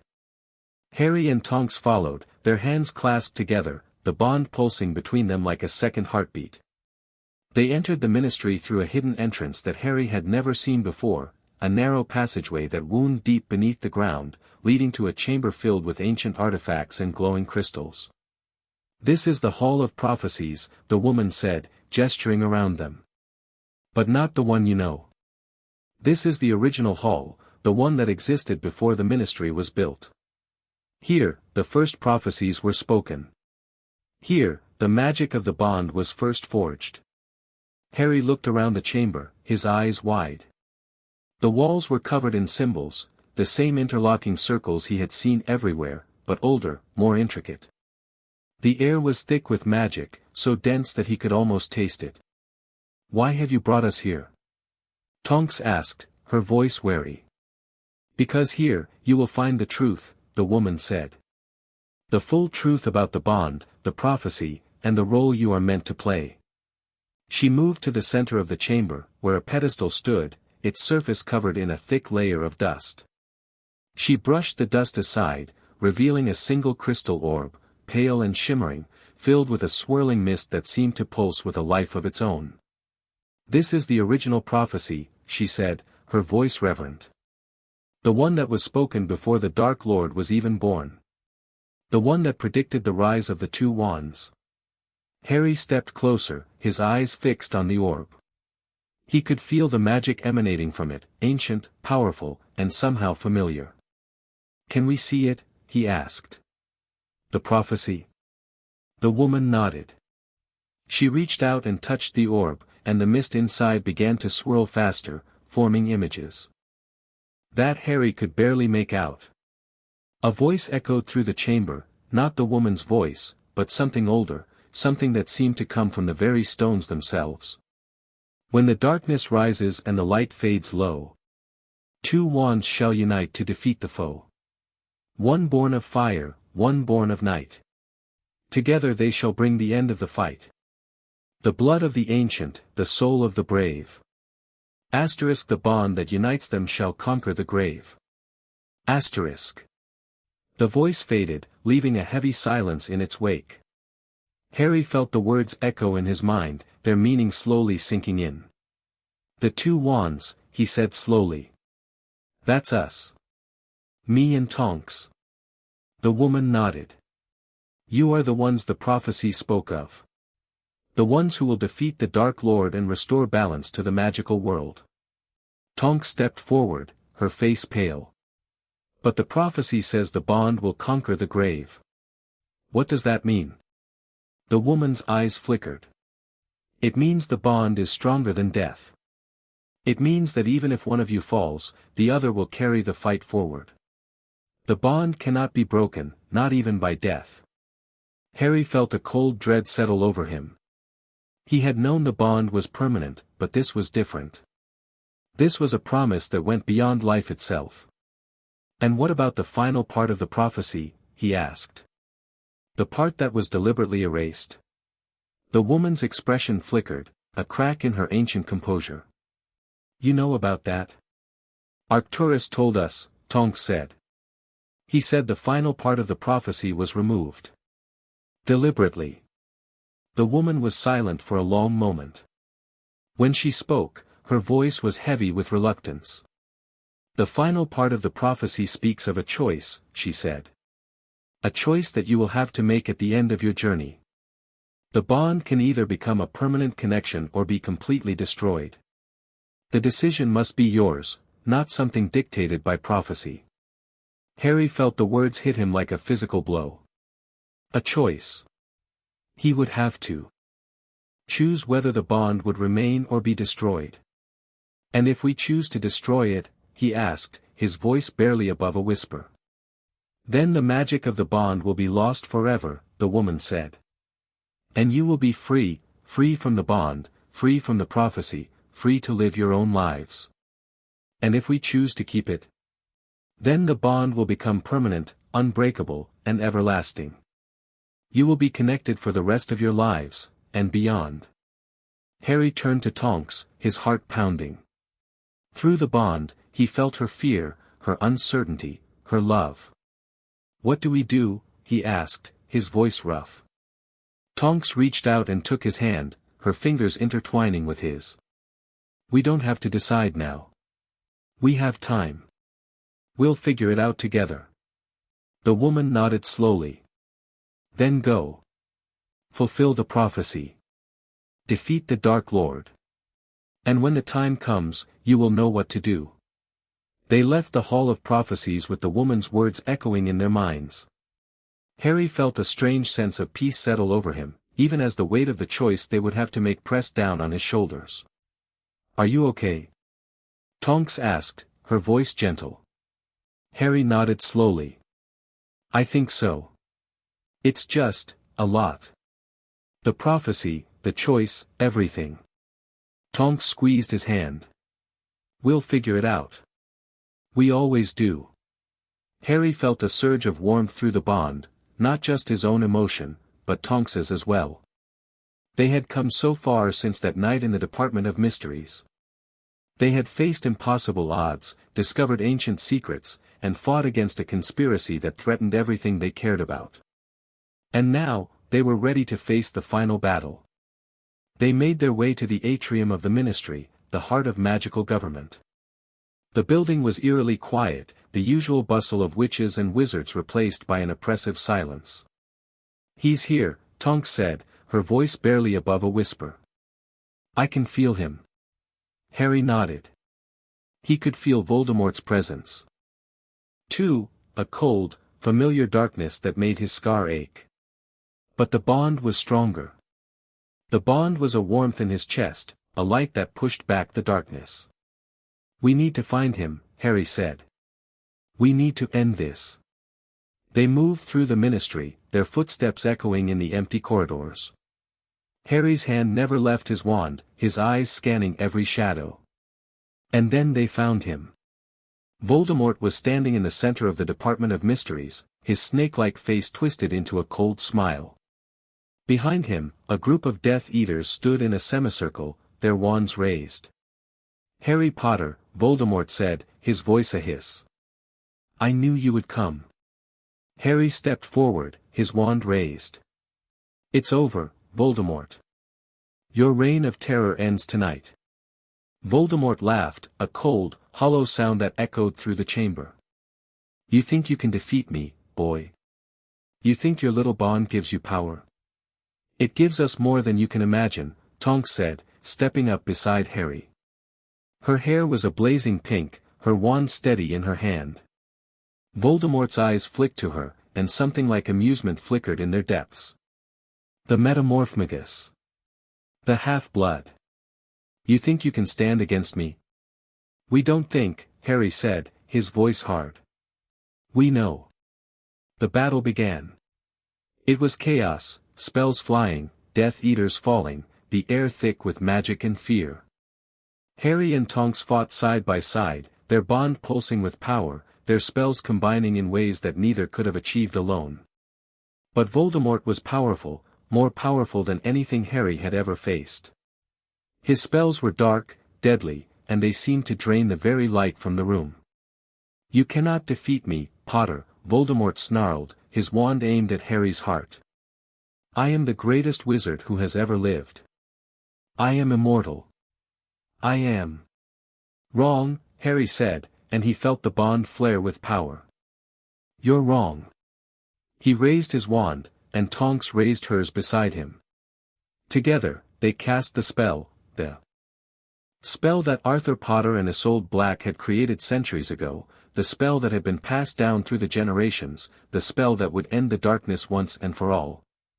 The light that burst from their wands was blinding, a brilliant white that seemed to consume everything in its path. Voldemort screamed, a terrible, piercing sound, as the light engulfed him. And then, just as suddenly as it had begun, it was over. Voldemort was gone. Harry stood in the center of the chamber, his chest heaving, his body trembling. Beside him, Tonks was also breathing hard, her face pale but triumphant. "We did it," she breathed. "We actually did it." Harry nodded slowly. He could feel the bond pulsing between them, warm and alive. He could feel Tonks's joy, her relief, her love. They had done it. They had defeated Voldemort. Together. But even as Harry felt the weight of victory settle over him, he knew that the journey was not over. The prophecy had been fulfilled, but the choice remained. The choice to keep the bond. Or to destroy it. He looked at Tonks, his heart aching with emotion. She met his gaze, and through the bond, he felt her love, a love so deep and powerful that it took his breath away. "Whatever you decide," she said quietly, "I'm with you. Always." Harry felt tears prick at his eyes. He had been through so much pain, so much loss, so much fear. But standing here, in this moment, with Tonks by his side, he felt something he had never felt before. Peace. "I don't know what I want yet," he admitted. "But I know I don't want to lose you." Tonks smiled, a warm, radiant smile that made his heart ache. "You won't lose me, Harry. No matter what." Harry reached out and took her hand, their fingers intertwining. The bond pulsed between them, a constant reminder of everything they had shared. Together. Always together. And as they walked out of the Department of Mysteries, the dawn breaking over the London skyline, Harry felt something he had never felt before. Hope. Chapter 10, Ministry Suspicion. The victory over Voldemort should have been a moment of unbridled celebration. The Dark Lord was gone, his body reduced to ash, his Death Eaters scattered or captured. The magical world was finally free from the shadow that had haunted it for decades. But as Harry and Tonks emerged from the Department of Mysteries, their hands clasped together, the bond pulsing with exhausted triumph, they found themselves facing a different kind of battle. The Ministry was already buzzing with activity. Aurors swarmed the corridors, their wands drawn, their faces grim. But instead of congratulations, Harry saw suspicion in their eyes. Instead of gratitude, he saw calculation. "Stop right there." The voice was sharp, commanding. Harry turned to see a tall, broad-shouldered wizard in aura robes, his face set in an expression of cold authority. Behind him stood a dozen more Aurors, their wands trained on Harry and Tonks. "Stand down, Dawlish," Tonks said, her voice steady despite the exhaustion in her eyes. "We just defeated Voldemort. The threat is over." Dawlish's eyes narrowed. "Is it? Or have you simply traded one threat for another?" Harry felt a chill run down his spine. "What are you talking about?" "I'm talking about the bond," Dawlish said, his voice hard. "The magical connection that you and Tonks share. We've been monitoring it for weeks. And we've come to the conclusion that it poses a significant risk to the security of the wizarding world." Tonks's face flushed with anger. "That's ridiculous. The bond was the only reason we were able to defeat Voldemort. Without it, we would have lost." "Perhaps," Dawlish said, his tone infuriatingly calm. "But that doesn't change the fact that the bond is unprecedented. Uncontrolled. And potentially dangerous." Harry stepped forward, his hand on his wand. "We haven't done anything wrong. We saved the wizarding world, and this is how you repay us." Dawlish's expression didn't waver. "You'll be taken to a holding cell until the Wizengamot can convene to decide your fate. Cooperate, and this will be over quickly. Resist, and we'll use force." Harry felt a surge of anger so hot it nearly overwhelmed him. They had just fought the greatest dark wizard in history, had nearly died in the process, and now they were being treated like criminals. "Harry," Tonks said quietly, her hand on his arm. "Don't. It's not worth it."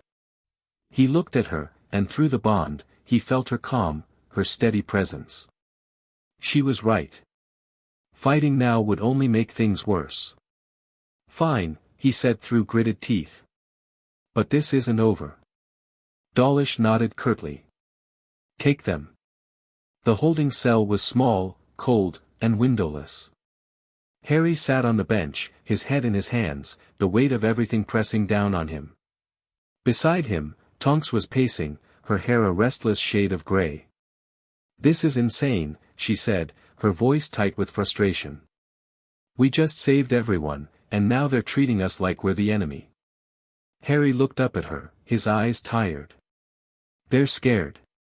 The bond is something they don't understand. And people are always afraid of what they don't understand."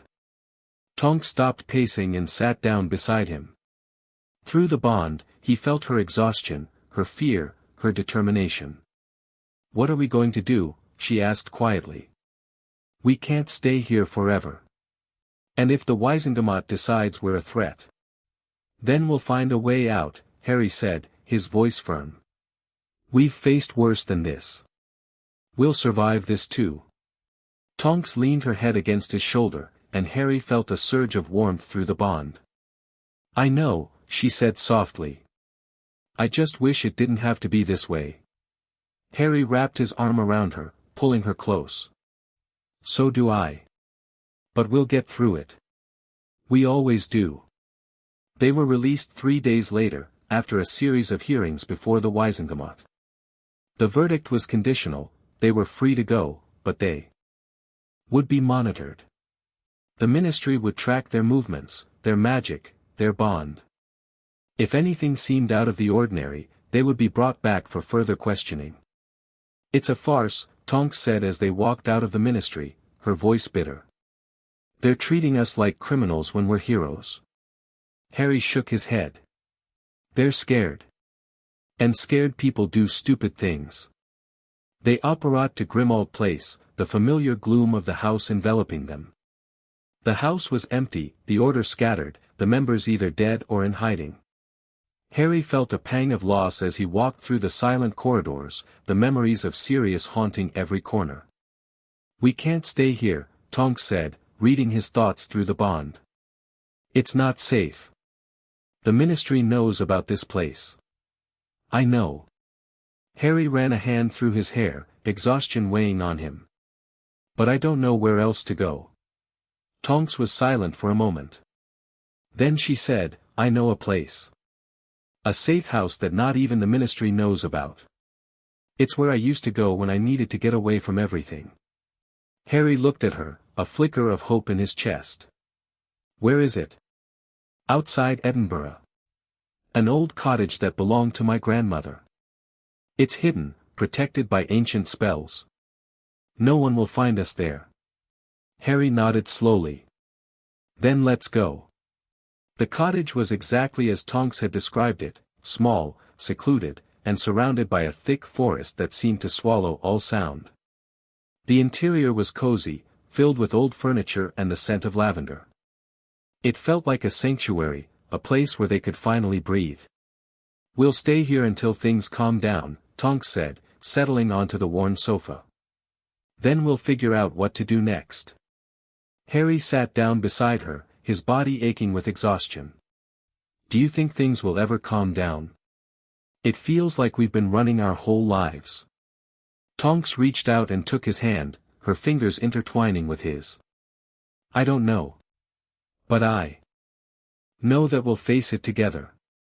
Whatever comes, we'll face it together." Harry felt a surge of warmth through the bond, a comfort that eased the weight on his shoulders. "Together," he repeated. "I like the sound of that." The next few weeks were quiet, a welcome respite from the chaos that had consumed their lives. Harry and Tonks spent their days exploring the forest, practicing magic, and simply enjoying each other's company. The bond pulsed between them, a constant reminder of their connection. But even in the peace of the cottage, the specter of the ministry loomed. Harry could feel the eyes of the Aurors on them, watching their every move. The constant surveillance was suffocating, a reminder that they were still prisoners, even if they were not in chains. "We need to do something," Harry said one evening, frustration creeping into his voice. "We can't keep living like this. Hiding, running, always looking over our shoulders." Tonks looked at him, her brow furrowed. "What do you suggest we do?" Harry hesitated. He had been thinking about it for days, turning the idea over in his mind. It was risky, dangerous, but it might be the only way to free themselves from the Ministry's control. "We need to prove that the bond isn't a threat," he said slowly. "We need to show them that it can be controlled, that it's not the danger they think it is." Tonks's eyes widened. "And how do we do that?" Harry took a deep breath. "We need to go back to the Ministry. Not to fight, but to talk. To explain. To show them that the bond is a gift, not a curse." Tonks was silent for a long moment. Through the bond, he felt her fear, her uncertainty, but also her trust. "If you think it's the right thing to do," she said finally, "then I'm with you." Harry reached out and took her hand, his heart swelling with love. "Thank you. I don't know what I'd do without you." Tonks smiled, a warm, genuine smile that made his heart ache. "You'll never have to find out." The next morning, they apparat to the Ministry. The atrium was bustling with activity, the usual chaos of magical government in full swing. Harry felt a familiar sense of unease as he walked through the golden gates, his hand never leaving his wand. "Are you sure about this?" Tonks whispered, her voice barely audible. "No," Harry admitted. "But we don't have a choice." They made their way to the office of the Minister for Magic, a new appointment following the chaos of Voldemort's defeat. The minister, a portly wizard named Shacklebolt, was rumored to be fair-minded, someone who might listen to reason. "Harry Potter," Shacklebolt said, his voice welcoming but cautious. "Tonks. I was wondering when you'd come." Harry stepped forward, his heart pounding. "Minister, we need to talk. About the bond. About what it means for the future." Shacklebolt nodded slowly. "I've been expecting this. Please, sit down." They settled into the chairs across from the minister's desk, their hands clasped together. Shacklebolt studied them for a long moment, his expression unreadable. "The bond is unprecedented," he said finally. "The Ministry has never dealt with anything like it. And that makes people nervous." "We understand that," Tonks said, her voice steady. "But the bond isn't a threat. It's the reason we were able to defeat Voldemort. It's the reason we're all still alive." Shacklebolt leaned back in his chair, his eyes thoughtful. "I don't disagree. But the bond is also unpredictable. Powerful. And if it fell into the wrong hands?" Harry leaned forward, his voice fierce. "It won't. We won't let it. The bond is ours, and we will protect it.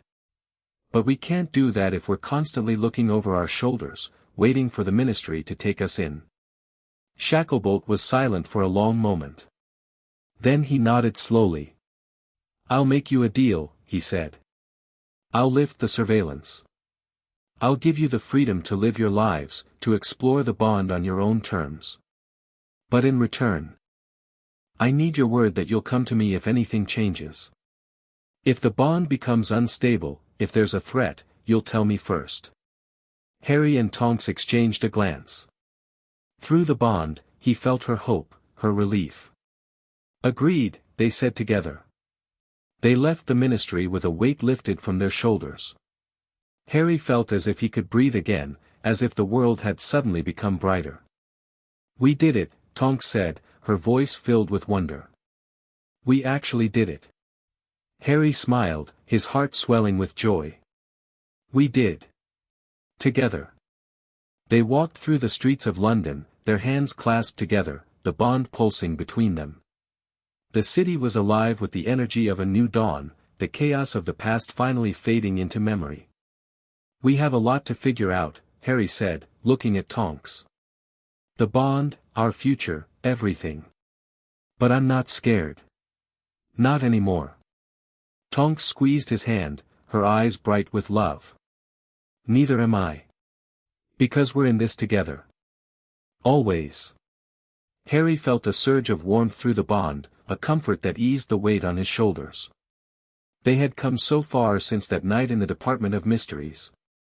They had faced impossible odds, discovered ancient secrets, and fought against a conspiracy that threatened everything they cared about. And now, they were finally free. Together. Always together. Chapter 11, Betrayal in the Auror Office. The freedom that Harry and Tonks had won from Minister Shacklebolt lasted exactly 3 weeks. It was a brief, golden interlude, a time of quiet mornings in the Edinburgh cottage, of long walks through the forest, of learning to simply be together without the weight of prophecy or conspiracy pressing down on them.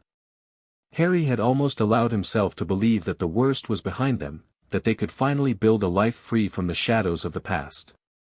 But shadows have a way of finding you, no matter how far you run. It started with a dream. Harry woke gasping, his heart pounding, the phantom image of a familiar face still burning behind his eyes. He had seen Tonks, but not the Tonks he knew. This Tonks was frightened, her hair a dull grey, her face pale with terror. She was running through the corridors of the ministry, pursued by figures in black robes, their faces hidden behind silver masks. And then, just before he woke, Harry had seen something else. A face. A face he recognized. "Tonks," he gasped, reaching for her through the bond. "Tonks, wake up." She stirred beside him, her eyes fluttering open. Through the bond, he felt her confusion, her concern. "Harry? What's wrong?" "I had a vision," he said, his voice hoarse. "You were in danger. Someone was chasing you through the ministry. And I saw," he paused, his throat tightening. "I saw Remus. He was there. He was one of the ones chasing you." Tonks sat up, her face paling. "Remus? That's impossible. He would never." "I know," Harry said quickly. "I know. But I saw his face. It was him." Tonks was silent for a long moment. Through the bond, Harry felt her struggle, her loyalty to Remus warring with her trust in him. "Maybe it was just a dream," she said finally, her voice uncertain. "A nightmare. We've been through so much, Anne." "It wasn't a nightmare," Harry cut her off, his voice firm. "It was a vision. The bond showed me something. And I think it's trying to warn us." Tonks's eyes searched his face, looking for doubt, for uncertainty. But she found none.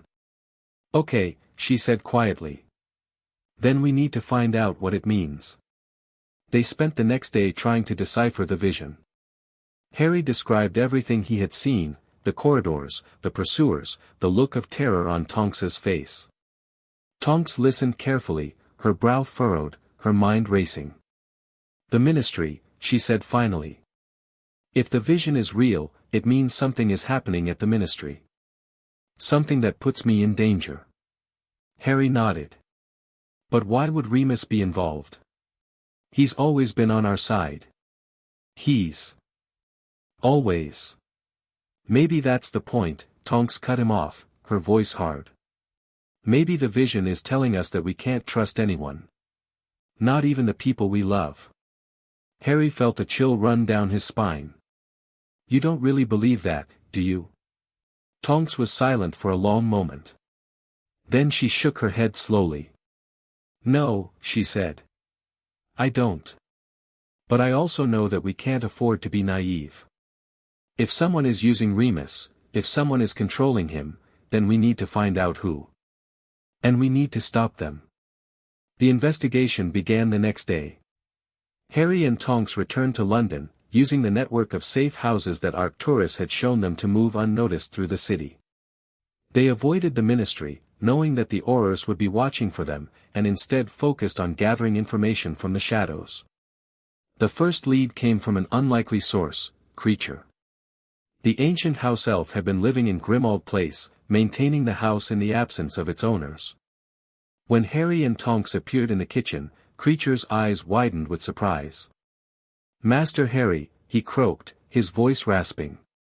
"The young master has returned." Harry nodded, his expression grim. "Creature, we need your help. We need to know if anyone has been using the house. Anyone who shouldn't be here." Creature's eyes narrowed. The house has had visitors, he said slowly. Dark visitors. They came in the night, when the young master was away. They searched the library. They took things. What did they take? Tonks asked, her voice sharp. Creature's face twisted into a grimace. They took the old books. The ones about the bond. They took them all. Harry felt a cold fury rise in his chest. Someone had been in Grimmauld Place, someone who knew about the bond, someone who was searching for information. Who was it? He demanded. Who took the books? Creature hesitated, his eyes flicking to Tonks. The werewolf, he said finally. Remus Lupin. He came with others. They took the books. And left. Tonks's face went pale. Remus. It was Remus. Harry reached out and took her hand, the bond pulsing with shared shock. We need to find him. We need to find out what he's doing. Finding Remus was harder than they had anticipated. The werewolf had gone underground, his trail deliberately obscured. But Harry and Tonks had something that no one else had, the bond. And the bond led them through the labyrinth of London, through the hidden passages and forgotten alleyways, until they finally found him. He was in a small flat in Soho, a cramped space filled with books and papers and the faint smell of wolfsbane. When Harry and Tonks burst through the door, Remus looked up from his desk, his face pale with surprise. Harry. Tonks. He stopped, his eyes widening. How did you find me? The bond, Tonks said, her voice cold. It showed us where you were. It also showed us what you've been doing. Remus's face went even paler. What are you talking about? Don't play dumb, Harry said, his voice hard. We know you broke into Grimmauld Place. We know you took the books. We know you've been working with the Ministry. Remus stared at them, his expression shifting from surprise to something that looked almost like relief. You found out about the books, he said slowly. Good. That means you're ready to hear the truth. The truth? Tonks repeated, her voice sharp. What truth? Remus stood, moving to the window. He was silent for a long moment, his back to them, his shoulders hunched with weariness. The Ministry has been watching you, he said finally. Ever since the bond was formed, they've been monitoring your movements. But they've also been watching me. They know about my connection to you, Harry. They know about my connection to Tonks. And they've been using me. Using you how? Harry demanded. Remus turned to face them, his eyes filled with a pain that was achingly familiar. They threatened to expose me. To the magical community. To the werewolves. They said they would tell everyone about my condition, about my past, about everything I've tried to hide. And he paused, his voice cracking. I couldn't let that happen. So I agreed to help them. I agreed to spy on you. Tonks's face went white. You spied on us. You betrayed us. I didn't have a choice, Remus said, his voice pleading. I thought I could protect you. I thought if I gave them enough information, they would leave you alone. But they didn't. They kept pushing. They wanted more. They wanted to know everything about the bond. Harry felt a cold fury rising in his chest. Who? Who was behind this? Remus met his eyes, his expression grim. Amelia Bones. She's the one who's been pulling the strings. She's the one who threatened me, who used me, who's been trying to control the bond. Harry felt the words hit him like a physical blow. Bones. He had thought she was gone, thought she had been exposed and removed from power. But she was still there. Still working in the shadows. Still trying to control their lives. We need to stop her, he said, his voice hard. We need to end this once and for all. Remus nodded slowly.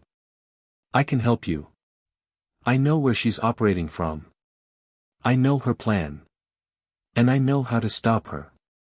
Tonks stepped forward, her face pale but determined. Then let's go. The confrontation took place in the Auror office, deep within the ministry. Bones was waiting for them, her expression cold and calculating, her wand already drawn. I knew you'd come, she said, her voice smooth. I've been expecting you. Harry stepped forward, his wand raised. It's over, Bones. We know everything. The bond, the books, the spying, it all ends now. Bones smiled, a cold, cruel smile that made Harry's blood run cold. You think you can stop me, Potter? You think your little bond gives you power over me? It gives us enough, Tonks said, stepping up beside Harry. Enough to stop you. Bones laughed, a harsh, brittle sound. You don't understand. I've spent years planning this. Years studying the bond, the prophecy, the magic that connects you. And now, I have everything I need. She raised her wand, and Harry felt a surge of power wash over him, dark, ancient, and terrifying. Avada Kedavra. The green light shot toward him, but before it could hit, Tonks was there, throwing herself in front of him. The spell hit her, and she crumpled to the floor. Tonks! Harry screamed, dropping to his knees beside her. She was pale, her eyes closed, her breath shallow. Too late, Bones said, her voice cold. She's gone. And now, Potter, you're mine. Harry felt a surge of rage so powerful it nearly consumed him. He raised his wand, the bond flaring with a dark, terrible power. Expelliarmus. The spell hit Bones, and she flew back, her wand clattering to the floor. Harry stood over her, his heart pounding, his body trembling with rage. You'll pay for this, he said, his voice barely above a whisper. You'll pay for everything. But even as he spoke, Harry felt something else, a warmth, a light, a presence that was achingly familiar. Harry. He turned, and there was Tonks, her eyes open, her hand reaching for him. She was alive. She was alive. Tonks, he breathed, dropping to his knees beside her. You're alive. You're okay. She smiled, a weak, trembling smile that made his heart ache. I told you. We're in this together. Always. Harry pulled her into his arms, holding her close. The bond pulsed between them, warm and alive, a constant reminder of everything they had shared. Together, he whispered. Always. Bones was arrested, her conspiracy exposed by the evidence that Remus had gathered. The ministry was in chaos, the aftermath of the betrayal sending shockwaves through the magical world. But Harry didn't care about any of that. All that mattered was Tonks. They apparat back to the cottage in Edinburgh, the bond pulsing with shared joy and relief. Harry led Tonks to the sofa, his arm wrapped around her, his heart still pounding with the memory of almost losing her. I thought you were gone, he said, his voice hoarse. I thought I'd lost you. Tonks reached up and touched his face, her fingers gentle on his cheek. You didn't lose me, Harry. I'm right here. I'm not going anywhere. Harry felt tears prick at his eyes. He had been through so much pain, so much loss. But standing here, in this moment, with Tonks by his side, he felt something he had never felt before. Peace. I love you, he said, the words spilling out before he could stop them. I love you, Tonks. I've loved you since the moment we bonded. I just didn't know it. Tonks's eyes widened, and through the bond, he felt her shock, her joy, her overwhelming love. I love you too, she said, her voice trembling. I've always loved you. I just needed to see it for myself. Harry leaned in, his forehead resting against hers. The bond pulsed between them, warm and alive, a constant reminder of everything they had shared. Whatever happens, he said, his voice fierce. We face it together. Always. Tonks smiled, a radiant smile that made his heart soar. Always. And as they sat in the cottage, the bond pulsing between them, Harry felt something he had never felt before. Hope. Chapter 12, The Dark Ritual. The peace that followed Bones's arrest was fragile, a thin layer of ice over deep, treacherous waters. Harry and Tonks had returned to the Edinburgh cottage, hoping to recover from the trauma of the confrontation, but the bond would not let them rest. It pulsed with a restless energy, a constant reminder that something was still wrong. Something was still waiting in the shadows. Harry woke in the middle of the night, his chest tight, his heart pounding. The locket was warm against his skin, its surface glowing with a faint, golden light. He reached for Tonks, but she was already awake, her eyes wide in the darkness. "You feel it too," she said. Her voice barely above a whisper. "The bond is pulling us somewhere." Harry nodded, swinging his legs out of bed. "It wants us to follow. To find something." They dressed in silence, their movements quick and efficient. The bond guided them out of the cottage, through the forest, and into the heart of the highlands. The night was cold, the sky clear, the stars blazing overhead like scattered diamonds. They walked for hours, the bond pulsing with increasing urgency. Harry could feel the magic in the air, thick and ancient, like the breath of something that had been sleeping for a very long time. And then they found it. It was a ruin, ancient and crumbling, half hidden by the overgrown vegetation. The stones were covered in moss and lichen, but beneath the decay, Harry could see symbols, the same interlocking circles he had seen everywhere, carved into the stone with painstaking precision. "This is it," Tonks breathed, her eyes wide. "This is what the bond wanted us to find." Harry moved closer, his hand reaching out to touch the symbols. The moment his fingers brushed the stone, the bond flared with a blinding light, and the world dissolved around him. He was standing in a chamber, vast and circular, its walls lined with the same symbols he had seen on the ruins. But this chamber was different from the one beneath London. It was older, more ancient, its magic so thick that Harry could taste it on his tongue. And in the center of the chamber stood a circle, a complex pattern of interlocking rings, carved into the stone floor. The circle was pulsing with a dark, malevolent energy, and Harry felt his stomach turn as he recognized it. "A ritual site," Tonks said, appearing beside him. "Someone's been using this place. Someone's been performing dark magic here." Harry nodded, his eyes scanning the chamber. There were candles in the corners, black and melted, their wicks still smoking. There were bowls of blood, animal blood, Harry hoped, and fragments of bone scattered across the floor. "Who would do this?" he asked, his voice barely above a whisper. Tonks's face was pale, her expression grim. "Someone who wanted to manipulate the bond. Someone who wanted to control it." Harry felt a chill run down his spine. Bones. She was behind this. Maybe. Or maybe someone else. Someone who's been pulling the strings all along. They moved through the chamber, searching for clues. Harry found a journal, half hidden beneath a pile of ashes. He opened it, his heart pounding, and began to read.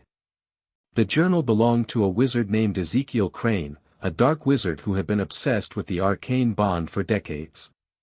He had studied the Potters and the Blacks, had traced their bloodlines, had learned everything he could about the ancient magic that connected them. And then, he had found a way to exploit it. He wanted to use the bond to control powerful bloodlines, Harry said, his voice tight. He wanted to create a system where he could bind anyone he chose to his will. Tonks leaned over his shoulder, reading the journal. "And the ritual is the key. If someone performs it correctly, they can take control of the bond. They can use it to control the two people who are bound." Harry felt a cold fury rise in his chest. "We have to destroy it. We have to make sure no one can ever use this ritual again." Tonks nodded, her face set with determination.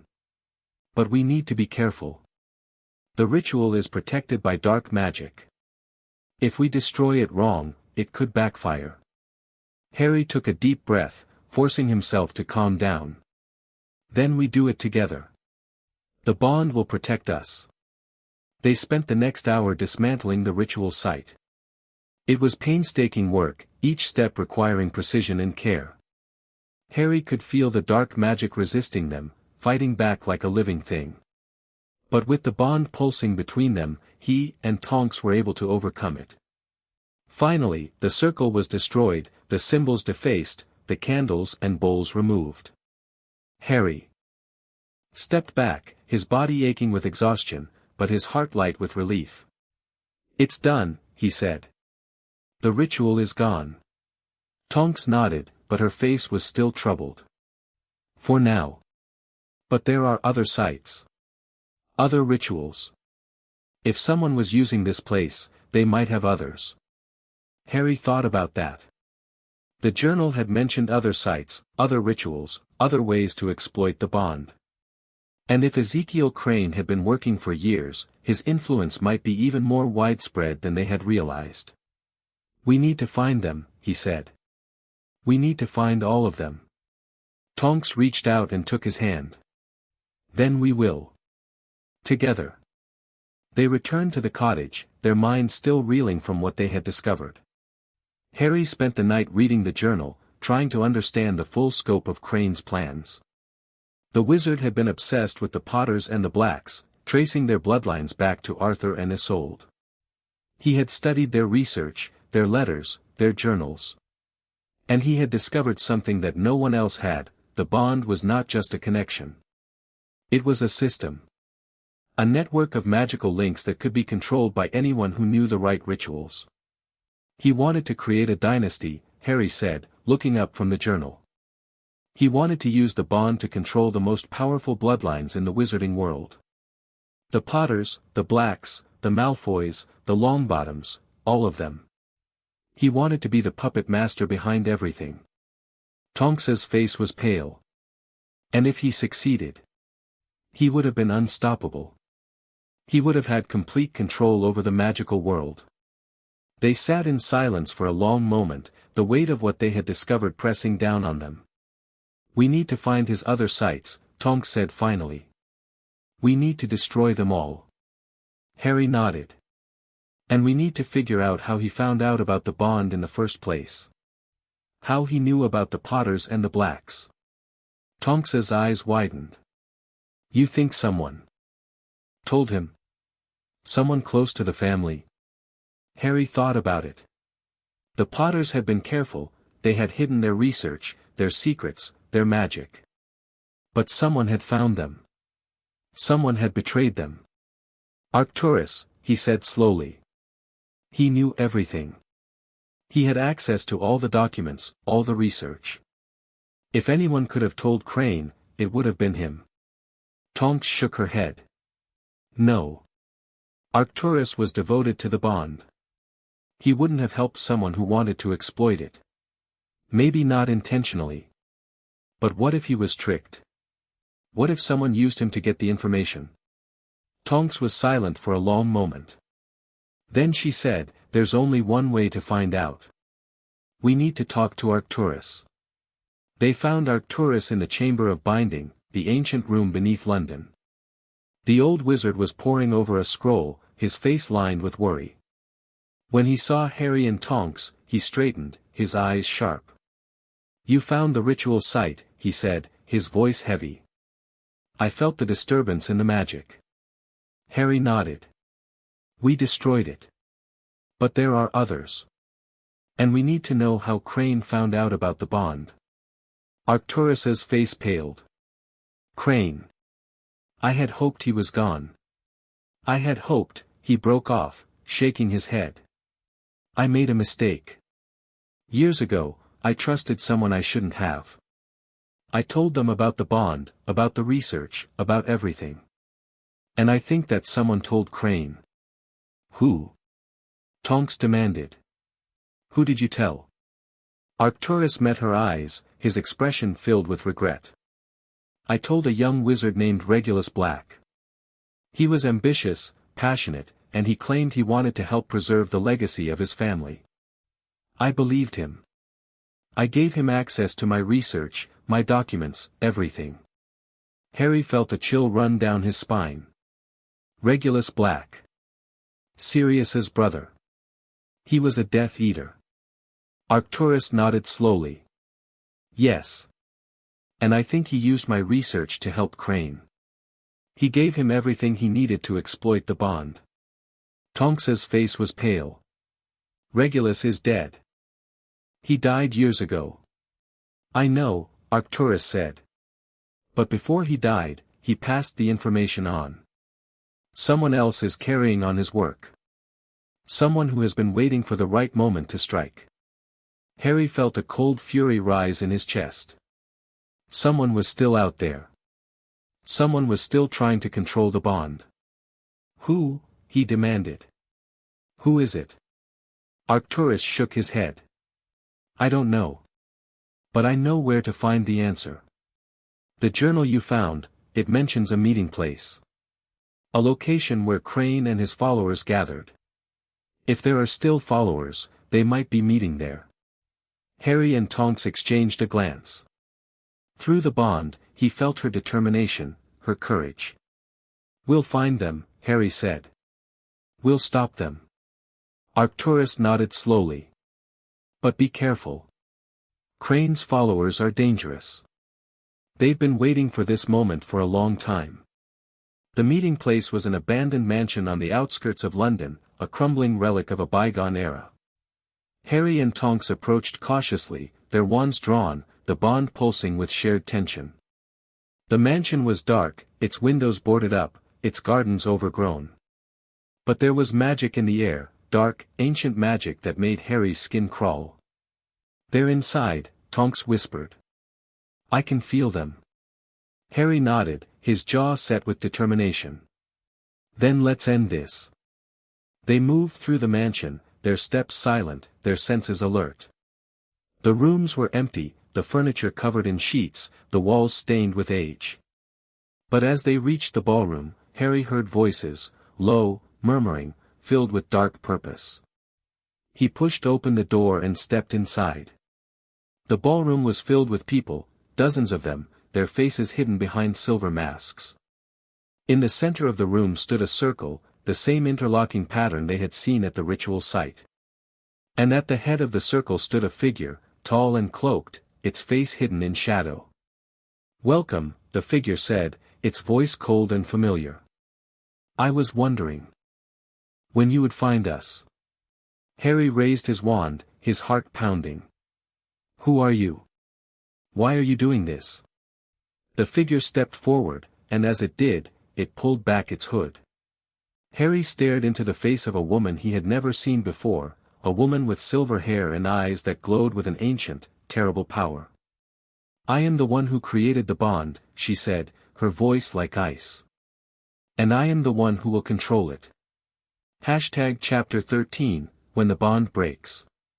The woman's face was a mask of cold triumph, her silver eyes gleaming with ancient power.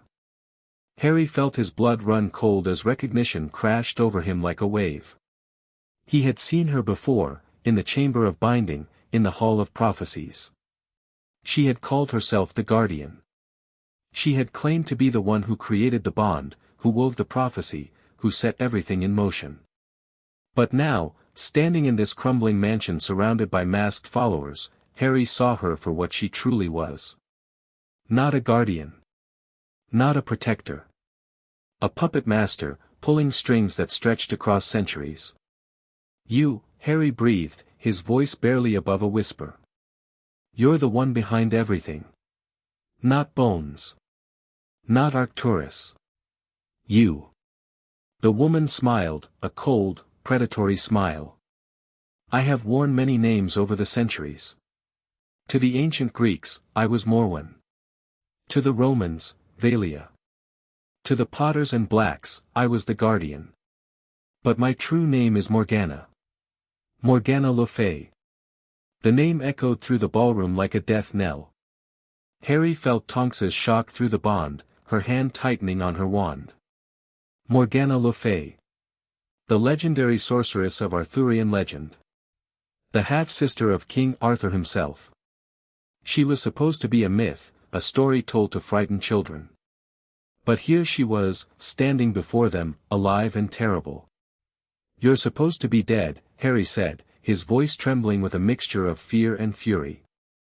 Morgana laughed, a cold, hollow sound. "Death is a doorway, Harry Potter. And I have walked through it many times. I have lived through centuries, watching empires rise and fall, watching the magical world squander its potential. And I have waited, patiently, tirelessly, for the moment when I could finally reclaim what was mine." "Reclaim what?" Tonks demanded, stepping forward. "What could you possibly want after all this time?" Morgana's eyes flicked to Tonks, and something like contempt flickered in their depths. "I want what was stolen from me. The bloodlines, the magic, the power that rightfully belongs to me. The Potters and the Blacks thought they could hide the bond, control it, use it for their own purposes. But they were wrong. The bond was mine from the beginning. And now, I will take it back." Harry felt a cold fury rise in his chest.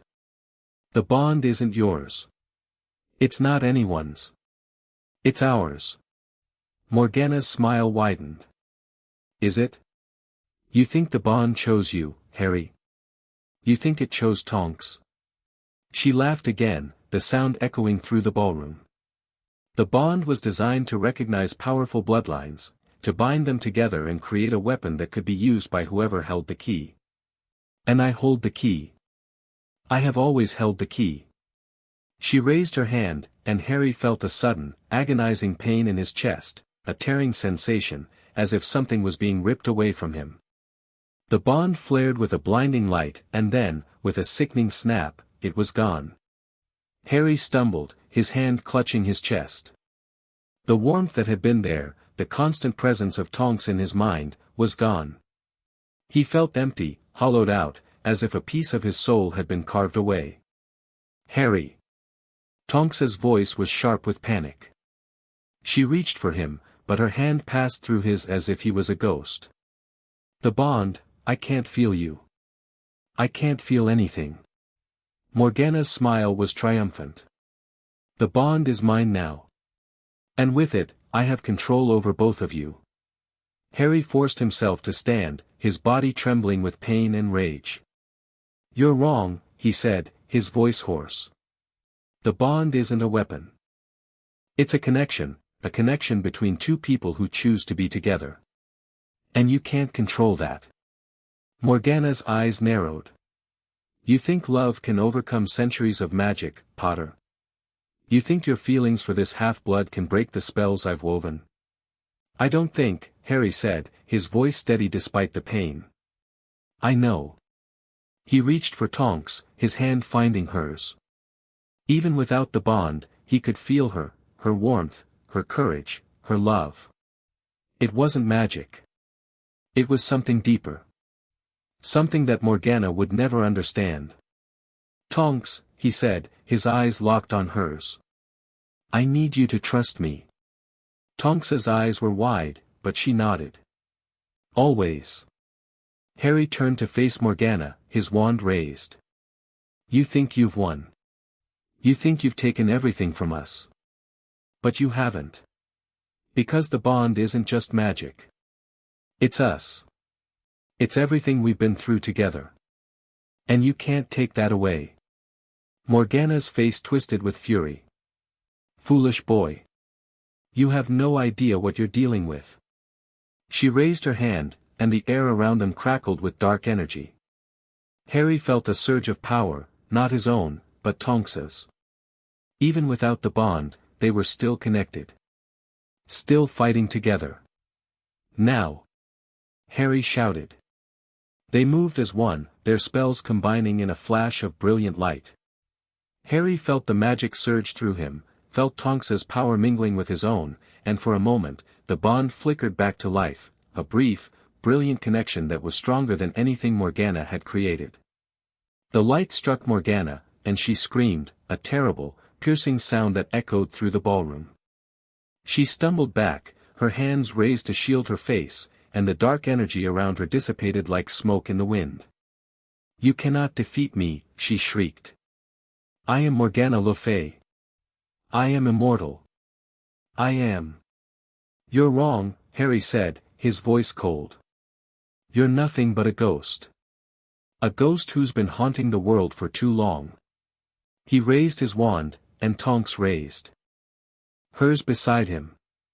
Together, they cast the spell that Arthur Potter and Isolde Black had created centuries ago, the spell that had been passed down through the generations, the spell that would end the darkness once and for all. The light that burst from their wands was blinding, a brilliant white that seemed to consume everything in its path.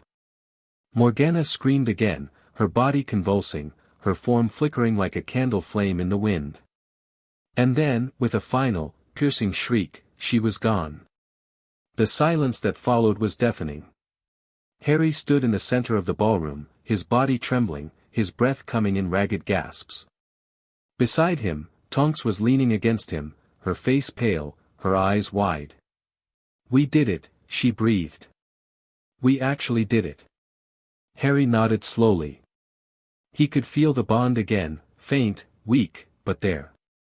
A flicker of warmth in his chest that was slowly growing stronger. Morgana's followers, he said, looking around the room. The masked figures had vanished, their master's defeat scattering them like leaves in the wind. They're gone. Tonks nodded. For now. But they'll be back. They'll always be back. Harry felt a chill run down his spine. Then we'll be ready. We'll always be ready. They left the mansion together, their hands clasped, the bond pulsing gently between them. The sun was rising over London, painting the sky in shades of pink and gold. Harry felt a sense of peace settle over him, a calm that he hadn't felt in a very long time. Are you okay? Tonks asked, her voice soft. Harry looked at her, his heart swelling with love. I am now. Tonks smiled, a warm, radiant smile that made his heart ache. Good. Because we're not done yet. We still have a lot to figure out. Harry nodded slowly. I know. But we'll figure it out together. We always do. Tonks squeezed his hand. Together. Always. They returned to the Edinburgh cottage, the bond pulsing with a warmth that was slowly returning to full strength. Harry felt as if he was breathing again for the first time in days, the weight of Morgana's presence finally lifted from his shoulders. But even as he allowed himself to relax, Harry knew that the battle was not over. Morgana was gone, but her followers were still out there. The rituals she had created were still a threat. And somewhere, in the shadows, others were waiting for their chance to exploit the bond. We need to be careful, he said, settling onto the worn sofa. We can't let our guard down. Tonks sat beside him, her head resting on his shoulder. I know. But we also need to live. We need to find a way to move forward, to build a life that isn't defined by the bond or the prophecy or any of it. Harry wrapped his arm around her, pulling her close. I know. And we will. We'll build something new. Something that's ours. Tonks looked up at him, her eyes shining with love. I'd like that. Harry leaned down and pressed a kiss to her forehead. So would I. The next few weeks were quiet, a welcome respite from the chaos that had consumed their lives. Harry and Tonks spent their days exploring the forest, practicing magic, and simply enjoying each other's company. The bond pulsed between them, a constant reminder of their connection, but it was no longer a burden. It was a gift.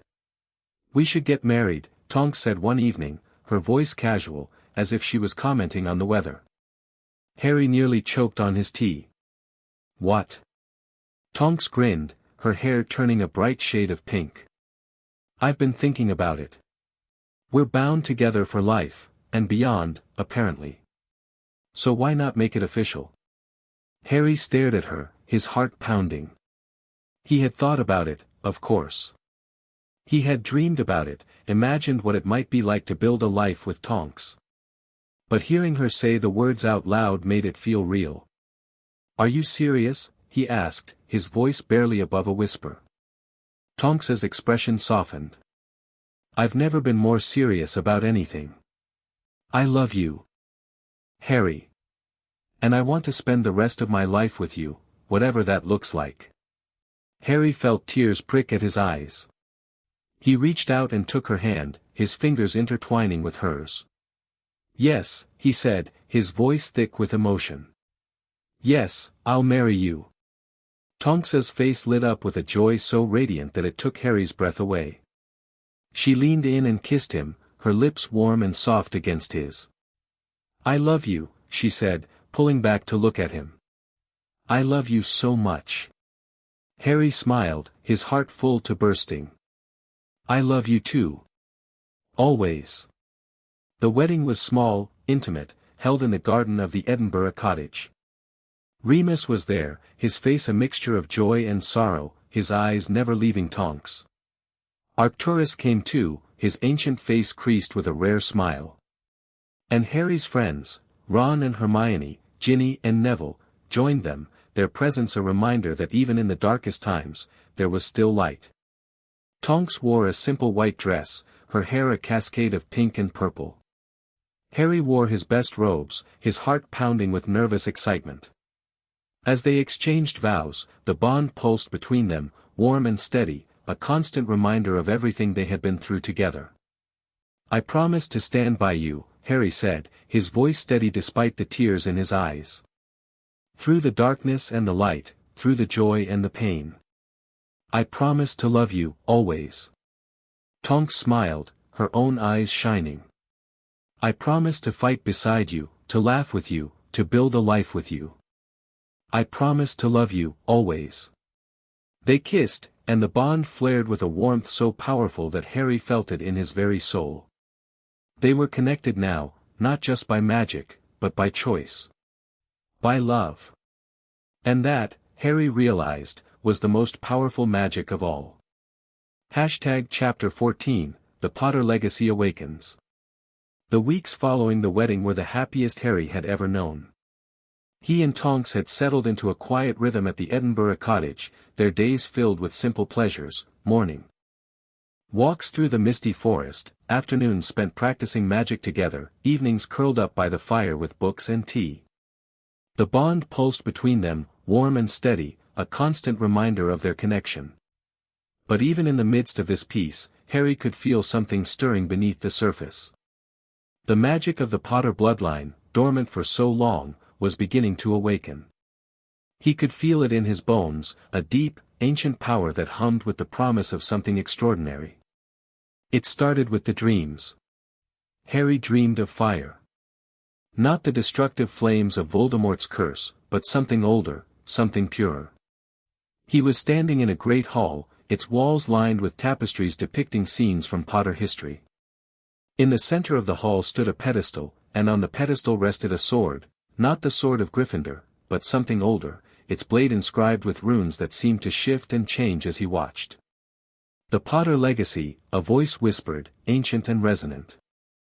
Asterisk, it has been waiting for you, Harry. It has always been waiting. Asterisk. Harry reached out to touch the sword, and as his fingers brushed the hilt, a surge of power rushed through him, so powerful that it knocked him off his feet. He fell to the floor, gasping, his body trembling with the force of the magic that was flooding through him. You are the heir, the voice continued. Asterisk, the heir to everything the Potters built. The magic is yours to command, if you have the strength to wield it. Asterisk. Harry woke with a gasp, his heart pounding, his body slick with sweat. Beside him, Tonks stirred, her eyes fluttering open. Harry. What's wrong? He sat up, running a hand through his hair. I had a dream. A vision. There was a hall, and a sword, and a voice, it said I was the heir. The heir to everything the Potters built. Tonks sat up slowly, her brow furrowed. The Potter Legacy. We've read about it in the journals. But we never found out what it actually means. Harry shook his head. I don't know either. But I think the bond is trying to show me something. Something I need to understand. Tonks reached out and took his hand, her fingers intertwining with his. Then we'll figure it out together. Like always. The dreams continued for the next week, each one more vivid than the last. Harry saw glimpses of his ancestors, Arthur Potter, Isolde Black, and others whose names he didn't know. He saw them performing rituals, casting spells, weaving magic that was older than anything he had ever encountered. And he saw the sword, always the sword, its blade gleaming with an ancient light. "I need to find it," Harry said one evening, his voice filled with determination. "The sword. I think it's the key to everything." Tonks nodded slowly. "Then we'll find it. But where do we start?" Harry thought about it. The visions had shown him a great hall, but he had no idea where it was. It could be anywhere, in a vault, in a hidden chamber, in a place that no one had visited for centuries. "Arcturus," he said finally. "He might know. He's the only one who might have access to the old Potter records. They apparat to the Chamber of Binding, the ancient room beneath London." Arcturus was there, as he always was, his face lined with the weight of centuries. When Harry told him about the visions, the old wizard's eyes widened with surprise. "The sword," he breathed. "I had heard rumors, but I never believed it was real. It's the sword of the Potters, an artifact forged by the first Potter mages, infused with the power of their bloodline. It was said to be hidden away, protected by the family's most powerful magic." Harry leaned forward, his heart pounding. "Do you know where it is?" Arcturus was silent for a long moment. Then he nodded slowly. "The sword is in the Potter family vault. Not the one at Gringotts, a different vault, one that was hidden by Arthur Potter himself. It can only be accessed by the heir to the Potter bloodline." "The heir?" Harry repeated. "That's me." Arcturus nodded. "Yes. But the vault is protected by powerful magic, magic that will test you, challenge you, and determine if you are worthy of the sword." Harry felt a surge of determination. "I'm ready. I'll do whatever it takes." Tonks stepped forward, her hand on his arm. "We'll do it together. Whatever the vault throws at us, we'll face it together." Arcturus looked at them, his ancient eyes filled with something that might have been approval. "Then go. And may the magic of the Potters guide you." The hidden vault was located beneath Godric's Hollow, in a cave that Harry had never noticed before. The entrance was concealed by a powerful illusion, but Harry's blood, the blood of the Potters, allowed him to see through it. They descended into the cave, their footsteps echoing in the darkness. The walls were lined with the same symbols Harry had seen everywhere, the interlocking circles, the ancient runes, the patterns that seemed to pulse with a life of their own. And then they reached the vault. It was a massive chamber, its walls lined with treasures, gold, jewels, ancient artifacts that gleamed with a faint magical light. But Harry barely noticed any of it. His eyes were fixed on the pedestal at the center of the room, where the sword rested, its blade gleaming with a soft, golden light. "The sword," he breathed, moving toward it. But before he could reach it, the air around him shimmered, and a figure appeared, a woman with dark hair and bright green eyes, so like his own that it made his heart ache. "Harry," she said, her voice soft and familiar. "My son." "Mom." Harry's voice cracked, tears springing to his eyes. You're real." Lily Potter smiled, her eyes filled with love. "I'm a memory, Harry. A fragment of magic that Arthur Potter left behind to guide you. But I am as real as I need to be." Harry felt tears streaming down his face. He had dreamed of this moment for so long, of seeing his mother, of hearing her voice, of feeling her love. And now, it was finally happening. "Mom," he said again, his voice barely above a whisper. "I've missed you. I've missed you so much." Lily stepped forward, her hand reaching out to touch his face. "I know, Harry. I know. And I am so proud of you. So proud of everything you've become." Tonks stepped forward, her hand on Harry's arm. "Mrs. Potter, Lily's eyes flicked to Tonks, and she smiled. "You must be Tonks. Harry has told me so much about you, through the bond, through his thoughts, through everything he feels. Thank you for loving him. Thank you for standing by him." Tonks's eyes glistened. "I love him more than anything."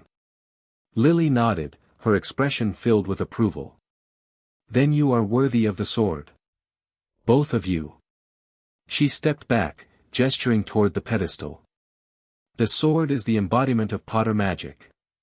It will respond to you, Harry, but only if you are truly ready to wield its power. You must understand what it means to be a Potter. You must accept the legacy that comes with the name." Harry stepped forward, his hand reaching for the sword. As his fingers touched the hilt, a surge of power rushed through him, not painful, but overwhelming. He saw flashes of his ancestors, heard echoes of their voices, felt the weight of centuries pressing down on him. And then, suddenly, he understood. The Potter legacy was not about power.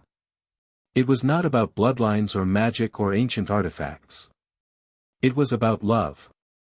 About sacrifice. About standing up for what was right, even when it cost you everything. "I understand," Harry said, his voice steady.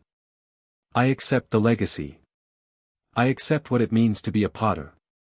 The sword blazed with light, and Harry felt the magic of his ancestors flow through him, ancient, powerful, and filled with love. He raised the sword, its blade gleaming, and felt a surge of strength that he had never known before. "Harry," Tonks breathed, her eyes wide. "You did it. You actually did it." Harry turned to her, a smile spreading across his face. "We did it. Together." They left the vault with the sword, the bond pulsing between them with renewed strength. Harry felt different, more connected, more powerful, more complete. The legacy of the Potters was no longer a mystery. It was a part of him, woven into his very soul. "What now?" Tonks asked as they emerged into the moonlight. Harry looked at her, his heart full. "Now we build a future. A future that's ours." Tonks smiled, her hand finding his. "I'd like that." They walked through the streets of Godric's Hollow, the sword at Harry's side, the bond pulsing between them. And for the first time in his life, Harry felt like he truly belonged. He was a Potter.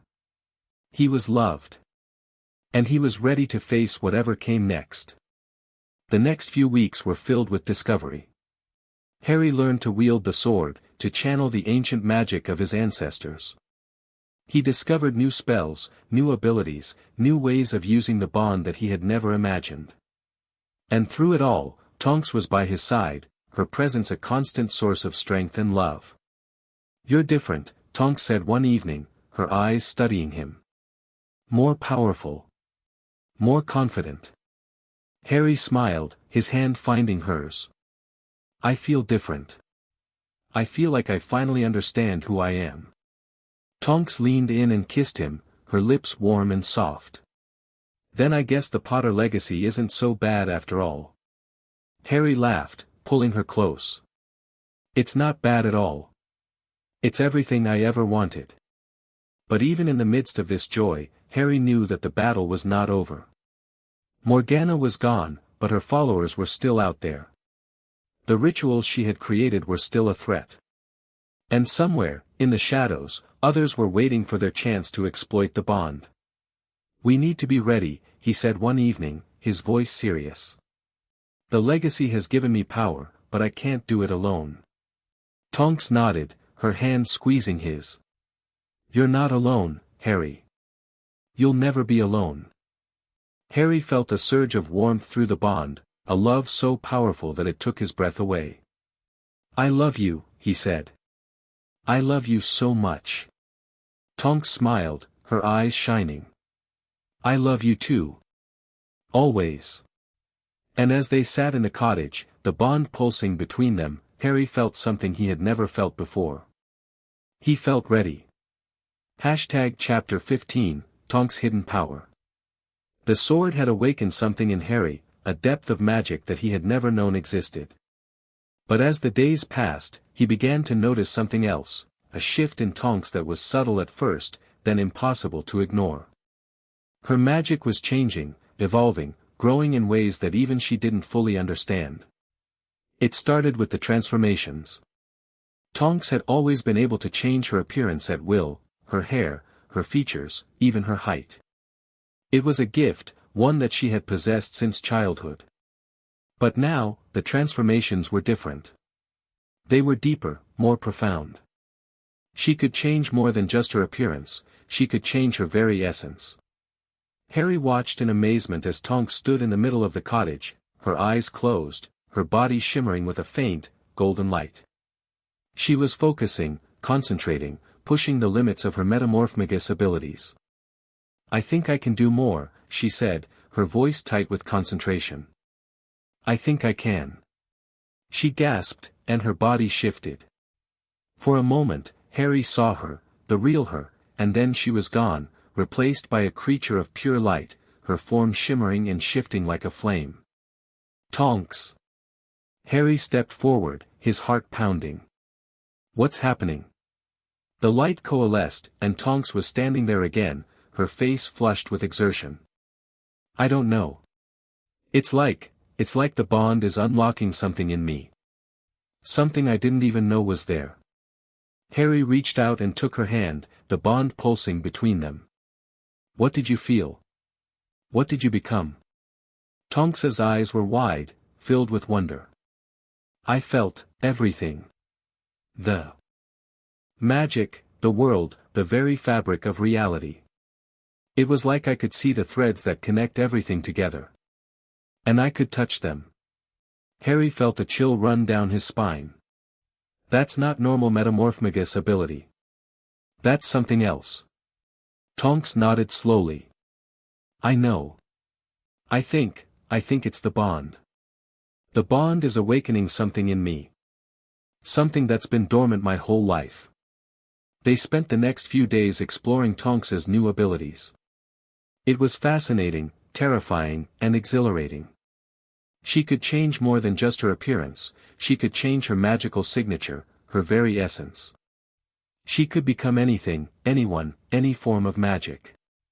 "This is incredible," Harry breathed, watching as Tonks transformed into a wisp of smoke, then a beam of light, then back into herself. "You're more powerful than I ever imagined." Tonks laughed, her hair turning a bright shade of pink. "I know. It's like I've been wearing blinders my whole life, and now I can finally see." Harry felt a surge of pride. "You're amazing. You've always been amazing." Tonks's expression softened. "I couldn't have done any of this without you, Harry. The bond, it's the bond that's unlocking this power. Without it, I'd still be just a metamorphmagus." Harry stepped closer, his hand finding hers. "You're not just anything. You're Tonks. And you're the most incredible person I've ever known." Tonks's eyes shimmered with tears. She leaned in and kissed him, her lips warm and soft against his. "I love you," she said, her voice barely above a whisper. "I love you so much." Harry pulled her close, his arms wrapped around her. "I love you too. Always." But even as they reveled in the discovery of Tonks's new abilities, Harry knew that there was more to it than just a magical awakening. The bond was connected to the prophecy, to the legacy, to everything they had discovered. And if Tonks's power was growing, it meant that the bond was preparing them for something. "We need to talk to Arcturus," Harry said one evening, his voice serious. "He might know what's happening to you." Tonks nodded, her brow furrowed. "I've been thinking the same thing. I feel like there's something I'm supposed to do. Something important." Harry squeezed her hand. "Then we'll find out what it is. Together." They apparat to the Chamber of Binding, the ancient room beneath London. Arcturus was there, as always, his ancient eyes lighting up when he saw them. "Harry." "Tonks." He studied them for a moment, his gaze lingering on Tonks. Something has changed. I can feel it. Tonks stepped forward, her voice steady. My powers are changing. Evolving. I can do things now that I never could before. Things that don't make sense for a metamorphmagus. Arcturus's eyes widened. Show me. Tonks closed her eyes, focusing. Her body shimmered, and for a moment, she became pure light, a being of energy and magic that pulsed with the power of the bond. Then, just as quickly, she was herself again.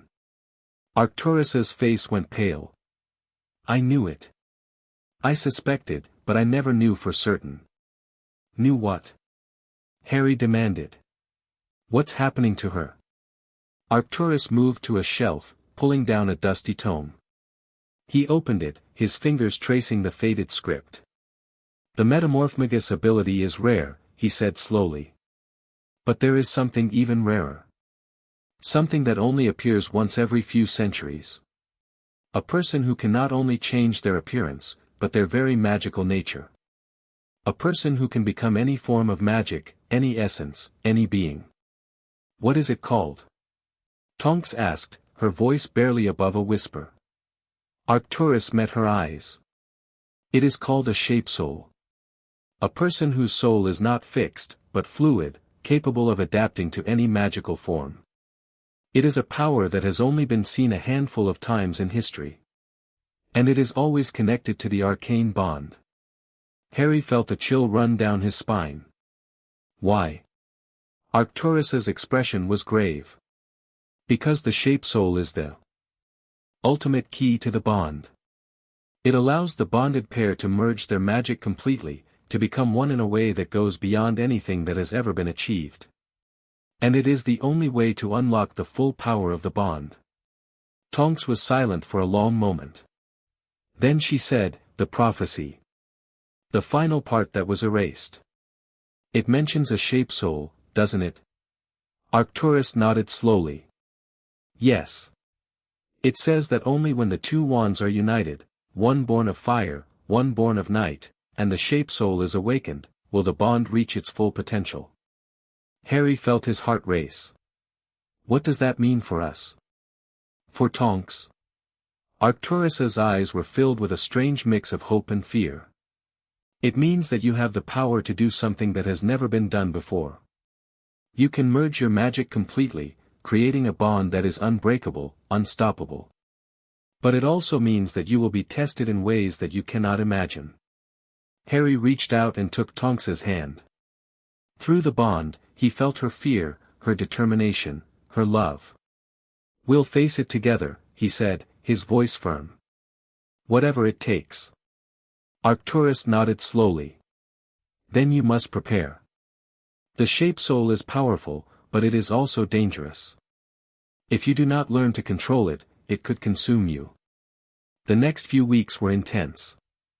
Arcturus taught Tonks to control her new abilities, to channel them, to use them without losing herself. It was difficult, exhausting work, but Tonks was determined. She pushed herself harder than she had ever pushed herself before, and Harry was there every step of the way. Are you okay? He asked one evening, finding her slumped on the sofa, her face pale with exhaustion. Tonks looked up at him, a weak smile on her face. I'm fine. Just tired. The training is intense. Harry sat down beside her, his hand finding hers. You don't have to push yourself so hard. We have time. Tonks shook her head. No, Harry. We don't have time. I can feel it, the dark magic is still out there. Morgana's followers are still out there. And they're getting ready for something. Something big. Harry felt a chill run down his spine. What do you know? What have you seen? Tonks's eyes were distant. I've seen flashes. Visions. They're planning something, a ritual, a dark ritual that will use the power of the bond against us. And they're going to do it soon. Harry squeezed her hand. Then we'll be ready. We'll stop them. Tonks met his eyes, her gaze steady. I know. I need to be stronger. I need to master this power. Harry leaned in and kissed her forehead. You will. I believe in you. Tonks smiled, a warm, genuine smile that made his heart ache. I love you, Harry. I don't know what I'd do without you. You'll never have to find out, he said, his voice fierce. We're in this together. Always. The day of the final test came, and Tonks stood in the middle of the chamber of binding, her body shimmering with golden light. Arcturus stood beside her, his eyes sharp, his hands ready to intervene if anything went wrong.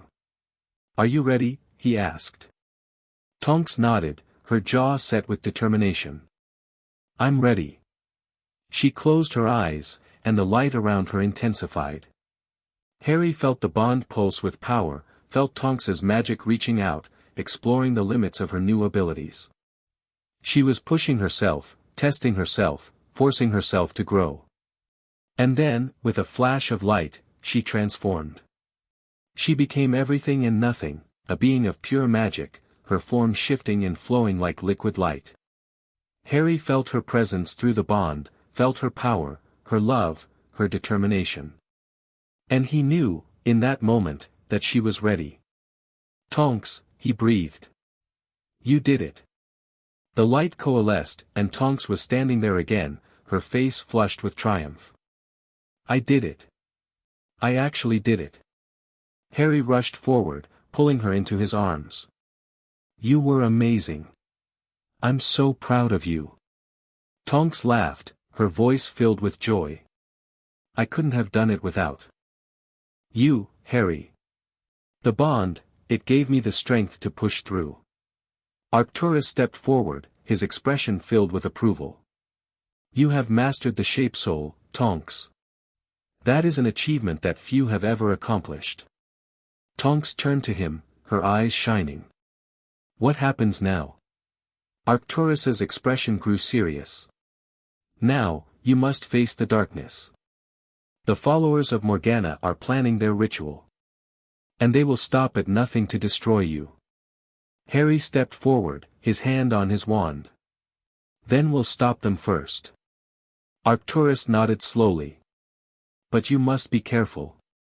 The ritual they are planning is powerful, more powerful than anything you have faced before. It will require everything you have to stop it. Tonks met Harry's eyes, her gaze steady. We're ready. Whatever it takes, we'll face it together. Harry took her hand, their fingers intertwining. Together. Always. They left the chamber of binding with a new sense of purpose. Tonks's power had awakened, and with it, the bond had grown stronger than ever. Harry could feel her presence in his mind, in his heart, in his very soul. They were connected in ways that went beyond magic. What do you think the ritual will be? Tonks asked as they walked through the streets of London. Harry shook his head. I don't know. But I know that we'll stop it. We'll protect the bond, protect each other, protect everything we love. Tonks squeezed his hand. I know we will. Because we're stronger together than we could ever be apart. Harry smiled, his heart full. I love you, Tonks. I don't think I'll ever get tired of saying that. Tonks laughed, her hair turning a bright shade of pink. I love you too, Harry. And I'm never going to get tired of hearing it. They walked through the city, the bond pulsing between them, their hearts full of love and hope. Whatever the future held, they were ready. Because they had each other. And that was everything. Chapter 16, The Enemy Revealed.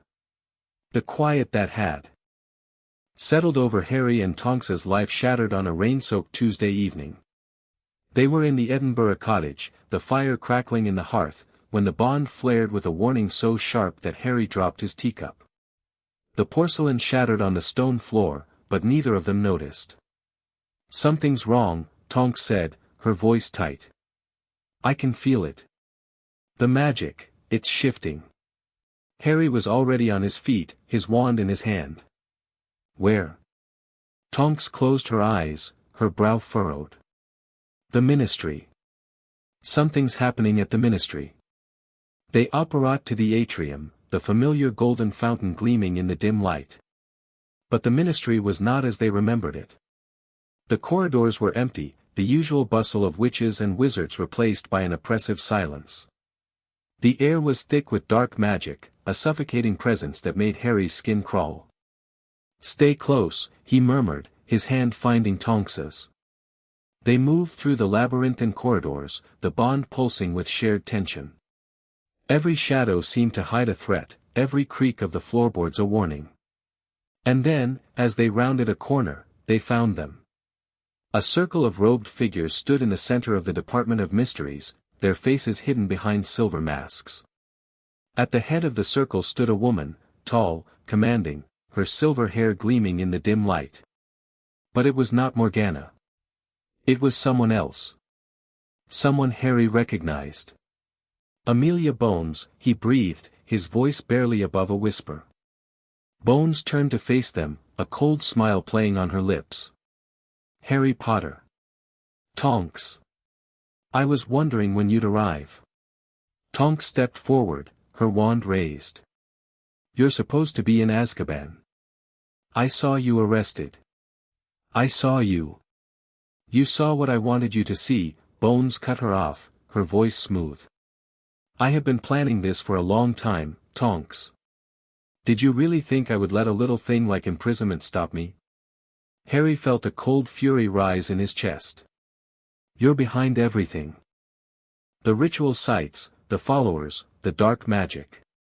You've been working with Morgana's followers." Bones laughed, a cold, hollow sound. "Morgana was a useful tool, but she was too focused on the past. I am focused on the future. A future where the bond is controlled by those who understand its true power." "And you think that's you?" Tonks demanded. "You think you can control the bond?" Bones's smile widened. "I don't think, Tonks. I know. Because I have the one thing you don't, the knowledge of how to break the bond completely." Harry felt his blood run cold. "That's impossible. The bond can't be broken." "Not by normal means," Bones agreed. "But there is a ritual, an ancient ritual that Morgana discovered centuries ago. A ritual that can sever the bond completely, leaving the two people who were bound powerless and alone." Tonks's face went pale. "You're lying." Bones shook her head slowly. "I never lie, Tonks. It's inefficient. And I have been nothing if not efficient." She raised her hand, and the masked figures stepped forward, their wands raised. "The ritual requires a sacrifice, the magic of the two people who are bound. And I have both of you right where I want you." Harry raised his wand, his heart pounding. "You'll never get away with this. We'll stop you." Bones laughed again, the sound echoing through the chamber. "You think you can stop me, Potter? You think your little bond gives you power over me?" She gestured, and the masked figures began to chant, their voices rising in a dark, discordant harmony. "The ritual has already begun. There's nothing you can do to stop it." Harry felt a surge of panic as the dark magic washed over him, pressing down on him like a physical weight. He could feel the bond straining, weakening, as if something was trying to tear it apart. "Harry!" Tonks's voice was sharp with fear. "The bond, I can feel it slipping." Harry reached for her, his hand finding hers. "Stay with me. Don't let go." They stood together, their hands clasped, the bond pulsing between them. Harry could feel the dark magic pressing against them, trying to break them apart.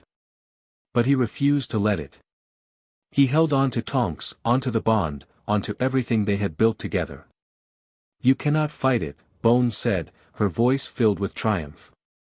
"The ritual is too powerful. You are too weak."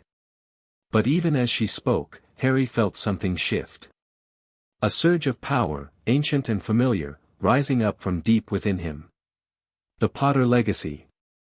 The sword. The magic of his ancestors. "Tonks," he said, his voice steady. Together. Now. They raised their wands together, their magic merging through the bond. The light that burst from them was blinding, a brilliant white that pushed back the darkness. The masked figures stumbled, their chanting faltering. And Bones screamed, her body convulsing as the light engulfed her. The ritual shattered. Harry stood in the center of the chamber, his chest heaving, his body trembling. Beside him, Tonks was also breathing hard, her face pale but determined. "We did it," she breathed. "We actually did it." Harry nodded slowly, his eyes fixed on Bones, who was crumpled on the floor, her face twisted with pain and fury. "This isn't over," Bones spat, her voice weak but defiant. "You may have stopped me today, but there are others. Others who will finish what I started." Harry stepped forward, his wand still raised. "Then we'll stop them too. We'll stop all of them." Bones laughed, a broken, bitter sound. "You think you can save everyone, Potter? You think your bond can protect you from everything?" She shook her head slowly. "You're wrong. The bond is a weapon, and weapons can always be turned against their owners." Harry felt a chill run down his spine, but he refused to let her words shake him.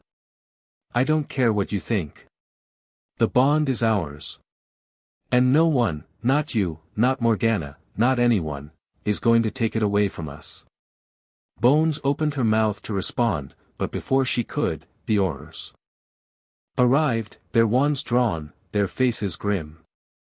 They swarmed Bones, taking her into custody, and Harry and Tonks were left standing in the center of the chamber, their hands still clasped together. "It's over," Tonks said, her voice filled with relief. "It's finally over." Harry shook his head slowly. "I don't think it will ever be over, Tonks. There will always be someone who wants to control the bond. Someone who wants to use it for their own purposes." Tonks squeezed his hand. "Then we'll be ready.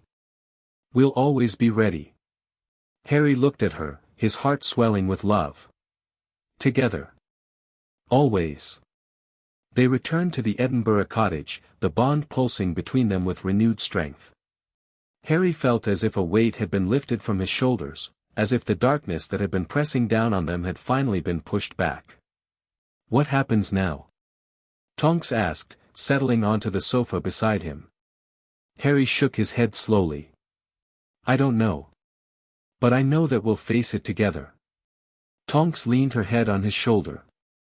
"I like the sound of that." Harry wrapped his arm around her, pulling her close. "So do I." They sat in silence for a long moment, the fire crackling in the hearth, the bond pulsing between them. Harry felt a sense of peace settle over him, a calm that he hadn't felt in a very long time. "Tonks," he said finally. "I've been thinking." "About what?" "About the future. About us. About what we want to build together." Tonks looked up at him, her eyes curious. "What do you want?" Harry took a deep breath. "I want a life with you. A real life, not just running from danger and fighting dark wizards. I want a home, a family, a future." Tonks's eyes shimmered with tears. "I want that too, Harry. More than anything." Harry leaned in and kissed her, his heart full. "Then let's build it. Together." The next few months were the happiest of Harry's life. He and Tonks bought a small cottage in the countryside, far from the chaos of the magical world. They planted a garden, adopted a cat, and built a life together that was filled with love and laughter. But even in the midst of this peace, Harry knew that the past would always be a part of them. The bond, the prophecy, the legacy, they were woven into the fabric of who they were. And they would always be ready to face whatever came next. "I love you," Harry said one evening, as they sat on the porch, watching the sunset. Tonks smiled, her hand finding his. "I love you too, Harry. Always." Harry felt a surge of warmth through the bond, a love so powerful that it took his breath away. He had been through so much pain, so much loss, so much fear. But standing here, in this moment, with Tonks by his side, he felt something he had never felt before. He felt complete. And he knew, with a certainty that went beyond words, that they would face whatever came next together. Chapter 17, The Final Hunt. The peace that Harry and Tonks had built in their countryside cottage was shattered on a cold November morning. Harry woke to find the bond pulsing with an urgency that made his heart race, a warning that something was terribly wrong. He reached for Tonks, but she was already awake, her eyes wide in the darkness. "They're moving," she said, her voice tight. "Morgana's followers. They've found a way to complete the ritual." Harry sat up, his blood running cold. "How do you know?" Tonks's face was pale, her expression haunted. "I saw it. In a vision. They've gathered at a new site, an ancient place, hidden deep in the mountains. They're preparing to perform the ritual that will sever the bond permanently." Harry swung his legs out of bed, his hands already reaching for his wand.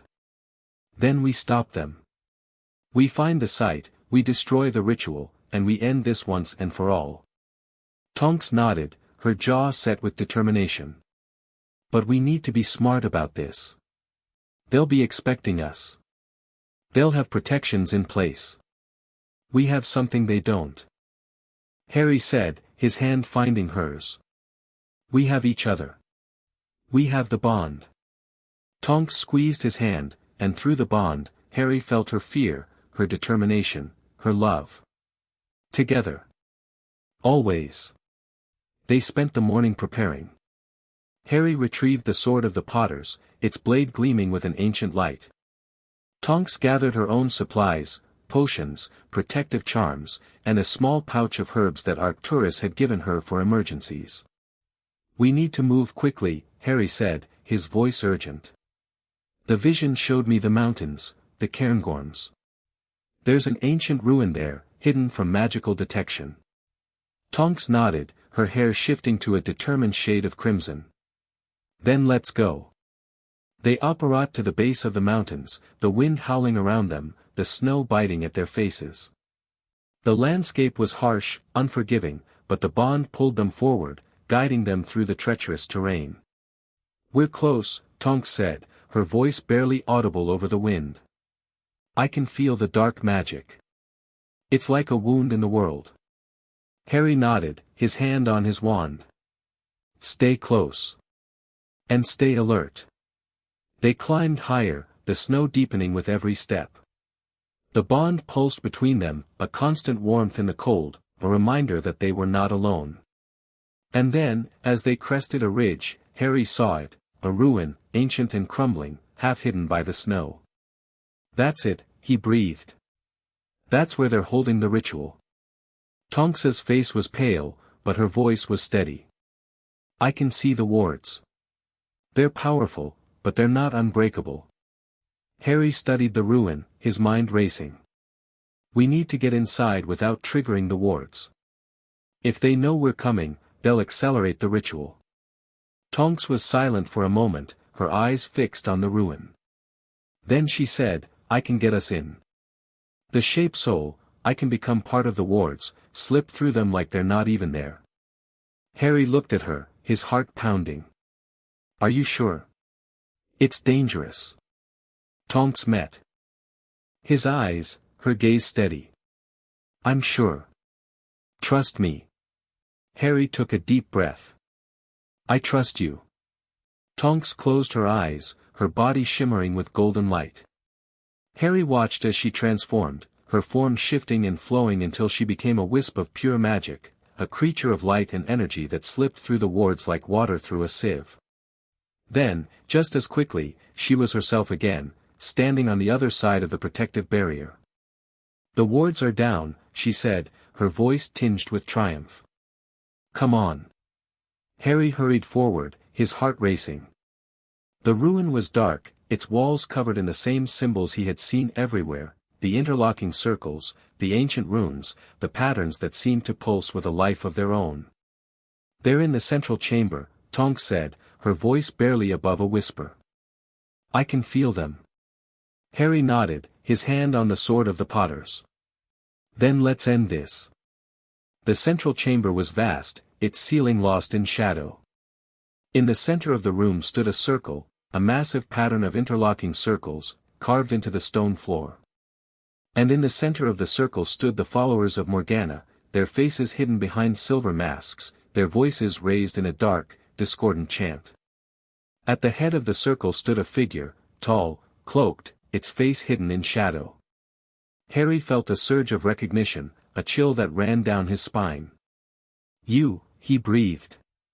"You're the one who's been pulling the strings. The one who's been controlling everything." The figure stepped forward, and as it did, it pulled back its hood. Harry stared into the face of a man he had never seen before, a man with silver hair and eyes that burned with an ancient, terrible power. "I am Ezekiel Crane," the man said, his voice like ice. "And I have been waiting for this moment for a very long time." Harry felt his blood run cold. "You're the one who wrote the journal. The one who discovered the rituals." Crane smiled, a cold, cruel smile. "I am. And I have spent decades perfecting the ritual that will sever the bond permanently. Once I perform it, the magic that connects you will be destroyed, and you will be powerless to stop me." Tonks stepped forward, her wand raised. "You'll never get away with this." Crane laughed, a hollow, echoing sound. "You think you can stop me? You think your little bond gives you power over me? I have been studying the arcane bond for longer than you have been alive. I know its weaknesses, its vulnerabilities. And I know how to exploit them." Harry raised his wand, the sword of the Potters gleaming in his other hand. "Then you know that we've faced worse than you. And we've won." Crane's eyes narrowed. "You've faced pawns. Puppets. I am the master of the game. And I will not be defeated." He raised his hand, and the followers began to chant louder, their voices rising in a dark, discordant harmony. Harry felt the bond strain, weaken, as if something was trying to tear it apart. "Harry." Tonks's voice was sharp with fear. "The bond, I can feel it slipping." Harry reached for her, his hand finding hers. "Stay with me. Don't let go." They stood together, their hands clasped, the bond pulsing between them. Harry could feel the dark magic pressing against them, trying to break them apart. But he refused to let it. He held on to Tonks, onto the bond, onto everything they had built together. "You cannot fight it," Crane said, his voice filled with triumph. "The ritual is too powerful. You are too weak." But even as he spoke, Harry felt something shift. A surge of power, ancient and familiar, rising up from deep within him. The Potter legacy. The sword. The magic of his ancestors. "Tonks," he said, his voice steady.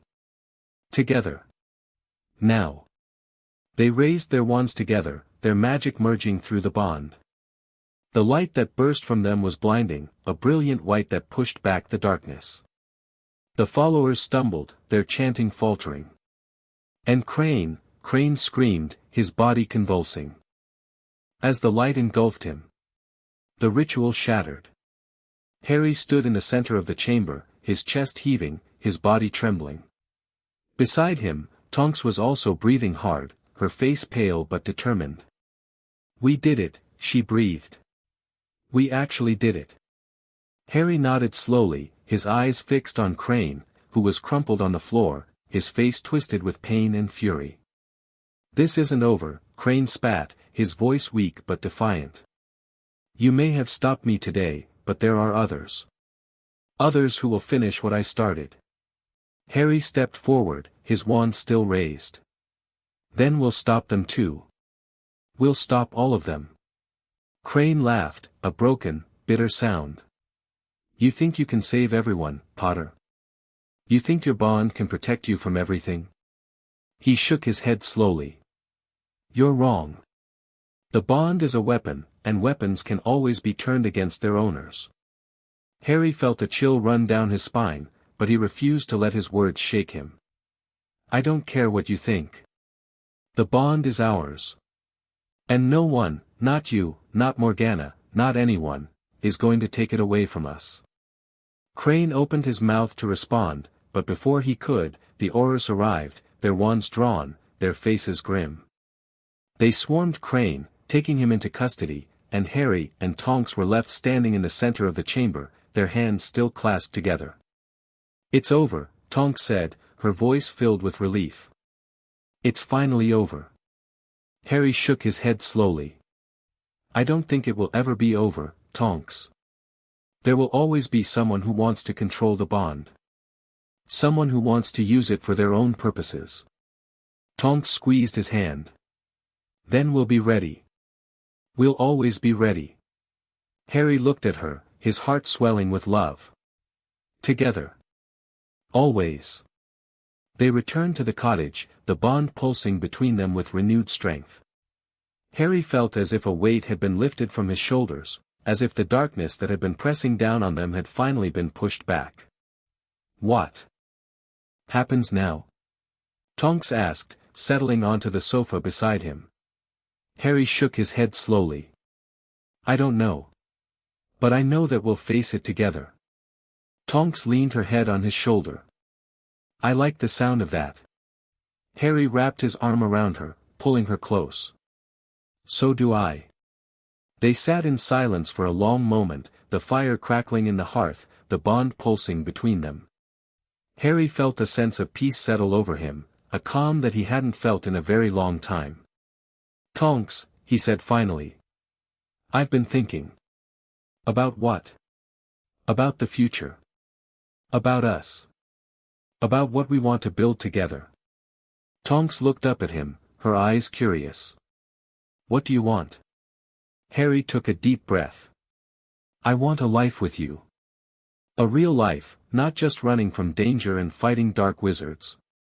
I want a home, a family, a future. Tonks's eyes shimmered with tears. I want that too, Harry. More than anything. Harry leaned in and kissed her, his heart full. Then let's build it. Together. The next few months were the happiest of Harry's life. He and Tonks bought a small cottage in the countryside, far from the chaos of the magical world. They planted a garden, adopted a cat, and built a life together that was filled with love and laughter. But even in the midst of this peace, Harry knew that the past would always be a part of them. The bond, the prophecy, the legacy, they were woven into the fabric of who they were. And they would always be ready to face whatever came next. I love you, Harry said one evening, as they sat on the porch, watching the sunset. Tonks smiled, her hand finding his. I love you too, Harry. Always. Harry felt a surge of warmth through the bond, a love so powerful that it took his breath away. He had been through so much pain, so much loss, so much fear. But standing here, in this moment, with Tonks by his side, he felt something he had never felt before. He felt complete. And he knew, with a certainty that went beyond words, that they would face whatever came next together. Chapter 18, The Choice of the Bond. The aftermath of Crane's defeat left Harry and Tonks in a strange limbo. The immediate threat was gone, but the weight of everything they had discovered, the prophecy, the legacy, the bond itself, pressed down on them like a physical presence. They had won the battle, but the war for their future was only just beginning. It was Arcturus who finally brought the matter to a head. The old wizard appeared at their cottage 3 weeks after the confrontation in the Cairngorms, his ancient face lined with exhaustion and something that looked almost like regret. He carried with him a small leather-bound book, its pages yellowed with age, its cover embossed with the same interlocking circles that had come to define Harry's life. I have found it, Arcturus said, settling into the armchair by the fire. The final piece of the prophecy. The part that was deliberately erased. Harry felt his heart race. The choice. The part about the choice we have to make. Arcturus nodded slowly. Yes. And I must warn you, once you hear it, you will not be able to unhear it. The knowledge will change everything. Tonks moved to stand beside Harry, her hand finding his. "We're ready. Whatever it is, we'll face it together." Arcturus opened the book, his fingers tracing the faded script. The prophecy speaks of a moment when the bond will reach its full potential. At that moment, you will have a choice. You can either embrace the bond completely, allowing it to become a permanent, unbreakable connection that will last for eternity. Or you can sever it entirely, freeing yourselves from its influence forever. Harry felt a chill run down his spine. And if we choose to sever it? What happens then? Arcturus's eyes met his, filled with a sadness that seemed to come from somewhere deep. The bond will be destroyed. All the magic that connects you, all the power you have gained, it will be lost. You will become ordinary witches and wizards again, free from the prophecy, free from the legacy. Ordinary, Tonks repeated, her voice barely above a whisper. Is that really what we want? Harry turned to her, his heart pounding. I don't know. I've spent my whole life being anything but ordinary. I don't even know what ordinary feels like. Tonks squeezed his hand. I do. It feels like peace. Like being able to wake up without worrying about dark wizards or ancient prophecies. Like being able to live our lives on our own terms. Harry thought about that. He thought about the years of fighting, the endless battles, the weight of expectations that had been placed on him since before he could walk. And he thought about the cottage, the garden, the quiet evenings by the fire, the life he had begun to build with Tonks. I want that, he said finally. I want that more than anything. Tonks smiled, a warm, radiant smile that made his heart ache. So do I. But what? Tonks's expression grew serious. But I also know that the bond has given us something incredible. It's made us stronger, more connected, more powerful than we ever could have been alone. And if we sever it, we lose all of that. Harry felt the weight of her words. The bond had been a burden, yes, but it had also been a gift. It had brought them together, had given them the strength to face impossible odds, had shown them a love that went beyond anything they had ever known. Maybe we don't have to choose, he said slowly. Maybe there's a third option. Arcturus looked up, his eyes sharp.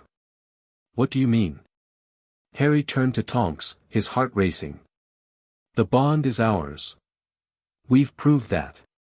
We've faced everyone who tried to control it, who tried to use it against us. And we've won. Maybe we don't have to destroy it or embrace it completely. Maybe we can find a balance, a way to use the bond without letting it control us. Tonks's eyes widened. Harry, that's brilliant. Arcturus was silent. For a long moment. Then he nodded slowly. It is possible. But it would require something that has never been attempted before. You would have to remake the bond, rewrite its magic, its purpose, its very nature. Harry felt a surge of determination. Then we'll do it. We'll remake the bond.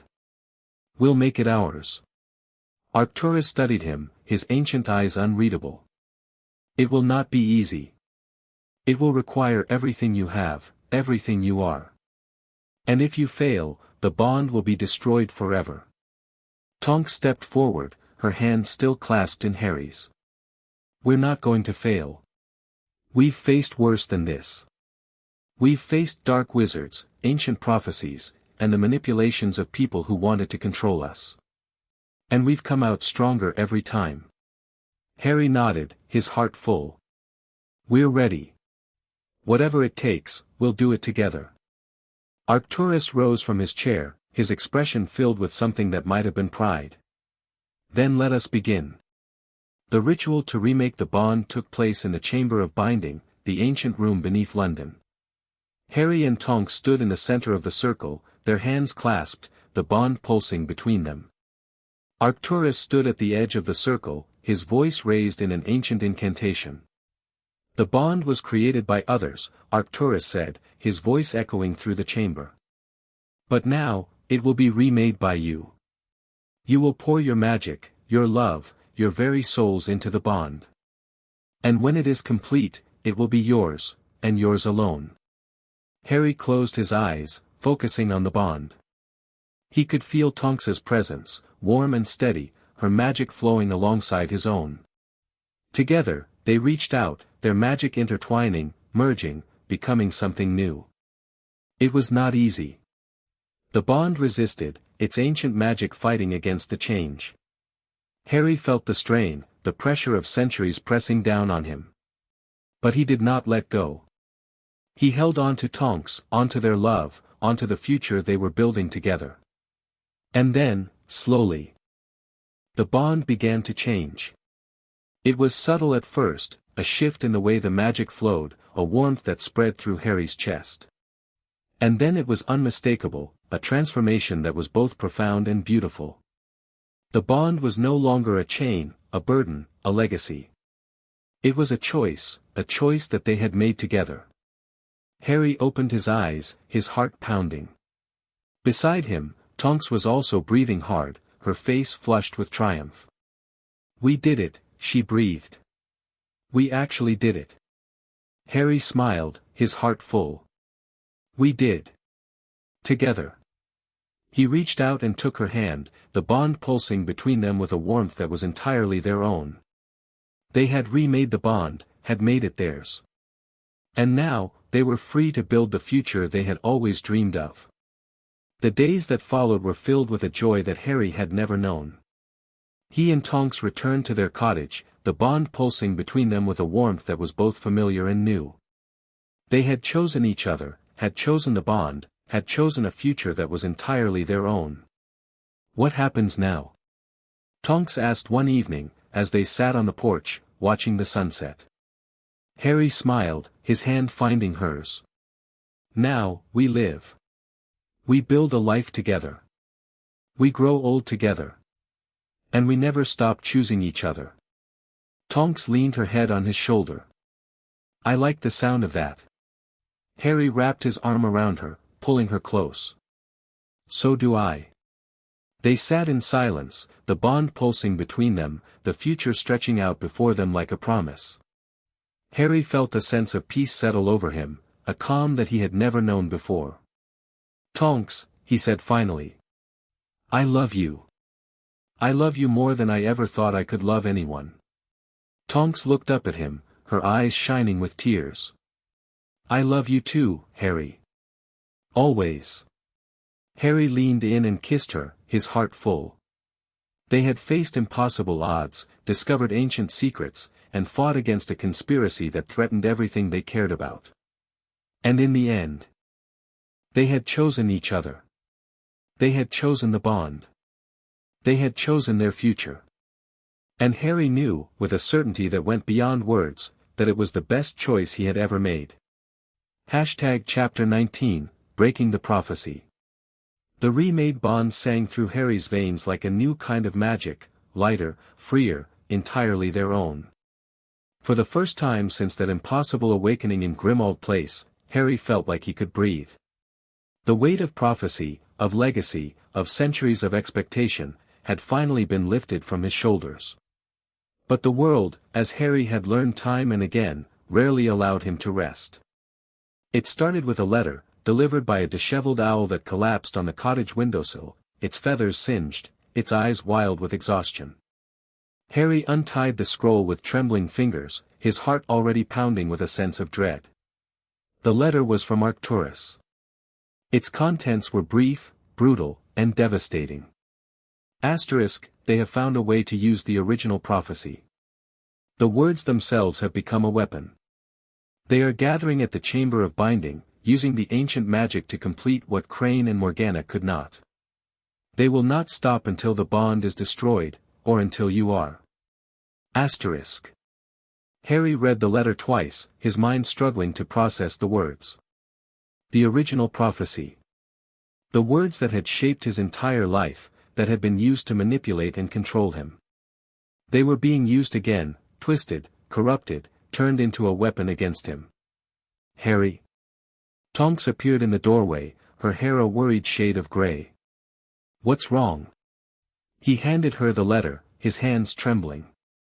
She read it quickly, her face going pale. "They're using the prophecy against us," she said, her voice barely above a whisper. "The same prophecy that was supposed to guide us, to protect us, they're twisting it into something dark." Harry nodded, his jaw tight. "We need to stop them. We need to break the prophecy once and for all." Tonks looked at him, her eyes filled with a determination that mirrored his own. "How? The prophecy is ancient, powerful. We can't just destroy it." Harry thought about it.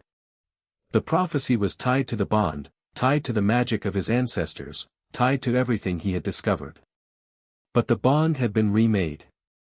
It was no longer the same magic that had been woven centuries ago. "Maybe we don't destroy it," he said slowly. "Maybe we change it. The bond was remade, we remade it. We can do the same with the prophecy." Tonks's eyes widened. "Harry, that's never been done before. The prophecy is woven into the fabric of magic itself. Changing it could have consequences we can't even imagine." Harry met her gaze, his heart steady. "I know. But we've faced the impossible before. We've faced dark wizards, ancient rituals, and the manipulations of people who wanted to control us. And we've come out stronger every time. We can do this too." Tonks was silent for a long moment. Then she reached out and took his hand, her fingers intertwining with his. "Together," she said. "Always." They apparat to the chamber of binding, the ancient room beneath London. The air was thick with magic, dark, oppressive, suffocating. Harry felt the bond pulse in response, a warning that something was terribly wrong. The chamber was filled with figures, robed, masked, their voices raised in a dark, discordant chant. At the center of the circle stood a pedestal, and on the pedestal rested a crystal orb, its surface swirling with mist. "The prophecy," Tonks breathed. "They're using the orb to channel its power." Harry raised his wand, the sword of the potters gleaming in his other hand. "Then we stopped them." They moved forward, their magic merging through the bond. The light that burst from their wands was blinding, a brilliant white that pushed back the darkness. The figures stumbled, their chanting faltering. But the orb remained, pulsing with a dark, malevolent energy. "We need to destroy the orb," Harry said, his voice strained. "It's the focus. Without it, the prophecy will be powerless." Tonks nodded, her face set with determination. "I can do it. The shape soul, I can become part of the orb's magic, unravel it from the inside." Harry felt a surge of fear. "Tonks, it's too dangerous. If something goes wrong." "I know," she cut him off, her voice firm. "But it's the only way. Trust me." Harry looked at her, his heart pounding. He had trusted her before, had faced impossible odds with her by his side. And she had never let him down. "I trust you," he said, his voice barely above a whisper. Tonks smiled, a warm, radiant smile that made his heart ache. "I'll be back. I promise." She closed her eyes, her body shimmering with golden light. Harry watched as she transformed, her form shifting and flowing until she became a being of pure magic, a creature of light and energy that soared toward the orb. The figures screamed, their voices rising in a desperate attempt to stop her. But Tonks was too fast, too powerful. She reached the orb, her form merging with its swirling mist, and for a moment, everything was still. Then, with a blinding flash of light, the orb shattered. The explosion was deafening, a shockwave of magic that threw Harry across the chamber. He hit the stone floor hard, his vision swimming, his body aching. But he forced himself to his feet, his eyes scanning the chaos for Tonks. "Tonks," he shouted, his voice raw with fear. "Tonks, where are you?" The smoke cleared, and Harry saw her, crumpled on the floor, her face pale, her eyes closed. He rushed to her side, his hands trembling as he reached for her. "Tonks, no. Please, no." Her eyes fluttered open, and she smiled, a weak, trembling smile that made his heart ache. I told you I'd be back. Harry pulled her into his arms, holding her close. You scared me. I thought I'd lost you. Tonks laughed, a soft, breathless sound. You'll never lose me, Harry. I promised. The chamber was silent now, the robed figures gone, the orb reduced to shards of crystal on the floor. Harry helped Tonks to her feet, his arm around her, the bond pulsing between them with renewed strength. Is it over? Tonks asked, her voice weak but steady. Harry looked around the chamber, at the remnants of the prophecy, at the shattered orb that had once held so much power. I think so, he said slowly. The prophecy is broken. Its magic is gone. Tonks nodded, her eyes bright with tears. We did it. We actually did it. Harry smiled, his heart full. We did. Together. They returned to the cottage, the bond pulsing between them with a warmth that was entirely their own. Harry felt as if a weight had been lifted from his shoulders, a weight that had been there for as long as he could remember. What happens now? Tonks asked, settling onto the sofa beside him. Harry shook his head slowly. I don't know. The prophecy is broken. The bond is ours. We can finally live our lives on our own terms. Tonks leaned her head on his shoulder. I like the sound of that. Harry wrapped his arm around her, pulling her close. So do I. They sat in silence for a long moment, the fire crackling in the hearth, the bond pulsing between them. Harry felt a sense of peace settle over him, a calm that he hadn't felt in a very long time. Tonks, he said finally. I want to marry you. Again. Properly, this time. With all our friends, with a ceremony, with everything. Tonks looked up at him, her eyes shining. Harry. I know we're already bound, he continued, his voice earnest. But I want to make a choice. I want to stand in front of everyone we love and tell them that I choose you. Not because of a prophecy, not because of a bond, but because I love you. Because I want to spend the rest of my life with you. Tonks's eyes shimmered with tears. Yes, she whispered. Yes, I'll marry you. Again. Harry leaned in and kissed her, his heart full. They had faced impossible odds, discovered ancient secrets, and fought against a conspiracy that threatened everything they cared about. And in the end, they had chosen each other. They had chosen the bond. They had chosen their future. And Harry knew, with a certainty that went beyond words, that it was the best choice he had ever made. Thank you.